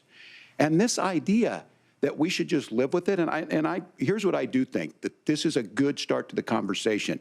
I 100% believe that Senator Vance hates it when these kids, it's abhorrent and it breaks your heart. I agree with that. But that's not far enough when we know there are things that worked. I've spent time in Finland and seen some Finnish schools. They don't have this happen, even though they have a high gun ownership rate in the country. There are reasonable things that we can do to make a difference. It's not infringing on your Second Amendment. And the idea to have some of these weapons out there, it just doesn't make any sense. Kamala Harris, as an attorney general, worked on this issue. She knows that it's there. No one's trying to scaremonger and say we're taking your guns, but I ask all of you out there, do you want your schools hardened to look like a fort? Is that what we have to go? When we know there's countries around the world that their children aren't practicing these types of drills. They're being kids. We owe it to them to get a fix. These are things that shouldn't be that difficult. You can still keep your firearms, and we can make a difference. We have to. If you're listening tonight, this breaks your heart. Senator. Tim, first of all, I didn't know that your 17-year-old witnessed a shooting. I'm sorry about that, and I hope that he's doing okay. Christ have mercy. It is awful. And I appreciate what Tim said, actually, about Finland, because I do think it illustrates some of the frankly, weird differences between our own country's gun violence problem and Finland. Okay, first of all, we have way higher rates of mental health abuse or mental health substance abuse. We have way higher rates of depression, way higher rates of anxiety. We unfortunately have a mental health crisis in this country that I really do think that we need to get to the root causes of, because I don't think it's the whole reason why we have such a bad gun violence problem, but I do think it's a big piece of it. Another driver of the gun violence epidemic, especially that affecting our kids, it doesn't earn as many headlines, but is the terrible gun violence problem in a lot of our big cities. And this is why we have to empower law enforcement to arrest the bad guys, put them away, and take gun offenders off the streets. I think there's a whole host of things that we can do here, but I do think at our schools we've got to talk about more security. Senator, thank you. Governor, you previously opposed an assault weapons ban, but it's only later in your political career did you change your position. Why? Yeah, I sat in that office with those Sandy Hook parents. I've become friends with school shooters. I've seen it. Look, the NRA, I was an NRA guy for a long time. They used to teach gun safety. I'm of an age where My shotgun was in my car so I could pheasant hunt after football practice. That's not where we live today. And several things I want to mention on this is, talking about cities and where it's at, the number one where the most firearm deaths happen in Minnesota are rural suicides. And we have an epidemic of children getting guns and shooting themselves. And so we have, and we should look at all of the issues, making sure folks have health care and all that, but I want to be very careful. This idea of stigmatizing mental health, just because you have a mental health issue doesn't mean you're violent. And I think what we end up doing is we start looking for a scapegoat. Sometimes it just is the guns. It's just the guns, and there are things that you can do about it. But I do think that this is one, and I think this is a healthy conversation. I think there's a capacity to find solutions on this that work, protect Second Amendment, protect our children. That's our priority. Gentlemen, thank you. Margaret? Thank you, Nora. Let's turn now to the top contributor to inflation, the high cost of housing and rent. There's a shortage of more than 4 million homes in the United States, and that contributes to the high housing prices. Governor Walz, the Harris campaign promises a $25,000 down payment assistance for first-time home buyers and a $10,000 tax credit. They also promise to build 3 million new homes. Where are you building these homes, and won't handing out that kind of money just drive up prices higher? No, it's not handing out. We have, first, let me say this issue of housing, and I think those of you listening on this, the problem we've had is that we've got a lot of folks that see housing as another commodity. It can be bought up, it can be shifted, it can be moved around.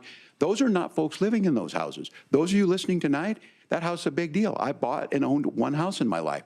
My mom still lives in the house where I was. And when I think of a house, I'm thinking of Christmas services after midnight mass where you go with your family. We need to make it more affordable. And one of the things, as I said, this program that the Vice President is pushing forward and bringing a new way of approaching this is something we're doing in Minnesota from that lead. We in the state invested in making sure our housing was the biggest investment that we'd ever made in housing. It starts to make it easier. We cut some of the red tape. Local folks, look, we can't do it at the federal level, but local folks make it easier to build those homes. And then that down payment assistance. I can tell all of you out there, one of the, certainly for me, using the GI Bill was one thing, but a veteran's home loan, the big thing about a veteran's home loan is you don't have to pay the down payment. Those are things that make it there. Now, look, you're going to pay it back, and you're going to pay your mortgage. Those are things that we know in the long run, the appreciated value, the generational wealth that's created from it. And I will give Minneapolis an example. Minneapolis is the one city where we've seen the lowest inflation rates. We've seen a 12% increase in stock because we've put some of these things in, and we're implementing a state program to make sure we give some of that down payment assistance. We get it back from people because here's what we know. People with stable housing end up with stable jobs. People with stable housing have their kids able to get to school. All of those things in the long run end up saving our money. And that's the thing that I think we should be able to find some common ground in, but we can't blame immigrants for the only reason. That's not the case that's happening in many cities. The fact of the matter is that we don't have enough naturally affordable housing, but we can make sure that the government's there to help kickstart it, create that base. Governor, your time is up. Senator Vance, as far as your campaign's position, the promise is to seize federal lands to build homes, remove regulation, provide tax breaks, and cut back on immigration, which you say pushes up prices. Where are you going to build all the new homes you're promising, and what part of any of this plan will provide immediate relief? You have 2 minutes. Well, first of all, Tim just said something that I agree with. We don't want to blame immigrants for higher housing prices, but we do want to blame Kamala Harris for letting in millions of illegal aliens into this country, which does drive up costs, Tim. 25 million illegal aliens competing with Americans for scarce homes is one of the most significant drivers of home prices in the country. It's why we have massive increases in home prices that have happened right alongside massive increases in illegal alien populations under Kamala Harris's leadership. Now, Tim just mentioned a bunch of ideas. Now, some of those ideas I actually think are halfway decent, and some of them I disagree with, but the most important thing here is Kamala Harris is not running as a newcomer to politics. She is the sitting vice president. If she wants to enact all of these policies to make housing more affordable, I invite her to use the office that the American people already gave her, not sit around and campaign and do nothing while Americans find the American dream of homeownership completely unaffordable. Now, you asked, Margaret, what would immediately change the equation for American citizens if you lower energy prices? As Donald Trump says, drill, baby, drill. One of the biggest drivers of housing costs, aside from illegal immigration, is, think about it. If a truck driver's paying 40% more for diesel, then the lumber he's delivering to the job site to build the house is also going to become a lot more expensive. If we open up American energy, you will get immediate pricing relief for American citizens, not, by the way, just in housing, but in a whole host of other economic goods, too. Senator Vance, you still have 23 seconds there. Do you want to answer? Can I have it? Where, yeah. Governor, we will get to you in a moment. But, Senator, where are you going to seize the federal lands? Can you clarify? Well, what Donald Trump has said is we have a lot of federal lands that aren't being used for anything. They're not being used for a national park. They're not being used, and they could be places where we build a lot of housing. And I do think that we should be opening up building in this country. We have a lot of land that could be used. We have a lot of Americans that need homes. We should be kicking out illegal immigrants who are competing for those homes, and we should be building more homes for the American citizens who deserve to be here. Senator, your time is up. Governor, I do want to let you respond to the allegation that the vice president is letting in Well, of course, that's not true. And again, you have the facts. I guess we agreed not to fact check. I'll check it. That, look, crossings are down compared to when Donald Trump left office. But it's, again, blaming and not trying to find the solution. I was going to ask, though, on this question, are we going to drill and build houses in the same federal land? And I think when people hear federal lands, these are really important pieces of land. Now, Minnesota doesn't have a lot of federal lands. I know in the western part of the countries we do. There's not a lot of federal lands in and around Minneapolis, for example. So the issue is I don't understand the federal lands issue unless we see this, and I worry about this as someone who cares deeply about our national parks and our federal lands. Look, Minnesota, we protect these things. We've got about 20% of the world's fresh water. These lands protect. They're there for a reason. They belong to all of us. But again, this is when you view housing and you view these things as commodities.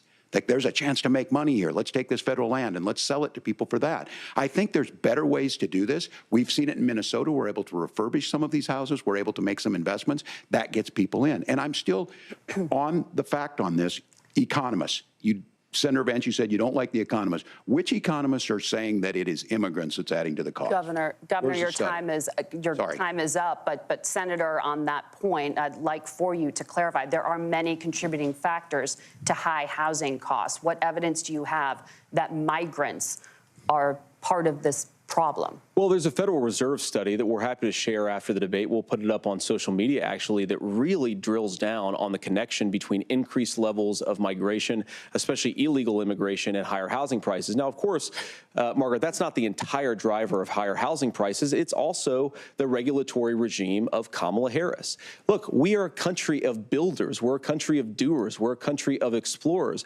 But we increasingly have a federal administration that makes it harder to develop our resources, makes it harder to build things, and wants to throw people in jail for not doing everything exactly as Kamala Harris says they have to do. And what that means is that you have a lot of people who would love to build homes who aren't able to build homes. I actually agree with Tim Walz. We should get out of this idea of housing as a commodity. But the thing that has most turned housing into a commodity is giving it away to millions upon millions of people who have no legal right to be here. What are the federal regulations? I deal with this as a governor. You can very quickly reply. I'm sorry. I get this as a governor, and I don't necessarily disagree with that, that in some cases, many of those are local, many of them are state. I don't know which ones are federal, but I think whenever we talk regulations, people think they can get rid of them. I think you want to be able to get out of your house in a fire. I think you want to make sure that it's fireproof and those types of things. So which are the regulations? Because the vice president's not responsible for those. Congress writes those. Governor, thank you. Gentlemen, we have a lot to get to. You're passionate about the housing crisis, I can tell. But Nora? Thank you. One of the top problems facing Americans is the high cost of health care. Senator Vance, at the last presidential debate, former President Trump was asked about replacing the Affordable Care Act. In response, he said, "I have concepts of a plan." Since then, Senator, you've talked about changing how chronically ill Americans get health insurance. Can you explain how that would work? And can you guarantee that Americans with pre-existing conditions won't pay more? I'll give you 2 minutes. Well, of course, we're going to cover Americans with pre-existing conditions. In fact, a lot of my family members have gotten health care I believe, members of my family actually got private health insurance, at least for the first time, switched off of Medicaid onto private insurance for the first time under Donald Trump's leadership. And I think that, a lot of people have criticized this concepts of a plan remark. Look, it's very simple common sense. I think as Tim Walz knows from 12 years in Congress, you're not going to propose a 900-page bill standing on a debate stage. It would bore everybody to tears, and it wouldn't actually mean anything because part of this is the give and take of bipartisan negotiation.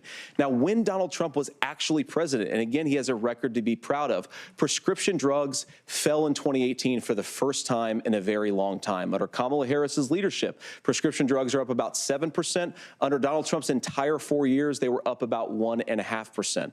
He introduced pricing transparency. Think about healthcare. You go into a hospital, you try to buy something, and nobody knows what it actually costs. That price transparency will actually give American consumers a little bit more choice and will also drive down costs. And we talked about, the reinsurance regulations is what I was talking about. Look, Donald Trump has said that if we allow states to experiment a little bit on how to cover both the chronically ill but the non-chronically ill, it's not just a plan. He actually implemented some of these regulations when he was president of the United States. And I think you can make a really good argument that it salvaged Obamacare, which was doing disastrously until Donald Trump came along. And I think this is an important point about President Trump. Of course, you don't have to agree with everything that President Trump has ever said or ever done. But when Obamacare was crushing under the weight of its own regulatory burden and healthcare costs, Donald Trump could have destroyed the program. Instead, he worked in a bipartisan way to ensure that Americans had access to affordable care. It's not perfect, of course, and there's so much more that we can do, but I think that Donald Trump has earned the right to put in place some better health care policies. He's earned it because he did it successfully the first time. Governor?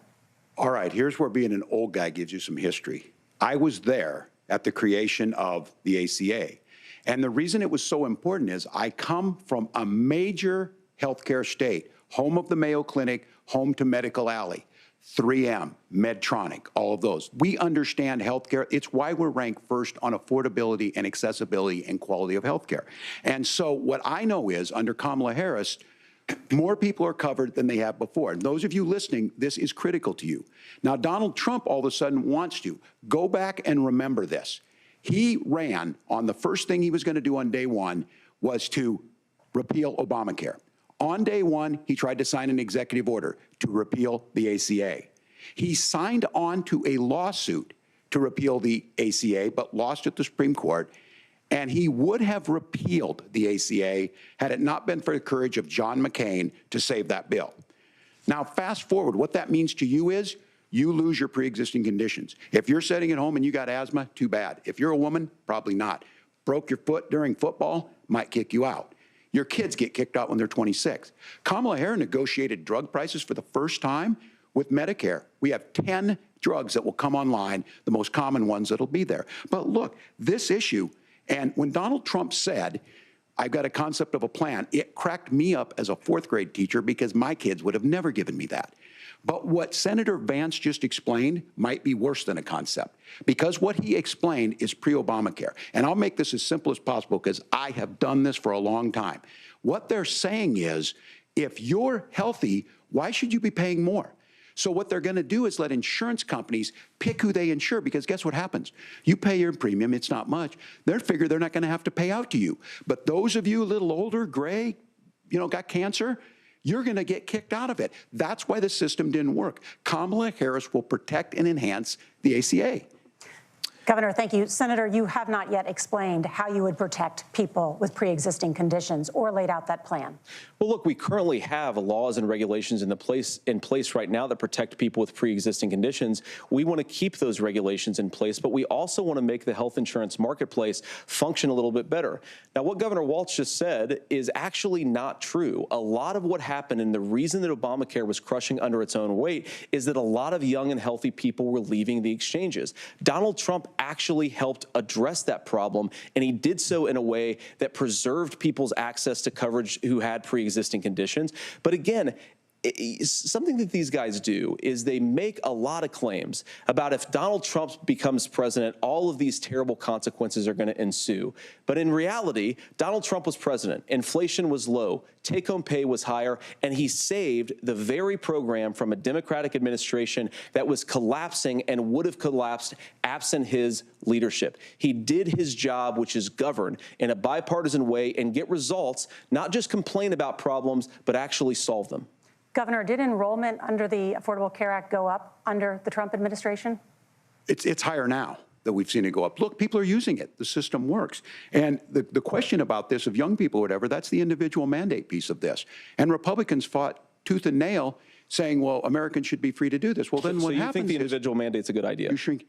I think the idea of making sure the risk pool is broad enough to cover everyone, that's the only way insurance works. When it doesn't, it collapses. You are asking pre-ACA where we get people out. Look, people know that they need to be on health care. People expect it to be there. And when we are able to make it, and we are making it this way, when we incentivize people to be in the market, when we help people who might not be able to afford it get there, and we make sure then when you get sick and old, it's there for you. Because I heard people say, well, I don't want to buy into Medicare or whatever. Good luck buying health care once you get past 70. So look, the ACA works. We can continue to do better. Kamala Harris did that. The way she made everything better was negotiating those 10 drugs on Medicare for the first time in American history. Thank you. Margaret? Can I address that? I apologize. We're out of time. We have a number of subjects to discuss. Margaret? Let's talk about families in America. There is a child care crisis in this country, and the United States is one of the very few developed countries in the world without a national paid leave program for new parents. Governor Walz, you've said that if Democrats win both the White House and Congress, this is a day one priority for you. How long should employers be required to pay workers while they are home taking care of their newborns? You have 2 minutes. Yeah, well, that's negotiable, and that's what Congress worked. But here's what the deal is. Americans sitting out there right now, you may work for a big company. Look, we're home in Minnesota to some of the largest Fortune 500 companies. Kamala Harris knows that in California. Those companies provide paid family and medical leave. One is, I think they're moral and they think it's a good thing, but it also keeps their employees healthy. We in Minnesota passed a paid family and medical leave. You have a child, and I had to go back to work 5 days after my kids were born. This allows you to stay home a certain amount of time. What we know is that gets the child off to a better start, the family works better, we stay in their employers, we get more consistency in that. So Kamala Harris has made it a priority. We implemented it in Minnesota and we see growth. That's how you become a pro-business state. But the negotiations on it, and here's the issue, those big companies are able to offer it. Those of you out there who don't have it, just imagine what happens if you get cancer or your child gets sick. We know what happens. You end up staying home. In some places, that means no paycheck because you've got no protection on that. This is the case of an economy that Donald Trump has set for the wealthiest amongst us. He's willing to give those tax breaks to the wealthiest. He's willing to say, bust those unions up, do whatever. What we're saying is the economy works best when it works for all of us. And so a paid family medical leave program, and I will tell you, go to the families or go to the businesses and ask them. As far as childcare on this, you have to take it at both the supply and the demand side. You can't expect the most important people in our lives to take either our children or our parents to get paid the least amount of money. And we have to make it easier for folks to be able to get into that business and then to make sure that folks are able to pay for that. We were able to do it in Minnesota, and I'm still telling you this. We were listed as the best state. We're still in crisis on this. A federal program of paid family and medical leave and help with this will enhance our workforce, enhance our families, and make it easier to have the children that you want. Governor, your time is up. Senator, do you support a national paid leave program? And if so, for how long should employers be mandated to pay their employees while they are home taking care of their newborn? You have 2 minutes. Yeah, well, first of all, Margaret, a number of my Republican colleagues and some Democrats, too, have worked on this issue. And I think there is a bipartisan solution here because a lot of us care about this issue. I mean, look, I speak from this very personally because I'm married to a beautiful woman who is an incredible mother to our 3 beautiful kids, but is also a very, very brilliant corporate litigator. And I'm so proud of her. But being a working mom, even for somebody with all of the advantages of my wife, is extraordinarily difficult. And it's not just difficult from a policy perspective. She actually had access to paid family leave because she worked for a bigger company. But the cultural pressure on young families and especially young women, I think makes it really hard for people to choose the family model they want. A lot of young women would like to go back to work immediately. Some would like to spend a little time home with the kids. Some would like to spend longer at home with the kids. We should have a family care model that makes choice possible. And I think this is a very important substantive difference between Donald Trump and Kamala Harris's approach. I mean, look, if you look at the federal programs that we have that support paid family leave right now, the Community Development Block Grant, and there's another block grant program that spends a lot of money from the federal government. These programs only go to one kind of child care model. Let's say you'd like your church maybe to help you out with child care. Maybe you live in a rural area or an urban area and you'd like to get together with families in your neighborhood to provide child care in the way that makes the most sense. You don't get access to any of these federal monies. We want to promote choice in how we deliver family care and how we promote child care because, look, it is unacceptable. And, you know, of course, Tim and I have been on the campaign trail a lot the past 7 or 8 weeks. And one of the biggest complaints I hear from young families is people who feel like they don't have options, like they're choosing between going to work or taking care for their kids. That is an incredible burden to put on American families. We're the only country that does it. I think we could do a heck of a lot better. Senator, thank you. You have also said, Senator Vance, many things about the American family. The Federal Reserve says parents will spend nearly as much on child care as they do on housing each month. So I want to get your thoughts on this. President Trump recently said, as much as child care is talked about as being expensive, it's relatively speaking not very expensive compared to the kinds of numbers we'll be taking in. Is President Trump committed to the $5,000 per child tax credit that you have described? You have 1 minute. Well, what President Trump said, Margaret, I just want to defend my running mate here a little bit, is that we're going to be taking in a lot of money by penalizing companies for shipping jobs overseas and penalizing countries who employ slave laborers and then ship their products back into our country and undercut the wages of American workers. It's the heart of the Donald Trump economic plan. Cut taxes for American workers and American families. Cut taxes for businesses that are hiring and building companies in the United States of America, but penalize companies and countries that are shipping jobs overseas. That's the heart of the economic proposal. And I think what President Trump is saying is that when we bring in this additional revenue with higher economic growth, we're going to be able to provide paid family leave, child care options that are viable and workable for a lot of American families. Can you clarify how that will solve the child care shortage? Well, because as Tim said, a lot of the child care shortage is we just don't have enough resources going into the multiple people who could be providing family care options. And we're going to have to, unfortunately, look, we're going to have to spend more money. We're going to have to induce more people to want to provide child care options for American families, because the reason it's so expensive right now is because you've got way too few people providing this very essential service. Thank you, Senator. Governor Walz, your ticket also has some child care tax credit proposals. Do you think Congress will agree to the $6,000 credit for newborns and $3,000 credit for children over the age of 6, as your campaign has promised? Is that realistic? Well, if these members of Congress are listening to anybody, I can tell you, and this is the biggest issue. Everybody listening tonight knows. I mean, I'm sure they were shocked to hear it's not that expensive. And let's be clear, whether it's $5,000 or $6,000, that pays you about 3 or 4 months. Let's be clear of where we're at on this. It's because we got out of an imbalance on this. We thought we were going to get by not paying people. I don't think Senator Vance and I are that far apart. I'm not opposed to what he's talking about on options. We've done scholarships types of things. I think we need to be open to making the case.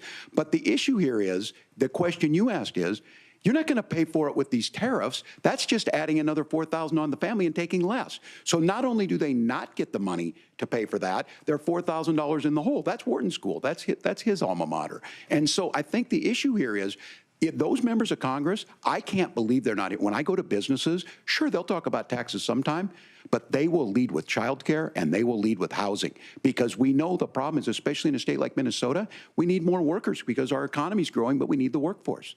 Governor, thank you. We need to move on. Nora? Let's talk about the state of democracy, the top issue for Americans after the economy and inflation. After the 2020 election, President Trump's campaign and others filed 62 lawsuits contesting the results. Judges, including those appointed by President Trump and other Republican presidents, looked at the evidence and said there was no widespread fraud. The governors of every state in the nation, Republicans and Democrats, certified the 2020 election results and sent a legal slate of electors to Congress for January 6th. Senator Vance, you have said you would not have certified the last presidential election and would have asked the states to submit alternative electors. That has been called unconstitutional and illegal. Would you again seek to challenge this year's election results, even if every governor certifies the results? I'll give you 2 minutes. Well, Nora, first of all, I think that we're focused on the future. We need to figure out how to solve the inflation crisis caused by Kamala Harris's policies, make housing affordable, make groceries affordable, and that's what we're focused on. But I want to answer your question because you did ask it. Look, what President Trump has said is that there were problems in 2020, and my own belief is that we should fight about those issues, debate those issues peacefully in the public square, and that's all I've said, and that's all that Donald Trump has said. Remember, he said that on January the 6th, the protesters ought to protest peacefully. And on January the 20th, what happened? Joe Biden became the president, Donald Trump left the White House, and now, of course, unfortunately, we have all of the negative policies that have come from the Harris-Biden administration. I believe that we actually do have a threat to democracy in this country, but unfortunately, it's not the threat to democracy that Kamala Harris and Tim Walz want to talk about. It is the threat of censorship. It's Americans casting aside lifelong friendships because of disagreements over politics. It's big technology companies silencing their fellow citizens. And it's Kamala Harris saying that rather than debate and persuade her fellow Americans, she'd like to censor people who engage in misinformation. I think that is a much bigger threat to democracy than anything that we've seen in this country in the last 4 years, in the last 40 years.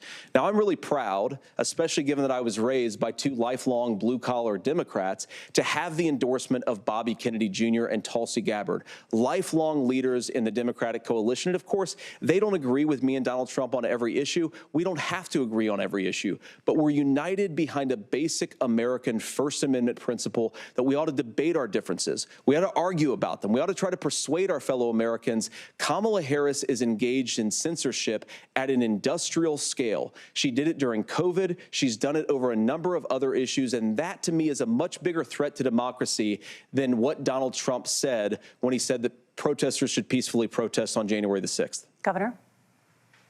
Well, I've enjoyed tonight's debate, and I think there was a lot of commonality here. And I'm sympathetic to misspeaking on things, and I think I might have with the senator. Me too, man. There's one though that this one is troubling to me, and I say that because I think we need to tell the story. Donald Trump refused to acknowledge this. And the fact is that I don't think we can be the frog in the pot and let the boiling water go up. He was very clear. I mean, he lost this election, and he said he didn't. 140 police officers were beaten at the Capitol that day, some with the American flag. Several later died. And it wasn't just in there. In Minnesota, a group gathered on the state Capitol grounds in St. Paul and said, we're marching to the governor's residence, and there may be casualties. The only person there was my son and his dog, who was rushed out crying by state police. That issue, and Mike Pence standing there as they were chanting, hang Mike Pence. Mike Pence made the right decision. So, Senator, it was adjudicated over and over and over. I worked with kids long enough to know, and I said as a football coach, sometimes you really want to win, but the democracy is bigger than winning an election. You shake hands, and then you try and do everything you can to help the other side win. That's what was at stake here. Now, the thing I'm most concerned about is the idea that imprisoning your political opponents, already laying the groundwork for people not accepting this. And a president's words matter. A president's words matter. People hear that. So I think this issue of settling our differences at the ballot box, shaking hands when we lose, being honest about it, but to deny what happened on January 6th, the first time in American history that a president or anyone tried to overturn a fair election and the peaceful transfer of power. And here we are 4 years later in the same boat. I will tell you this, that when this is over, we need to shake hands this election, and the winner needs to be the winner. This has got to stop. It's tearing our country apart. Margaret? Senator Vance, did you want to respond to that? Yeah, well, look, Tim, first of all, It's really rich for Democratic leaders to say that Donald Trump is a unique threat to democracy when he peacefully gave over power on January the 20th, as we have done for 250 years in this country. We are going to shake hands after this debate and after this election. And of course, I hope that we win, and I think we're going to win. But if Tim Walz is the next vice president, he'll have my prayers, he'll have my best wishes, and he'll have my help whenever he wants it.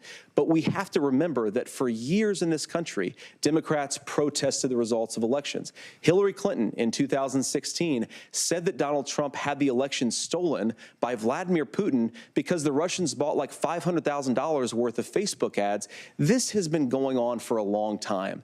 And if we want to say that we need to respect the results of the election, I'm on board. But if we want to say, as Tim Walz is saying, that this is just a problem that Republicans have had, I don't buy that.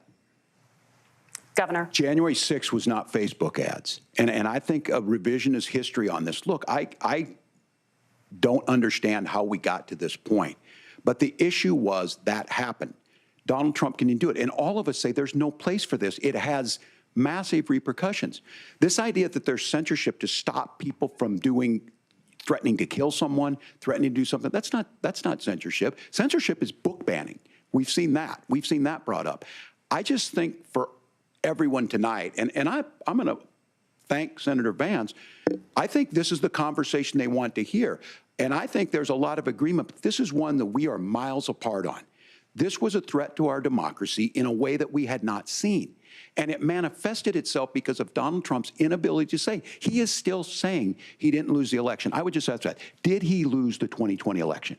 Tim, I'm focused on the future. Did Kamala Harris censor Americans from speaking their mind in the wake of the 2020 COVID situation? That is a damning non-answer. It's a damning non-answer for you to not talk about censorship. Obviously, Donald Trump and I think that there were problems in 2020. We've talked about it. I'm happy to talk about it further. But you guys attack us for not believing in democracy. The most sacred right under the United States democracy is the First Amendment. You yourself have said there's no First Amendment right to misinformation. Kamala Harris wants to use the power of government and big tech to silence people from speaking their minds. That is a threat to democracy that will long outlive this present political moment. I would like Democrats and Republicans to both reject censorship. Let's persuade one another. Let's argue about ideas, and then let's come together afterwards. You can't yell fire in a crowded theater.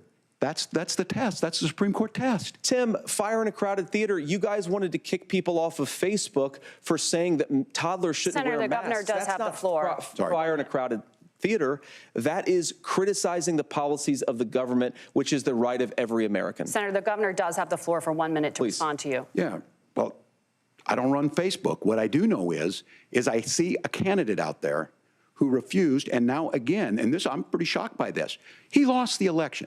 This is not a debate. It's not anything anywhere other than in Donald Trump's world. Because look, when Mike Pence made that decision to certify that election, that's why Mike Pence isn't on this stage. What I'm concerned about is, where is the firewall with Donald Trump? Where is the firewall if he knows he could do anything, including taking an election, and his vice president's not going to stand to it? That's what we're asking you, America. Will you stand up? Will you keep your oath of office, even if the president doesn't? And I think Kamala Harris would agree. She wouldn't have picked me if she didn't think I would do that, because of course that's what we would do. So America, I think you've got a really clear choice on this election of who's going to honor that democracy and who's going to honor Donald Trump. Governor, your time is up. Thank you, gentlemen. We will be right back with both of our candidates. The CBS News vice presidential debate continues.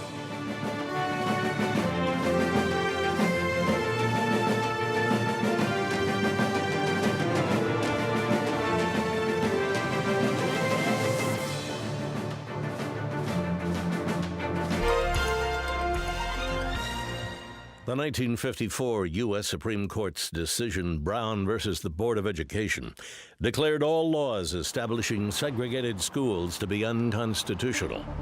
As with the majority of southern cities, Little Rock, Arkansas's Board of Education agreed to comply with the court's ruling. However, Arkansas's Governor Orville Faubus had other ideas. Units of the National Guard have been and are now being mobilized with the mission to maintain or restore the peace and good order of this community. President Eisenhower was so disturbed by the governor's decision to completely ignore federal law, he cut short his vacation and returned to the White House to address the nation. The president's responsibility is inescapable. In accordance with that responsibility, I have today issued an executive order directing the use of troops under federal authority to aid in the execution of federal law at Little Rock, Arkansas. At the center of the controversy were 9 black students selected by the Little Rock School Board to attend the then all-white Central High School. One of the students, Elizabeth Eckford, arrived at the school separately and found herself confronting an angry crowd of students and bystanders. Suddenly, out of that crowd, as seen here, an older white woman came to her rescue and guided her safely to a bus. Even after the 9 students were admitted to Central High, the year that followed found them being subjected to taunts and abuses, both verbal and physical, by student and parent alike. Well, I think like if a Spanish or a Chinese person came here, it wouldn't be hard to get along with them. It's just that the Negroes are what you might say more different to us than a Spanish person might be. However, with the admittance of those brave students on the 25th day of September, 1957, the precedent had been set.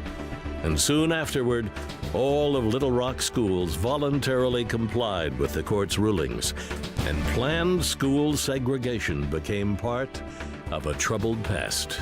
I'm Bill Curtis, and this is an American Moment.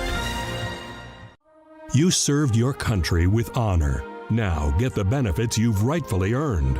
Paul R. Lawrence has written the book every veteran should own, Veterans Benefits for You.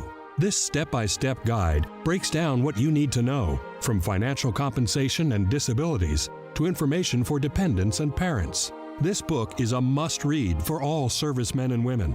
Get your free copy today with our special offer. Call the number on your screen or go online to order. I was exhausted all the time, and I just didn't feel like myself. And then came the weight gain. I found out I was like millions of Americans whose thyroid gland wasn't functioning like it was supposed to. And that's why I started taking Actilin, a premium nutritional supplement. Actilin was created by renowned physician Dr. David Brownstein, formulated with 17 powerful ingredients to specifically support your thyroid function, adrenal health, and metabolism. And now, you can get a free bottle of Actilin with our special offer. Just pay a small shipping and handling charge. Plus, receive Dr. Brownstein's free special report, A Doctor's Guide to a Healthy Thyroid. If you're experiencing loss of energy, cold hands and feet, dry skin, weight gain, or joint pain, Actilin may be right for you. Don't wait. Act now. Get your free trial bottle of Actilin, valued at $39.95.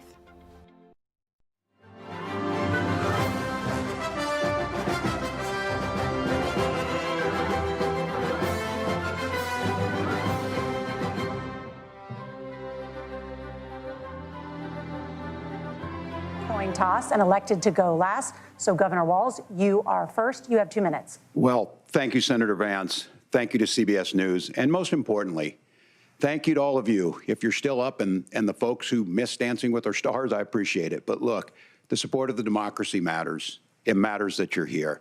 And I'm as surprised as anybody of this coalition that Kamala Harris has built, from Bernie Sanders to Dick Cheney to Taylor Swift, and a whole bunch of folks in between there. And they don't all agree on everything, but they are truly optimistic people. They believe in a positive future of this country and one where our politics can be better than it is.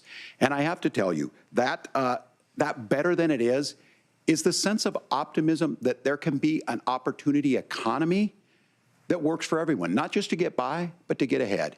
And the idea that freedom really means something. Not the freedom of government to be in your bedroom or exam room, but the freedom for you to make choices about yourself. Now, look, we all know who Donald Trump is. He's told us, and as Maya Angelou said, believe him when he told you that. His first inaugural address talked about American carnage, and then he spent 4 years trying to maybe do that. Senator Vance tonight made it clear he will stand with Donald Trump's agenda. He will continue to push down that road. Excuse me. Kamala Harris gives us a different option. Now, I'll have to tell you, I'm going to be careful about the quotes, but there's one that Senator Vance said that does resonate with me. He said, Donald Trump makes the people I care about afraid. A lot of America feels that way. We don't need to be afraid. Franklin Roosevelt was right. All we have to fear is fear itself. Kamala Harris is bringing us a new way forward. She's bringing us a politics of joy. She's bringing real solutions for the middle class, and she's centering you at the heart of that. All the while asking everyone, join this movement, make your voices heard. Let's look for a new day where everybody gets that opportunity and everybody gets a chance to thrive. I humbly ask for your vote on November 5th for Kamala Harris. Governor Walz, thank you. Senator Vance, your closing statement. Well, I want to thank Governor Walz, you folks at CBS, and of course the American people for tuning in this evening. And one of the issues we didn't talk about was energy. And I remember when I was being raised by my grandmother, when she didn't have enough money to turn on the heat some nights because Ohio gets pretty cold at night and because money was often very tight. And I believe, as a person who wants to be your next vice president, that we are a rich and prosperous enough country where every American, whether they're rich or poor, ought to be able to turn on their heat in the middle of a cold winter night. That's gotten more difficult thanks to Kamala Harris's energy policies. I believe that whether you're rich or poor, you ought to be able to afford a nice meal for your family. That's gotten harder because of Kamala Harris's policies. I believe that whether you're rich or poor, you ought to be able to afford to buy a house. You ought to be able to live in safe neighborhoods. You ought to not have your communities flooded with fentanyl. And that, too, has gotten harder with because of Kamala Harris's policies. Now, I've been in politics long enough to do what Kamala Harris does when she stands before the American people and says that on day one, she's going to work on all these challenges I just listed. She's been the vice president for 3.5 years. Day one was 1,400 days ago, and her policies have made these problems worse. Now, I believe that we have the most beautiful country in the world. I meet people on the campaign trail who can't afford food, but have the grace and generosity to ask me how I'm doing and to tell me they're praying for my family. What that has taught me is that we have the greatest country, the most beautiful country, the most incredible people anywhere in the world. But they're not going to be able to achieve their full dreams with the broken leadership that we have in Washington. They're not going to be able to live their American dream if we do the same thing that we've been doing for the last 3.5 years. We need change. We need a new direction. We need a president who has already done this once before and did it well. Please vote for Donald Trump. And whether you vote for me or vote for Tim Walz, I just want to say I'm so proud to be doing this, and I'm rooting for you. God bless you, and good night. Senator Vance, thank you. And thank you both for participating in the only vice presidential debate of this election cycle. I'm Margaret Brennan. And I'm Nora O'Donnell. And a reminder, there are just 35 days until Election Day. Please get out and vote. And for all of us here at CBS News, thank you and good night.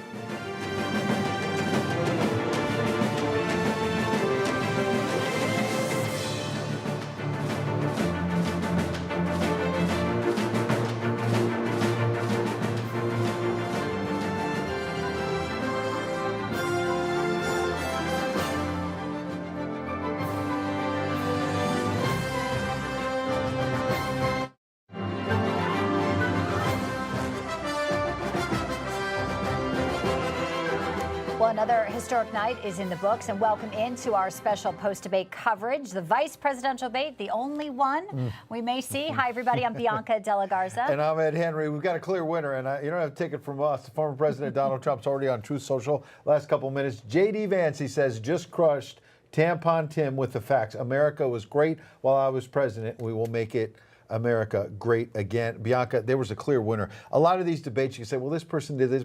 From nearly the first answer, J.D. Vance just dominated. Clear winner, and also some real clear stumbles by Walz, whether it be the Tiananmen Square question that he seemed to dodge that will not likely go away for him. He had no answers, and he was fumbling around. Speaking about being friends with school shooters, which is getting a lot of play on air and social media, to Amber Thurman, again, a mischaracterization. On the abortion issue, and I would say, early on, when they were talking about the breaking news of what's happening in the Mideast as we speak in terms of this conflict expanding, Iran launching all these missiles against Israel, thankfully there were very few, if any, fatalities, but it's escalating.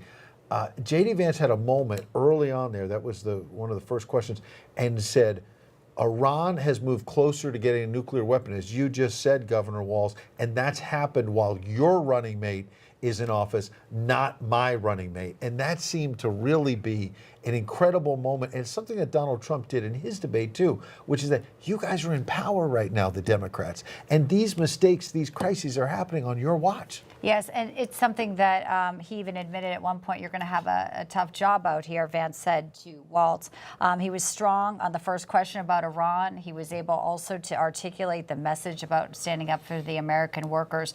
Real strength, as you mentioned, coming from J.D. Vance. Walz obviously not performing the way many had hoped. We're looking at the spin room here. There's I don't know, Jason Miller. Jason Miller, if we have the audio there, if we should be potting in there. Can we hear anything there, guys? Let's try to listen real quick. Oh, no audio. We're getting pictures right now. We'll try to get some audio. The bottom line is that J.D. Vance is happy, Donald Trump is happy, and I'll tell you a couple other people who I know must be happy tonight. The ABC News moderators, they are no longer going to be seen, Bianca, as the worst debate moderators ever. These folks at CBS News were just fighting with J.D. Vance, quote-unquote fact-checking him. Then when he pointed out the facts, they cut off his mics, and it was 3-on-1 again, and the American people see this. And it was a wrong fact check. Actually, they were fact checking on the border, something right? that wasn't accurate. Apparently, we have audio. Can we hear Jason Miller real quick, back and then we'll there. bring in our guest? His upbringing in Appalachia, how he was raised largely by his grandmother. With J.D. Vance, as we saw in his closing, knows what it's like to go to bed, and he's become a community. J.D. Vance relates to people who are suffering right now because of the decisions of Kamala Harris. Keep in mind, Kamala Harris decided to vote for Bush in this massive inflation race. Yes. All right. There'll be a lot of spin happening. In that room that night. But you got to admit, they're going to feel really confident with JD's. What you could make out, pardon me, was that he was saying J.D. Vance dominated, as we said at the top. So let's bring in some live guests now. Joining us, former special assistant to former President Trump, Mark Lauder, and Kate Monroe as well, former U.S. Marine and author of The Race to Save America. Welcome to you both. Ladies first, Kate, your top line thoughts about this debate. Someone, it's another thing to fake check them. They are fake checking the right. They fake check Trump. They fake check J.D. Vance tonight. And I think it's just more so the American public, certainly those in the middle are going, does it really need to be 3-on-1? Are you losing that bad that you need that many fingers on tipping the scale? So my opinion is that J.D. Vance absolutely crushed it. If the American public was paying attention today to the other news, where Iran fired 100 to 200 ballistic missiles at Israel, you got to be thinking, well, we were a little bit safer under Trump. So all this other stuff you talked about is sort of a moot point when you consider we're in the middle of about to be at World War III. So I think J.D. Vance really succeeded here tonight. Let's play a little bit, in fact, about what Walz said about Israel being the target of Iran. And Mark, we'll get your reaction after this.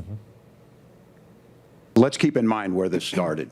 October 7th, Hamas terrorists massacred over 1,400 Israelis and took prisoners. Israel's ability to be able to defend itself is absolutely fundamental. Getting its hostages back, fundamental, and ending the humanitarian crisis in Gaza. But the expansion of Israel and its proxies is an absolute fundamental necessity for the United States to have the steady leadership there. You saw it experienced today, where along with our Israeli partners and our coalition, able to stop the incoming attack. All right, so you heard it. He obviously meant Iran and its proxies. Maybe it was nerves. And JD came right back and talked about how $100 billion unfrozen under Harris. Really strong response. But Mark, to you, this is also Walz, who was asked about hostages at a fair recently and just completely skirted the media. So, you know, if you can't answer it at a fair, sure, you've had weeks of coaching. That's the best he can do. Your reaction? No, I think he came right out of the gate very weak, very unsteady. I mean, he tried to blame Donald Trump for creating what is currently going on in the Middle East. It was a very weak answer. And because it was the very first question, it probably had the highest viewership. And so literally, if you just tuned in to want to get a taste and a sample of it, it was bad. And then it got worse. I mean, he called himself a knucklehead at times. As you mentioned, Bianca, I've become friends with school shooters. I mean, that's abhorrent. And it just kept going downhill from there for Tim Walz. Yeah, we'll play some of those. And he meant to say that he had sat with Sandy Hook families, and so he became friends with victims of school shootings, obviously. But it was ridiculous. And he also was stuttering and stammering and halting and seemed to be sweating and out of sorts. I think we have a clip here. Can we play this one where J.D. Vance responded to Tim Walz blaming Donald Trump for what's going on in the Mideast? Play that clip, please. We have to remember that as much as Governor Walz just accused Donald Trump of being an agent of chaos, Donald Trump actually delivered stability in the world, and he did it by establishing effective deterrence.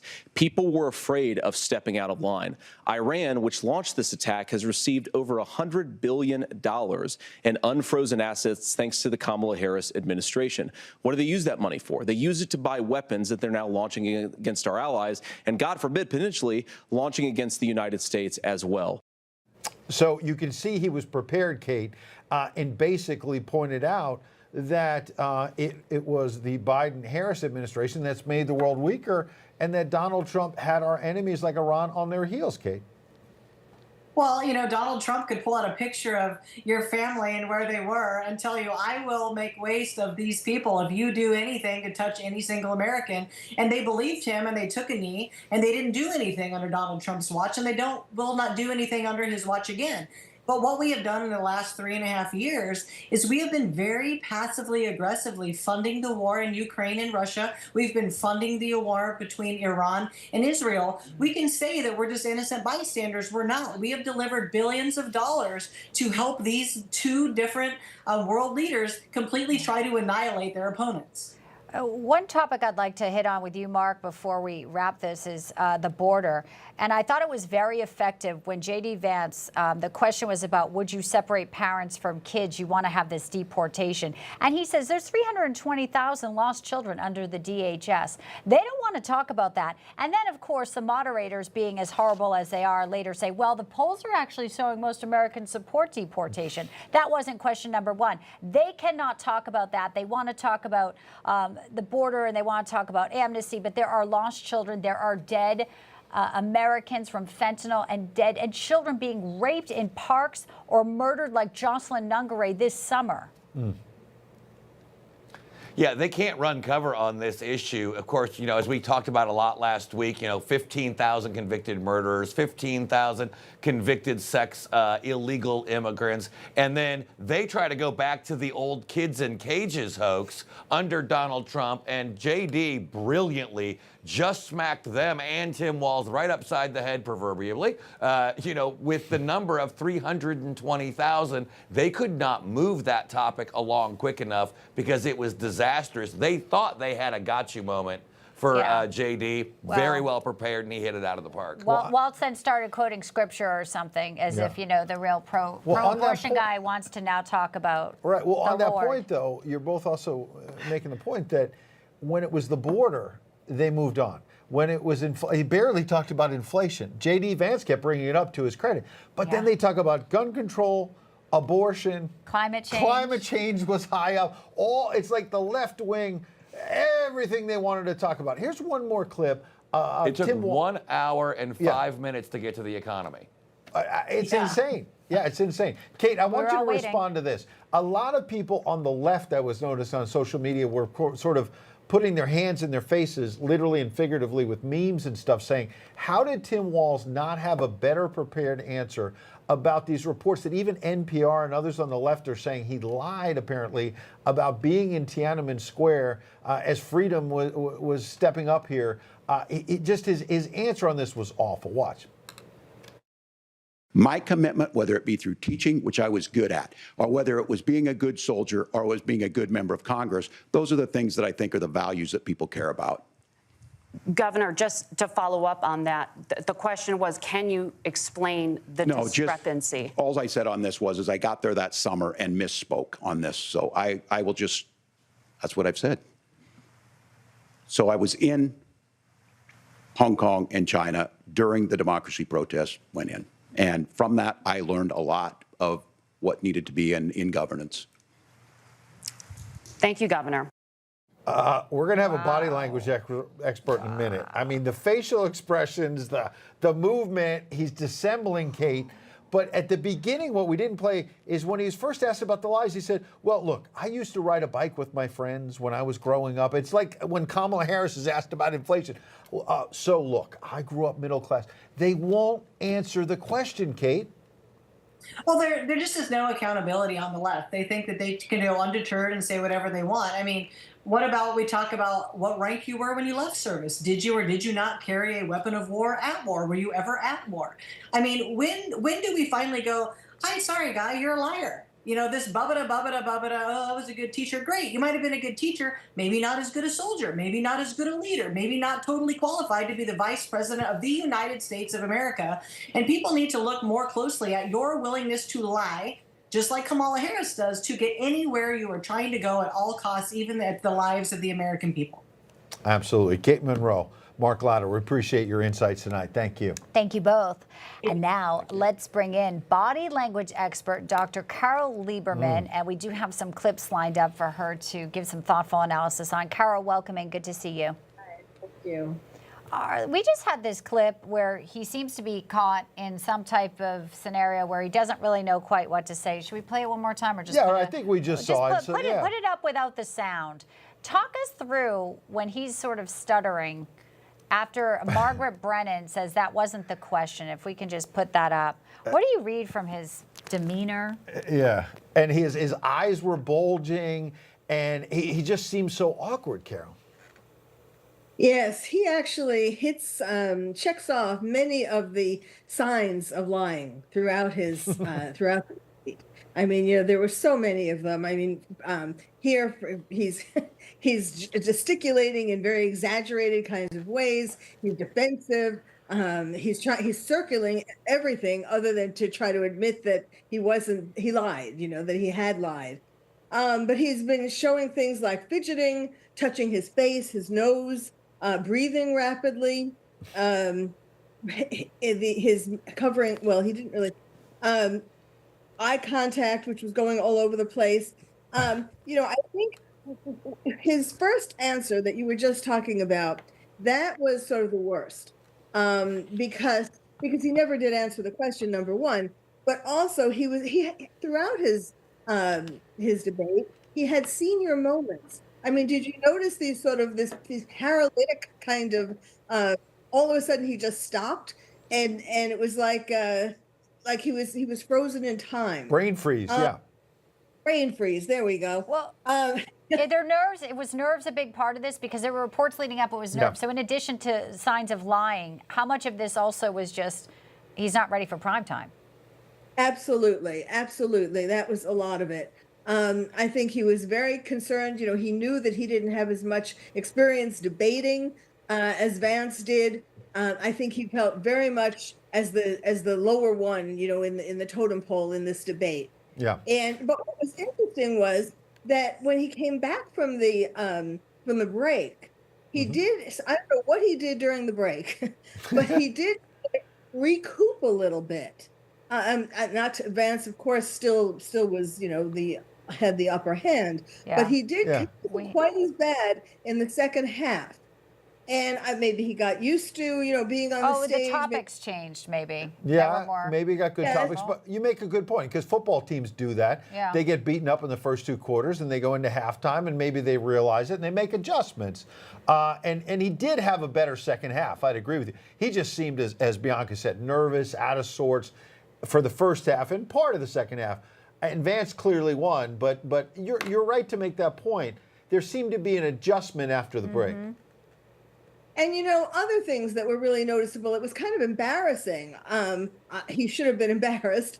You know, during the time when Vance was speaking, he had this way of like looking up at him, like in a kind of intimidated way. Do you know what I'm talking about? Yeah. Like frightened, like what's this guy going to say next? Yeah, a lot of people, pardon me, on social media were saying that you're right, that a lot of times when Vance was answering, that if you caught that, and it seems like you did, Walz was like staring up to Vance and nodding like he was, you know, superior to Walz, and he was agreeing. right? And it was almost like the student. He was like the student, and yes. Let's talk. It was. Go ahead. I'm sorry. Yeah, let me just jump in on Vance, because we've been talking a lot, and I think you've really nailed it. Sure. But J.D. Vance I saw some criticism on social media that on some of the answers, he talked about himself instead of answering the direct question. But I would give him high marks for in that first answer. He said, well, first of all, I just want to introduce myself to the American people. Here's the soundbite, and we'll give you a chance. Watch. I was raised in a working class family. My mother required food assistance for periods of her life. My grandmother required Social Security help to raise me, and she raised me in part because my own mother struggled with addiction for a big chunk of my early life. I went to college on the GI Bill after I enlisted in the Marine Corps and served in Iraq. And so I stand here asking to be your vice president with extraordinary gratitude for this country, for the American dream that made it possible for me to live my dreams. And most importantly, I know that a lot of you are worried about the chaos in the world and the feeling that the American dream is unattainable. I want to try to convince you tonight over the next 90 minutes that if we get better leadership in the White House, if we get Donald Trump back in the White House, the American dream is going to be attainable once again. It seemed to me that he not only introduced himself, Carol, but he wove in his running mate. And I want to get Donald Trump back in office. And more importantly, it's not about me. It's not about Donald Trump. It's about you. It's about, I found the American dream with my mom, who was a drug addict. I relate to you, and I want you to attain the American dream. I'm not just cheerleading for, I'm just saying he did what politicians want to do, which is connect with the audience, no? Yes, no, I thought that was brilliant. It was actually taking a big risk because, the moderators could have said, no, you're not supposed to be talking about yourself. It's not supposed to be an introduction. You're supposed to be answering the question. So he took that big risk, and I think it paid off. The one thing, though, he did keep mentioning his wife a few too many times, and his children a few too many times. Okay, we get it. You have a wonderful wife and you have wonderful children. But he said that, he overdid that, I think, a bit. Mm-hmm. What else? I have one takeaway, and this is something, I've had the privy to sit down with J.D. Vance at a pretty intense situation at the border. Mm-hmm. And the way he spoke to me in person, Carol, is very similar to the way he was speaking to camera today. That is just for something. Not all politicians have that skill. No, right. I can just say that from my firsthand account. And would you feel that as watching him as a body language expert? You can't really fake some of this. Yes, all of his movements were very authentic. It went with what he was saying. It wasn't just unlike Walz, who was just kind of all over the place. One of the things I think people will get, maybe unconsciously or consciously, if you were just sitting and watching Vance, you would feel calm. If you were watching Walz with his hands and his expressions and angry expressions and all that, you'd feel like, oh my God, get away. Right. A very interesting insights. Carol Lieberman, Dr. Carol Lieberman, we appreciate you as a body language expert. Thank you.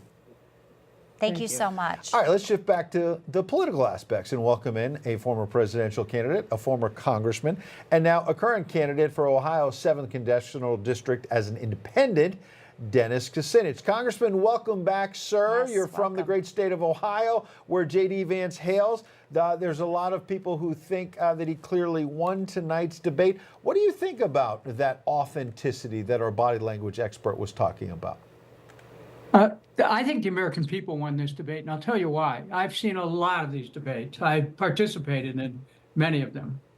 I thought this was exceedingly cordial and gentlemanly. Of course, there were the shots of the ribs that occasionally occurred back and forth.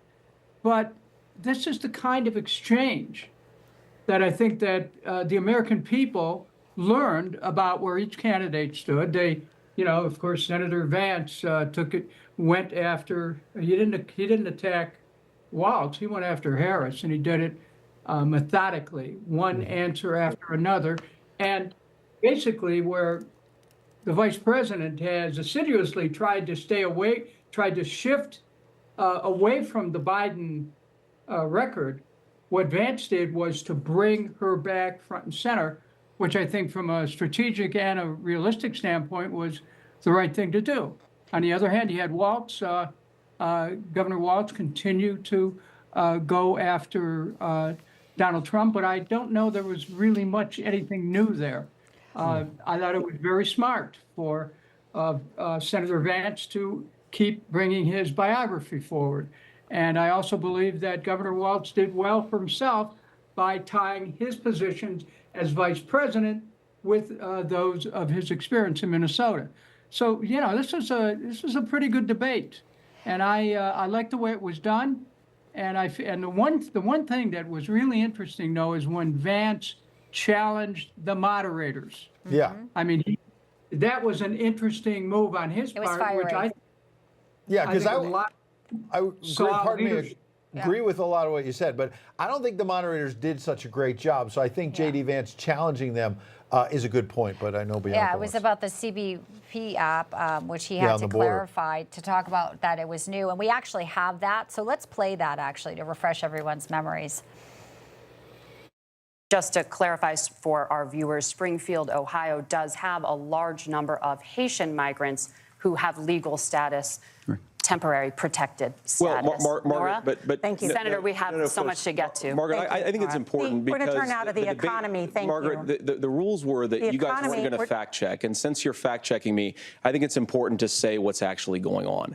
So there's an application called the CBP One app, where you can go on as an illegal migrant, apply for asylum or apply for parole, and be granted legal status at the wave of a Kamala Harris open border wand.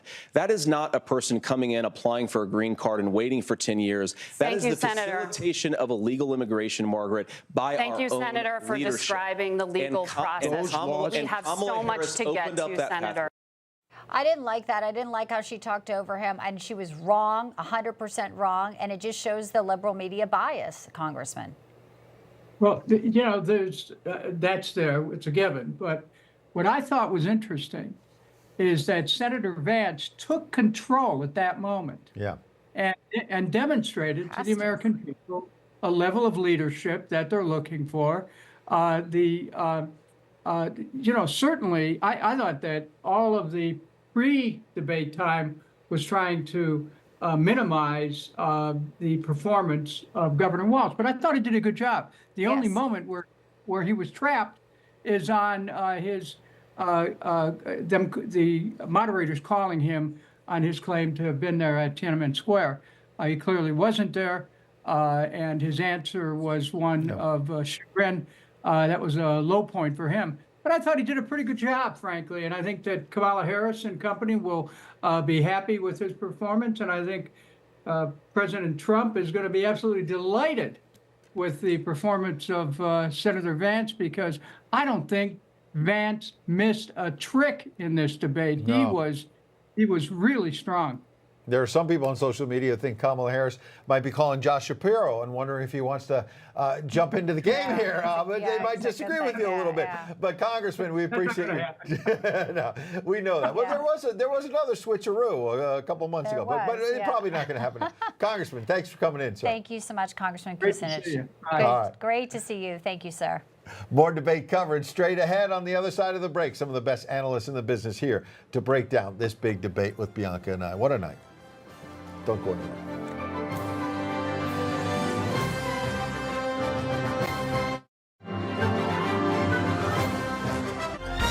At 9:47 a.m. on the 20th of February, 1962, Lieutenant Colonel John Glenn Jr. of New Concord, Ohio, found himself sitting on top of an Atlas 6 rocket filled with 600,000 pounds of fuel. At liftoff, 360,000 pounds of thrust hurled the massive rocket and its occupant into space and America's history books. John Glenn became the fourth human being to enter space and the first American to orbit the Earth. For his remarkable heroism, President Kennedy awarded Colonel Glenn NASA's Distinguished Service Medal. As our knowledge of this universe in which we live increases, may God grant us the wisdom and guidance to use it wisely. Thank you, Colonel. Glenn went on to become the United States Senator from Ohio, and in 1984 ran for the Democratic presidential nomination, but lost to Walter Mondale. It took 34 years to build, but on August 15, 1914, the Panama Canal was officially opened for business and was quickly crowned one of the 7 wonders of the modern world. President Theodore Roosevelt believed the completion of the canal was essential to American security and prosperity, so he negotiated with the French to purchase the canal's properties and dredging equipment. But when negotiations with Colombia over a canal treaty broke down, Roosevelt backed a local bloodless revolution that lasted only a few hours. And on November 3, 1903, the nation of Panama was born. With the opening of the Panama Canal, the Atlantic and Pacific Oceans were joined, reducing a ship's journey from New York to San Francisco by 9,000 miles. Roosevelt's vision made the canal a reality, and the feat helped make America a world power. You're watching An American Moment.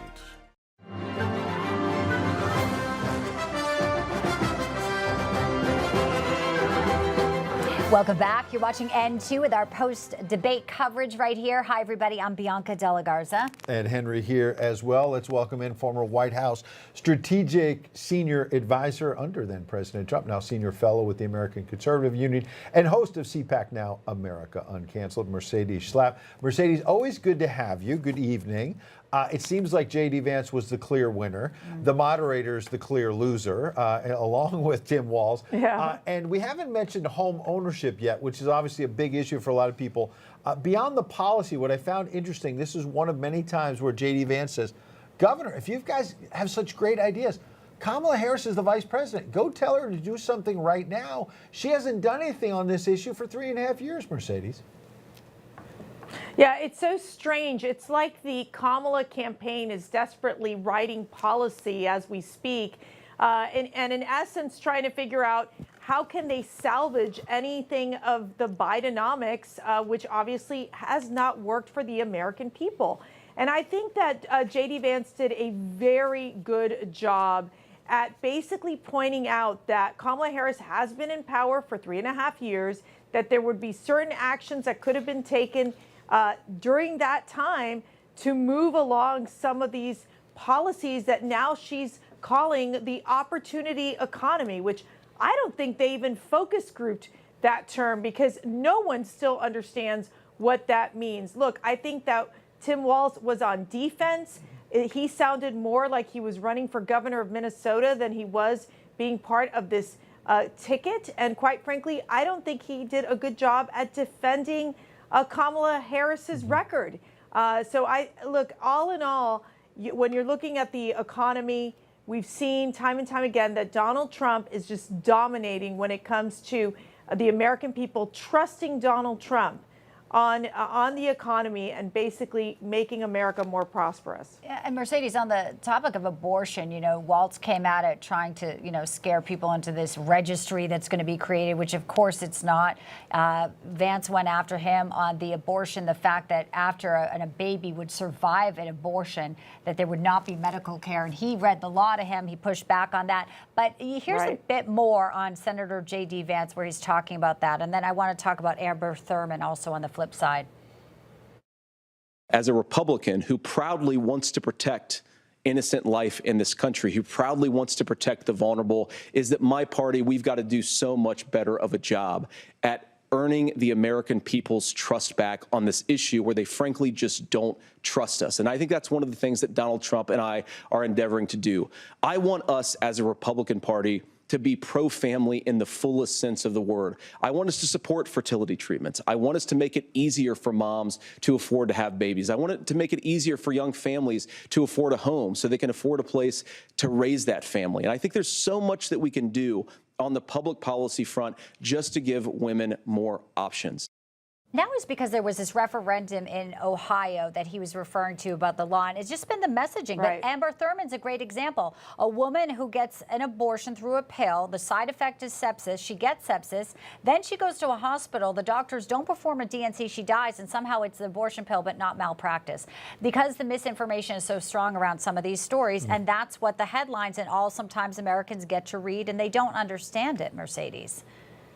Right. And let me tell you, that's something that Tim Walz did effectively. He was using these individual stories without telling necessarily the whole story behind what happened, the tragedies of some of these women. But the reality is I think J.D. Vance handled the abortion question well. Look, it is a divisive issue in our country. But when you look at the fact that Walz and Kamala Harris, they are radical on the issue of abortion. I mean, Walz did not answer the question if he supported abortion till the 9th month. He refused to answer that question. But we do know, as J.D. Vance pointed out, that in that Minnesota law that Tim Walz signed, that it would allow for babies to be born if they were to survive an abortion, that a doctor could pretty much kill the baby. And that is what you see as something that is just simply radical, that the leftists support. And so what do the left do? And what does Walz do? They try to do the fear-mongering on abortion. And so, look, at the end of the day, I think that J.D. Vance clarified the position on where Trump stands on this issue, which is leave it to the states. And number two, I think it's really important to talk about a holistic approach of helping young mothers, of helping mothers who are scared about having a baby, giving them the support they need to be able to decide on the side of life. There you go. Mercedes Schlapp breaking it down so well. We appreciate your time. Thank you. Great to see you, Mercy. Thank you. All right, let's bring in now pollster for JL Partners, James Johnson. James, welcome in. Thank you. We see Vance right there in the spin room as well. So who moved the needle tonight? And obviously the consensus pretty much is J.D. Vance is the winner. Ultimately, a lot of people, and I think even on Kamala's camp, they'll say, well, this really, you vote for the top of the ticket. Yeah. But as a pollster, what trends will you be looking for, especially in those battleground states, James? Well, I'm on the road in Nevada at the moment interviewing swing voters. It's why I'm dressed so poorly for your show, so forgive me. And one of the things that has come through very strongly in the interviews that I've been doing is a real desire for detail. And I think that voters got that tonight. I think they got a lot of policy from both candidates. And the other thing that they're looking for is a sense of honesty.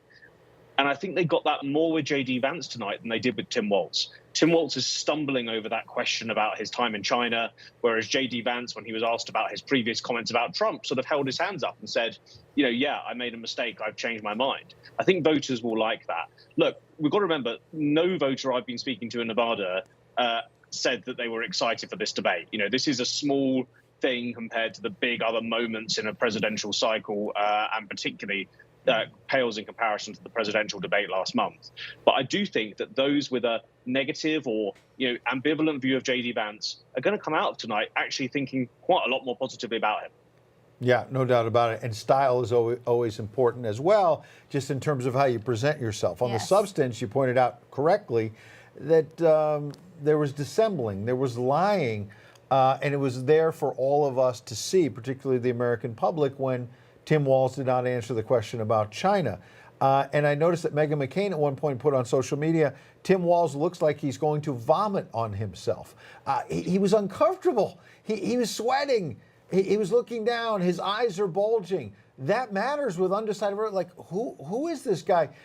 We had a previous guest talking about the chaos in this country right now, whether it's the slow response by the federal government, by the Biden-Harris administration on the hurricanes in the Southeast. It's the port strike now. And they don't seem to have answers in crises in the Mideast.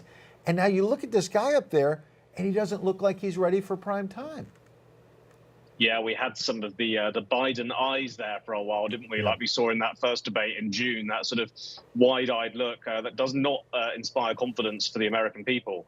I think that's absolutely right. And I think that spirit of people are now questioning where is the detail. When Harris and Walz first launched their campaign, amongst independent voters, amongst undecideds, there was positivity. They said, oh, okay, this is interesting, this is new, thought Biden was too old, let's see what she's got to say. That is now shifting, 6-7 weeks on, to a question of where's the detail, where's the policy? And that is the key thing that keeps coming up. We at JL Partners, we do a poll every week of people in swing states, asking them what's changed their mind over the last week. And the thing that came up really strongly this week was, where's Kamala Harris's policy detail? And I think that is going to be the thing that voters are looking for now with a month to go. And at the moment, they're coming up short with the goods. And James, real quickly, we had 3 stories, massive stories that are sort of converging. You had the hurricane, the lack of response from Biden and Kamala Harris. You have the port workers strike, which now cripples some of the goods getting to the people who have lost everything. And today we had Iran shooting ballistic missiles into Israel. The polls before had shown that maybe they preferred Donald Trump's policies on immigration, on the economy, but there was some sort of gender gap, or had to be a reason, a calculus for them to push, and maybe even Democrats are undecided to go Donald Trump's way. Does some of the calculation now, with the world being basically on fire now, shift it over to Donald Trump with the voters you're looking at today, in lieu of just maybe the past 24 hours of what we've seen, chaos abroad, economic turmoil here as well, and people who have lost everything and really don't know where to go next, and this White House is absent? I think that's right, and I think the big one there is the war in the Middle East. That is a real concern for people because they're worried. They're worried about what that means for the future. Every interview I've done in the last 3 days in Nevada with voters in the middle, every single one of them has said, "I'm worried about World War III," and for all of the things I might not like about him, tell you one thing about Donald Trump. There weren't any wars when he was in office. And that is a line I've heard in every single one, even from those not ultimately backing Trump. So I think if this foreign affairs issue continues to loom over the campaign, and look, in 6 days' time, we've got the anniversary of that terrible attack on October 7th last year in Israel, it's going to be at the front of the news. And I think the more that is, people ultimately, they might have concerns about Trump. They might worry about his temperament, his personality. But there's one thing that a lot of voters are agreed on, that America's enemies do fear him. Yeah, peace through strength. Great comments here. Really interesting, James Johnson, speaking to folks in Nevada. From Iran to North Korea. Yeah. They didn't want to mess with Donald Trump while he was in office, to your point, James. We appreciate your time tonight. Thank you. Thank you. All right, don't go anywhere. Our analysis is just beginning. I've got about just over another half hour or so. We're along for the ride. We'll take a quick break, and on the other side, we'll break it all down. Yeah. Take a look at the spin room. You're right.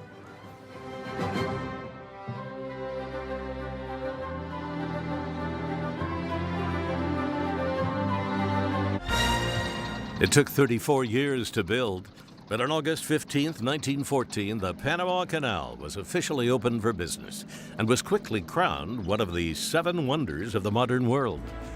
President Theodore Roosevelt believed the completion of the canal was essential to American security and prosperity, so he negotiated with the French to purchase the canal's properties and dredging equipment. But when negotiations with Colombia over a canal treaty broke down, Roosevelt backed a local bloodless revolution that lasted only a few hours. And on November 3rd, 1903, the nation of Panama was born. With the opening of the Panama Canal, the Atlantic and Pacific Oceans were joined, reducing a ship's journey from New York to San Francisco by 9,000 miles. Roosevelt's vision made the canal a reality, and the feat helped make America a world power. You're watching An American Moment. If you could help reduce the urge to go to the bathroom due to your aging prostate, if you could improve your energy levels because you're getting a better night's sleep, would you? Of course you would. And now you can, with the help of Prostate Revive, the premium dietary supplement for men whose lives, sleep, and energy levels are affected due to the concerns of an aging prostate. It was specially formulated for men by noted medical doctor, Dr. David Brownstein. Prostate Revive is really about healthy aging. It contains a plant sterol called beta-sitosterol, combined with 15 other important ingredients. Prostate Revive's exclusive formula helps promote normal prostate function, and that means you can reduce the urge to go and finally get a good night's sleep. Here's how you can try Prostate Revive risk-free. Simply call or visit our website now, and we'll send every new customer a risk-free 30-day trial of Prostate Revive. You discover the low shipping and handling. This is a $39.95 value, so don't delay. Call or go online today.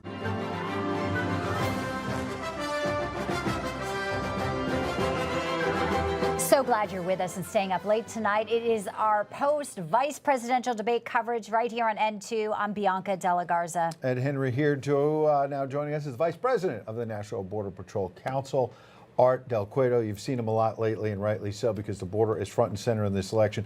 Art, welcome tonight. What did you see between these two candidates? Hello, how are you guys? Thank you guys for having me on.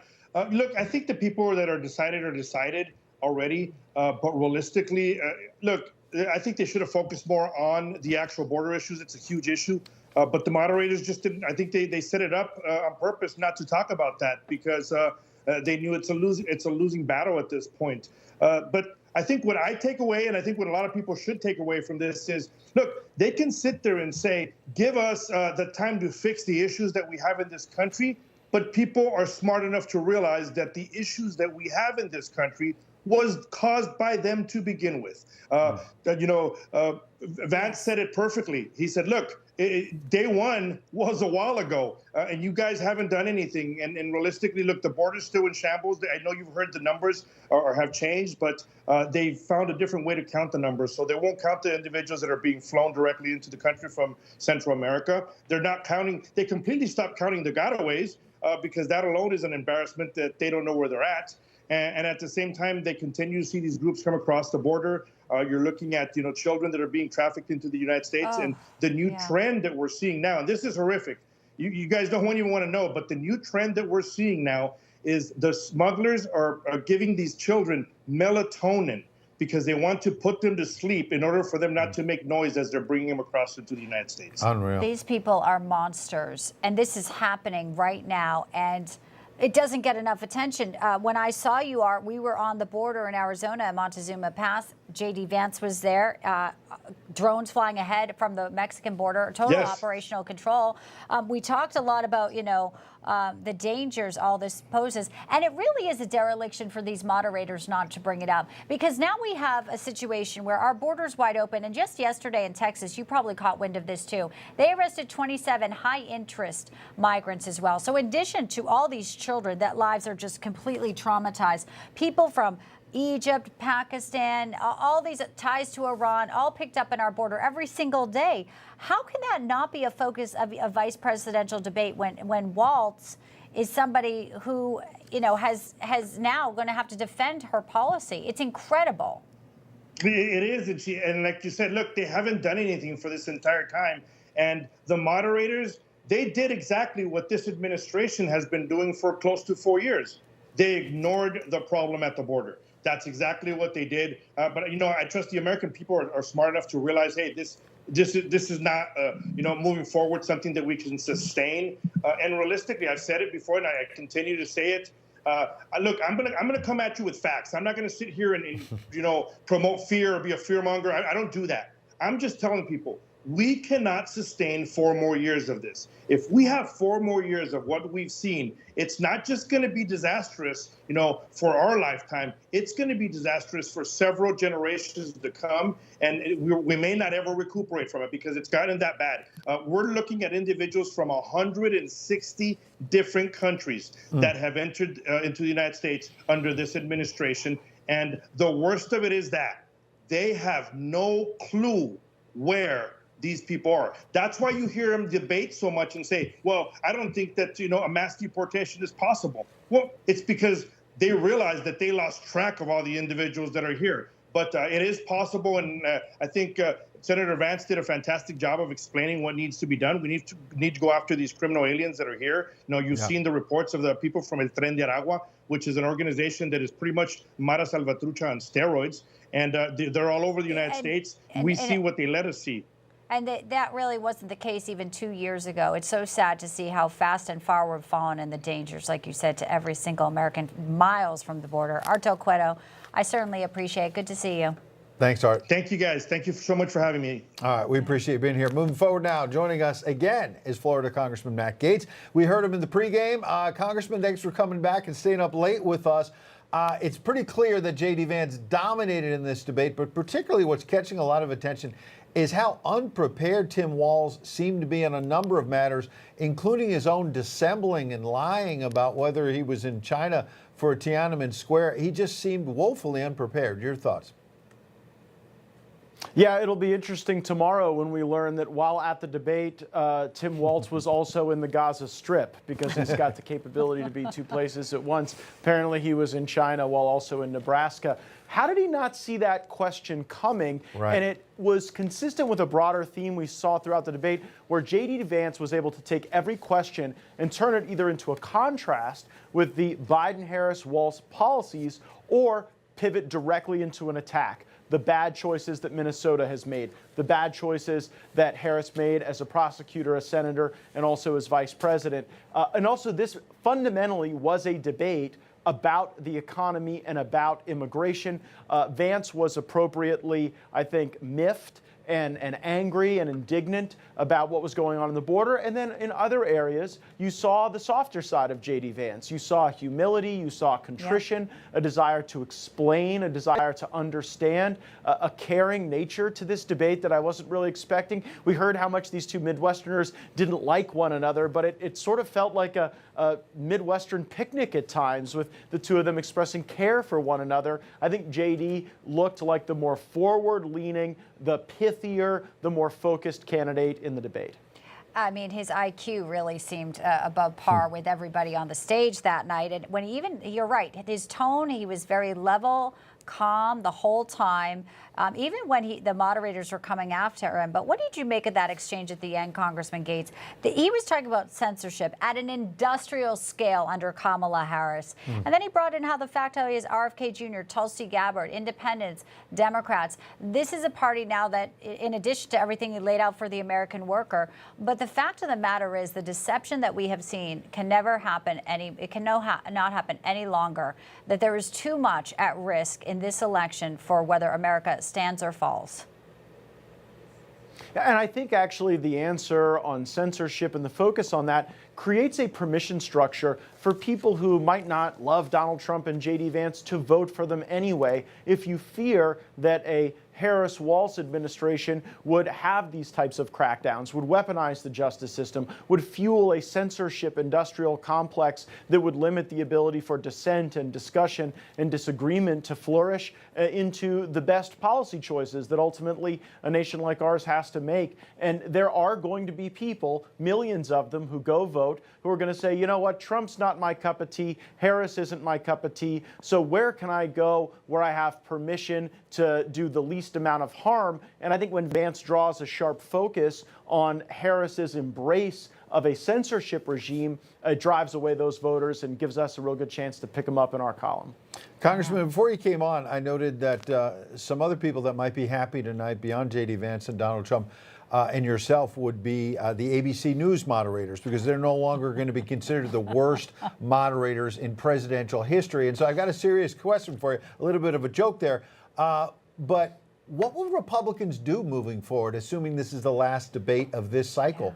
Why would any Republican presidential nominee want to go into ABC or CBS? It was 3-on-1 again.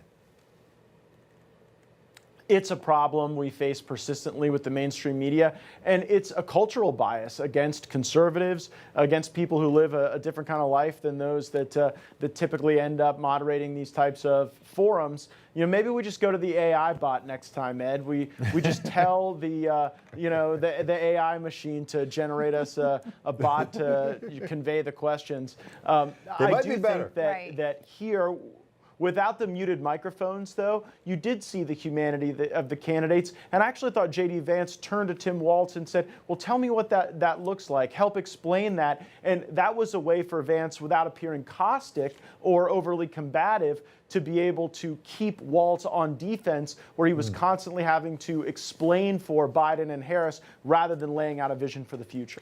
And also, just final thoughts, the topics were just, all right, fine, they start with the Middle East, but then they go into climate change. They don't get into the economy until like an hour in. They're very light on the border.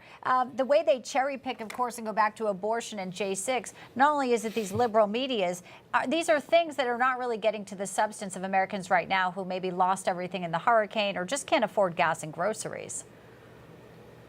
And there is such a temptation in a debate like this to follow the moderators down those rabbit holes. I thought J.D. Vance showed excellent discipline, getting back to issues like the price at the grocery store, like the cost of energy and take-home pay. You notice take-home pay was a phrase that Vance used repeatedly. That's something that Americans feel, rather than the more esoteric or academic discussions that don't really drive a voting decision the way the cost of groceries and take-home pay and ambitions and hopes for the futures will.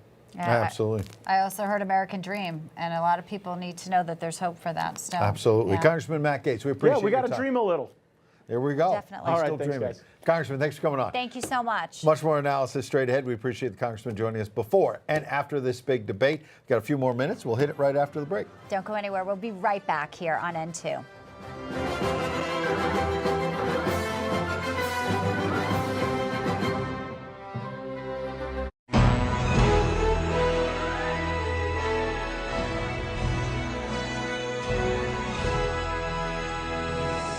John Joseph Pershing, the man destined to become America's General of the Armies, the highest-ranking officer in the United States military, was born on September 13, 1860, on a small farm outside Lockleed, Missouri. Pershing entered West Point, more for its educational benefits than its military opportunities. He was commissioned a second lieutenant. Lieutenant Pershing commanded one of the original Buffalo Soldier regiments, composed of African-American soldiers, earning him the nickname Black Jack Pershing. Pershing married Helen Frances Warren, the daughter of U.S. Senator Francis Warren, and had 4 children together.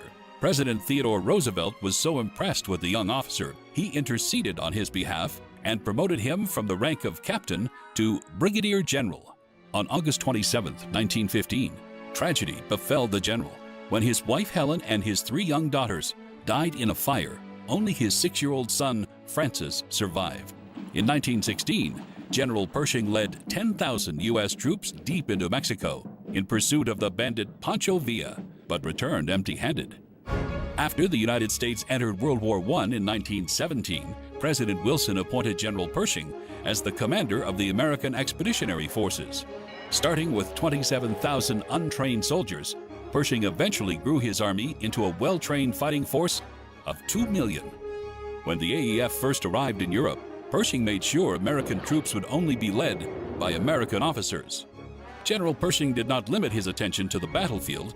He founded the military police, redesigned combat boots to counteract the devastating effects of trench warfare, and revitalized the Army Air Corps. American Expeditionary Forces, fighting alongside 24 French divisions, saw major action at the Second Battle of the Marne, which marked the turning point of the war. On July 15, 1948, General John Blackjack Pershing, the 5-star General of the Armies, died at Walter Reed Hospital of heart failure at age 87.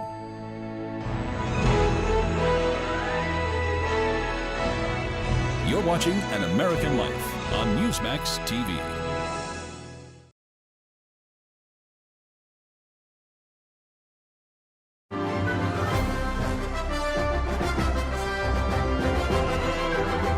Well, welcome in. Still a lot of post-debate analysis after the vice presidential matchup. Hi, everybody. I'm Bianca de la Garza. And I'm Ed Henry. Let's welcome in now our friend, the CPAC chairman, Matt Schlapp. I don't mean to be rude, but you're second in the Schlapp family. We've already heard from Mercedes. She had some sharp analysis, so it's your turn. We were quick with you before. No pressure. Yeah, because the clock was tight before the debate, so we'll give you a chance to stretch it out. What do you think? That's one of the best debate performances I've seen. The one thing I said earlier on Newsmax is that I think it was almost a little too sweet at times, a little too kind. I know people think that's a nice, refreshing change from the contact sport that politics has become. But beyond that, I think J.D. Vance stood up there on that stage as they're trying to rip our country apart with this coup and the destruction of our kids and our schools, our open border, a couple of wars on 2 different continents, and he went toe-to-toe on all their vicious lies about what we believe. And, it's 3-on-1. I mean, these 2 moderators, these 2 women, these fake journalists, I mean, it was really annoying. I mean, they were making people with my viewpoint say that I'm lying when I'm somewhat cynical about all this climate, quote-unquote, science that we hear about, that we're lying about the fact that there's been so many illegal crossings at the southern border, the constant fact-checking of Trump in his debate, now the constant fact-checking of J.D. Vance in this debate, no fact-checking of Kamala Harris, no fact-checking of Tim Walz. I mean, this is why Newsmax is doing so well, because national journalism is shooting itself in the head when it has these big moments to show the American people that they can shut up and let the 2 candidates duke it out instead of them joining the side of the socialist. Yeah, you're right. And J.D. was so eloquent and so high level.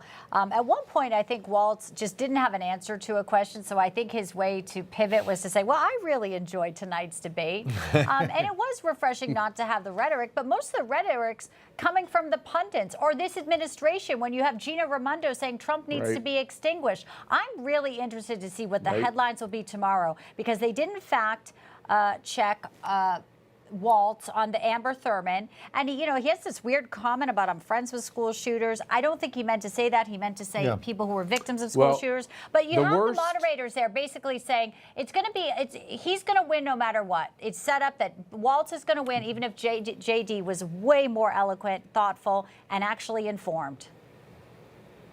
Yeah, and the worst fact check miss was Tim Walz signed a bill in the state of Minnesota that doesn't put one regulation on abortion, not one. You can have abortion in Minnesota for gender selection.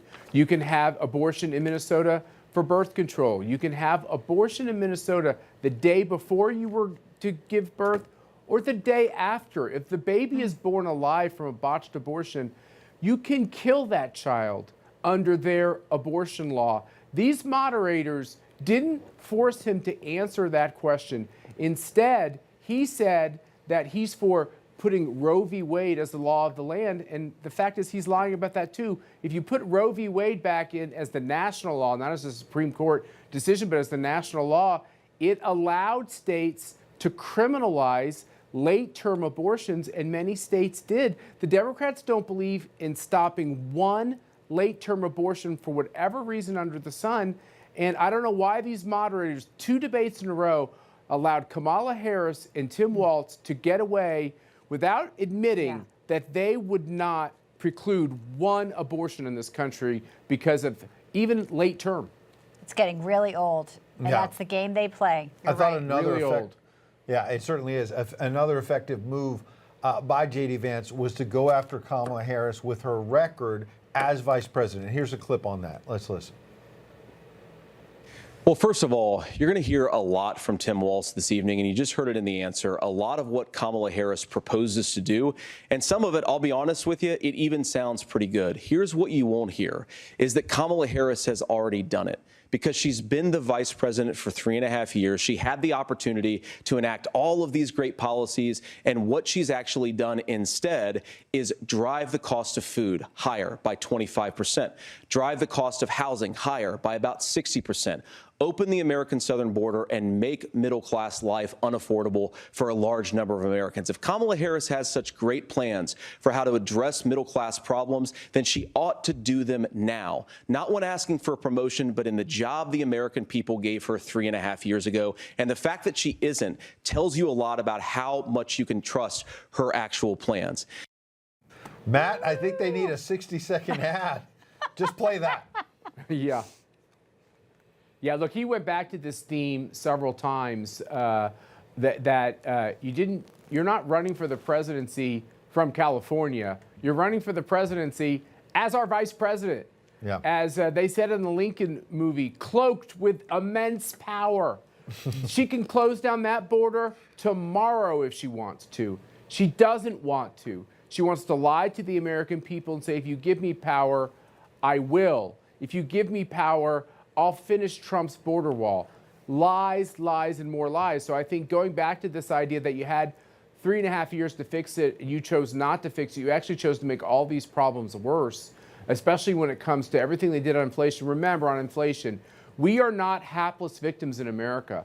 We have runaway inflation because Joe Biden and Kamala Harris and Nancy Pelosi and Chuck Schumer spent and super juiced the economy to the point where inflation became a thief in the night to the American people who are just trying to fill their tanks with gas and put food on the table and pay their rent. That's right. Well, you're going to quote the Lincoln movie. I'll quote Spider-Man, with great power comes great responsibility, right? And they haven't handled this responsibly. Matt Schlapp, we appreciate your time That's today. right. Thank you, Matt. Good to have like you in your today. There you go. Bye, Bianca. He's all high-minded. We got to talk about Spider-Man, too. The Lincoln movie was good. Yeah, it was good. You know, standing by for us right now, host of Dick Moore's Democracy right here on Newsmax, Dick Morris. Dick, it's great to have you in. Good to see you, Dick. You know, it seemed like he was debating as if he was running for governor, not ready for prime time on some of these issues. And also, I just thought about, as a strategist here, you know, if it was Josh Shapiro, how different this would have turned out. In a day where Iran sent missiles into Israel, maybe fortuitous that it wasn't Josh Shapiro, because Walz, your take on how he fared tonight coming up against JD in that clip we just showed, so powerful. In the debate, I think Vance won handily. But I want to put it in broader context. Harris really, I think, has lost this race over the last weekend. Starting on Wednesday and Thursday of last week, you could see all the swing state polling shifting. Arizona, Georgia, and then even a little bit of shift in Pennsylvania and Michigan and Wisconsin. I think that the blue wall that Harris loved began to crack. I think tonight probably exacerbated the crack. And it's like once we broke through and got on the beaches, there's nothing to stop us until we got to the Rhine River, conquering France. It's not hard. And I think that you're going to see this race become a landslide now. Harris has no, her ad says that she'd be better on immigration, which is a hopeless case. I think you're going to see Trump tearing every swing state, a number of states beside. I think you'll see a lot of Senate races flip. And I think the next 5 weeks are going to be delightful from the point of view. Really? And then on top of that, you're only in the garage. When there's a war going on, you need a Donald Trump. So I think that in every respect, this is a positive development. Well, and when you hear that Congresswoman in Michigan, when you talk about the blue wall, Slotkin, who's running for the U.S. Senate, caught on a Zoom call with her donors, she's down, I think, 6 in the latest polls to Republican Mike Rogers in that open Senate seat in battleground Michigan. And she said, look, guys, what do you want me to do? Kamala Harris is underwater, Dick, right now in Michigan. That would play into your theory right here. Yeah, I think so. Look, the Democrats chose a candidate who was notoriously and uniquely incapable of being an effective candidate. She doesn't know how to use issues to win. She only memorizes her penned speech over and over again. I don't mean to be a snob, but she flunked the bar before she eventually passed it. And you're dealing with someone who can't learn quickly, who can't pivot and can't maneuver. And I think that the thing Vance did in this debate, other than win it hands down, was he made Donald Trump more accessible to people because he explained Trump's policies in a more human way and less confrontation. And I think Vance was a marvelous spokesman for Trump tonight. He really was. Very, very, very, very well done by J.D. Vance, and maybe, as you said, swinging those battleground states. Dick Morris, we appreciate your time. There's a lot of people after the convention who were questioning why J.D. Vance was picked. He might have answered the critics tonight. Dick Morris, absolutely. Yeah, Dick Morris, thank you. Thanks, Dick.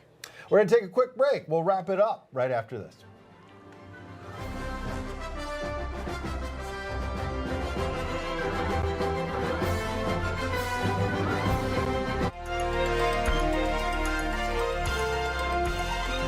Grenada, we were told, was a friendly island paradise for tourism. Well, it wasn't. It was a Soviet-Cuban colony being readied as a major military bastion to export terror and undermine democracy. We got there just in time. In October of 1983, the world focused its attention on a tiny Caribbean nation called Grenada. 4 years earlier, a coup replaced its democratically elected government with the Marxist-Leninist New Jewel movement, led by Maurice Bishop, who immediately suspended the country's constitution and imprisoned his opposition. Then, on October 19, 1983, turmoil within that revolutionary government resulted in the arrest and execution of Maurice Bishop and 3 of his cabinet. Immediately thereafter, the new regime turned to the Soviet Union and Cuba for help in establishing their rule over Grenada. Within days, Grenada's neighbors, the Organization of Eastern Caribbean States, appealed to the United States for help. I was awakened in the early morning hours and told that 6 members of the Organization of Eastern Caribbean States, joined by Jamaica and Barbados, had sent an urgent request that we join them in a military operation to restore order and democracy to Grenada. 6 days later, a combined military force of American, Jamaican, and regional security forces totaling 7,600 troops landed on the island by air and sea, engaging Cuban troops who were illegally occupying key installations.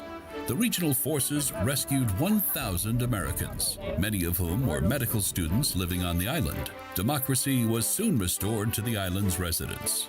Grenada became a symbol to the new Reagan administration as the first communist nation to turn back to freedom. To celebrate the restoration of its democracy, Grenada has designated October 25th, the date of the invasion, as their National Day of Thanksgiving. You're watching An American Moment on Newsmax TV. Hi folks, we're back. If you've been injured in an accident that's not your fault and you don't have an attorney, listen up. We have legal professionals standing by to answer your questions and tell you what your case is potentially worth. Pick up the phone, call now. If you could help reduce the urge to go to the bathroom due to your aging prostate, if you could improve your energy levels because you're getting a better night's sleep, would you? Of course you would. And now you can, with the help of Prostate Revive, the premium dietary supplement for men whose lives, sleep, and energy levels are affected due to the concerns of an aging prostate. It was specially formulated for men by noted medical doctor, Dr. David Brownstein. Prostate Revive is really about healthy aging. It contains a plant sterol called beta-sitosterol. Combined with 15 other important ingredients, Prostate Revive's exclusive formula helps promote normal prostate function. And that means you can reduce the urge to go and finally get a good night's sleep. Here's how you can try Prostate Revive risk-free. Simply call or visit our website now and we'll send every new customer a risk-free 30-day trial of Prostate Revive. You discovered the low shipping and handling. This is a $39.95 value, so don't delay. Call or go online today.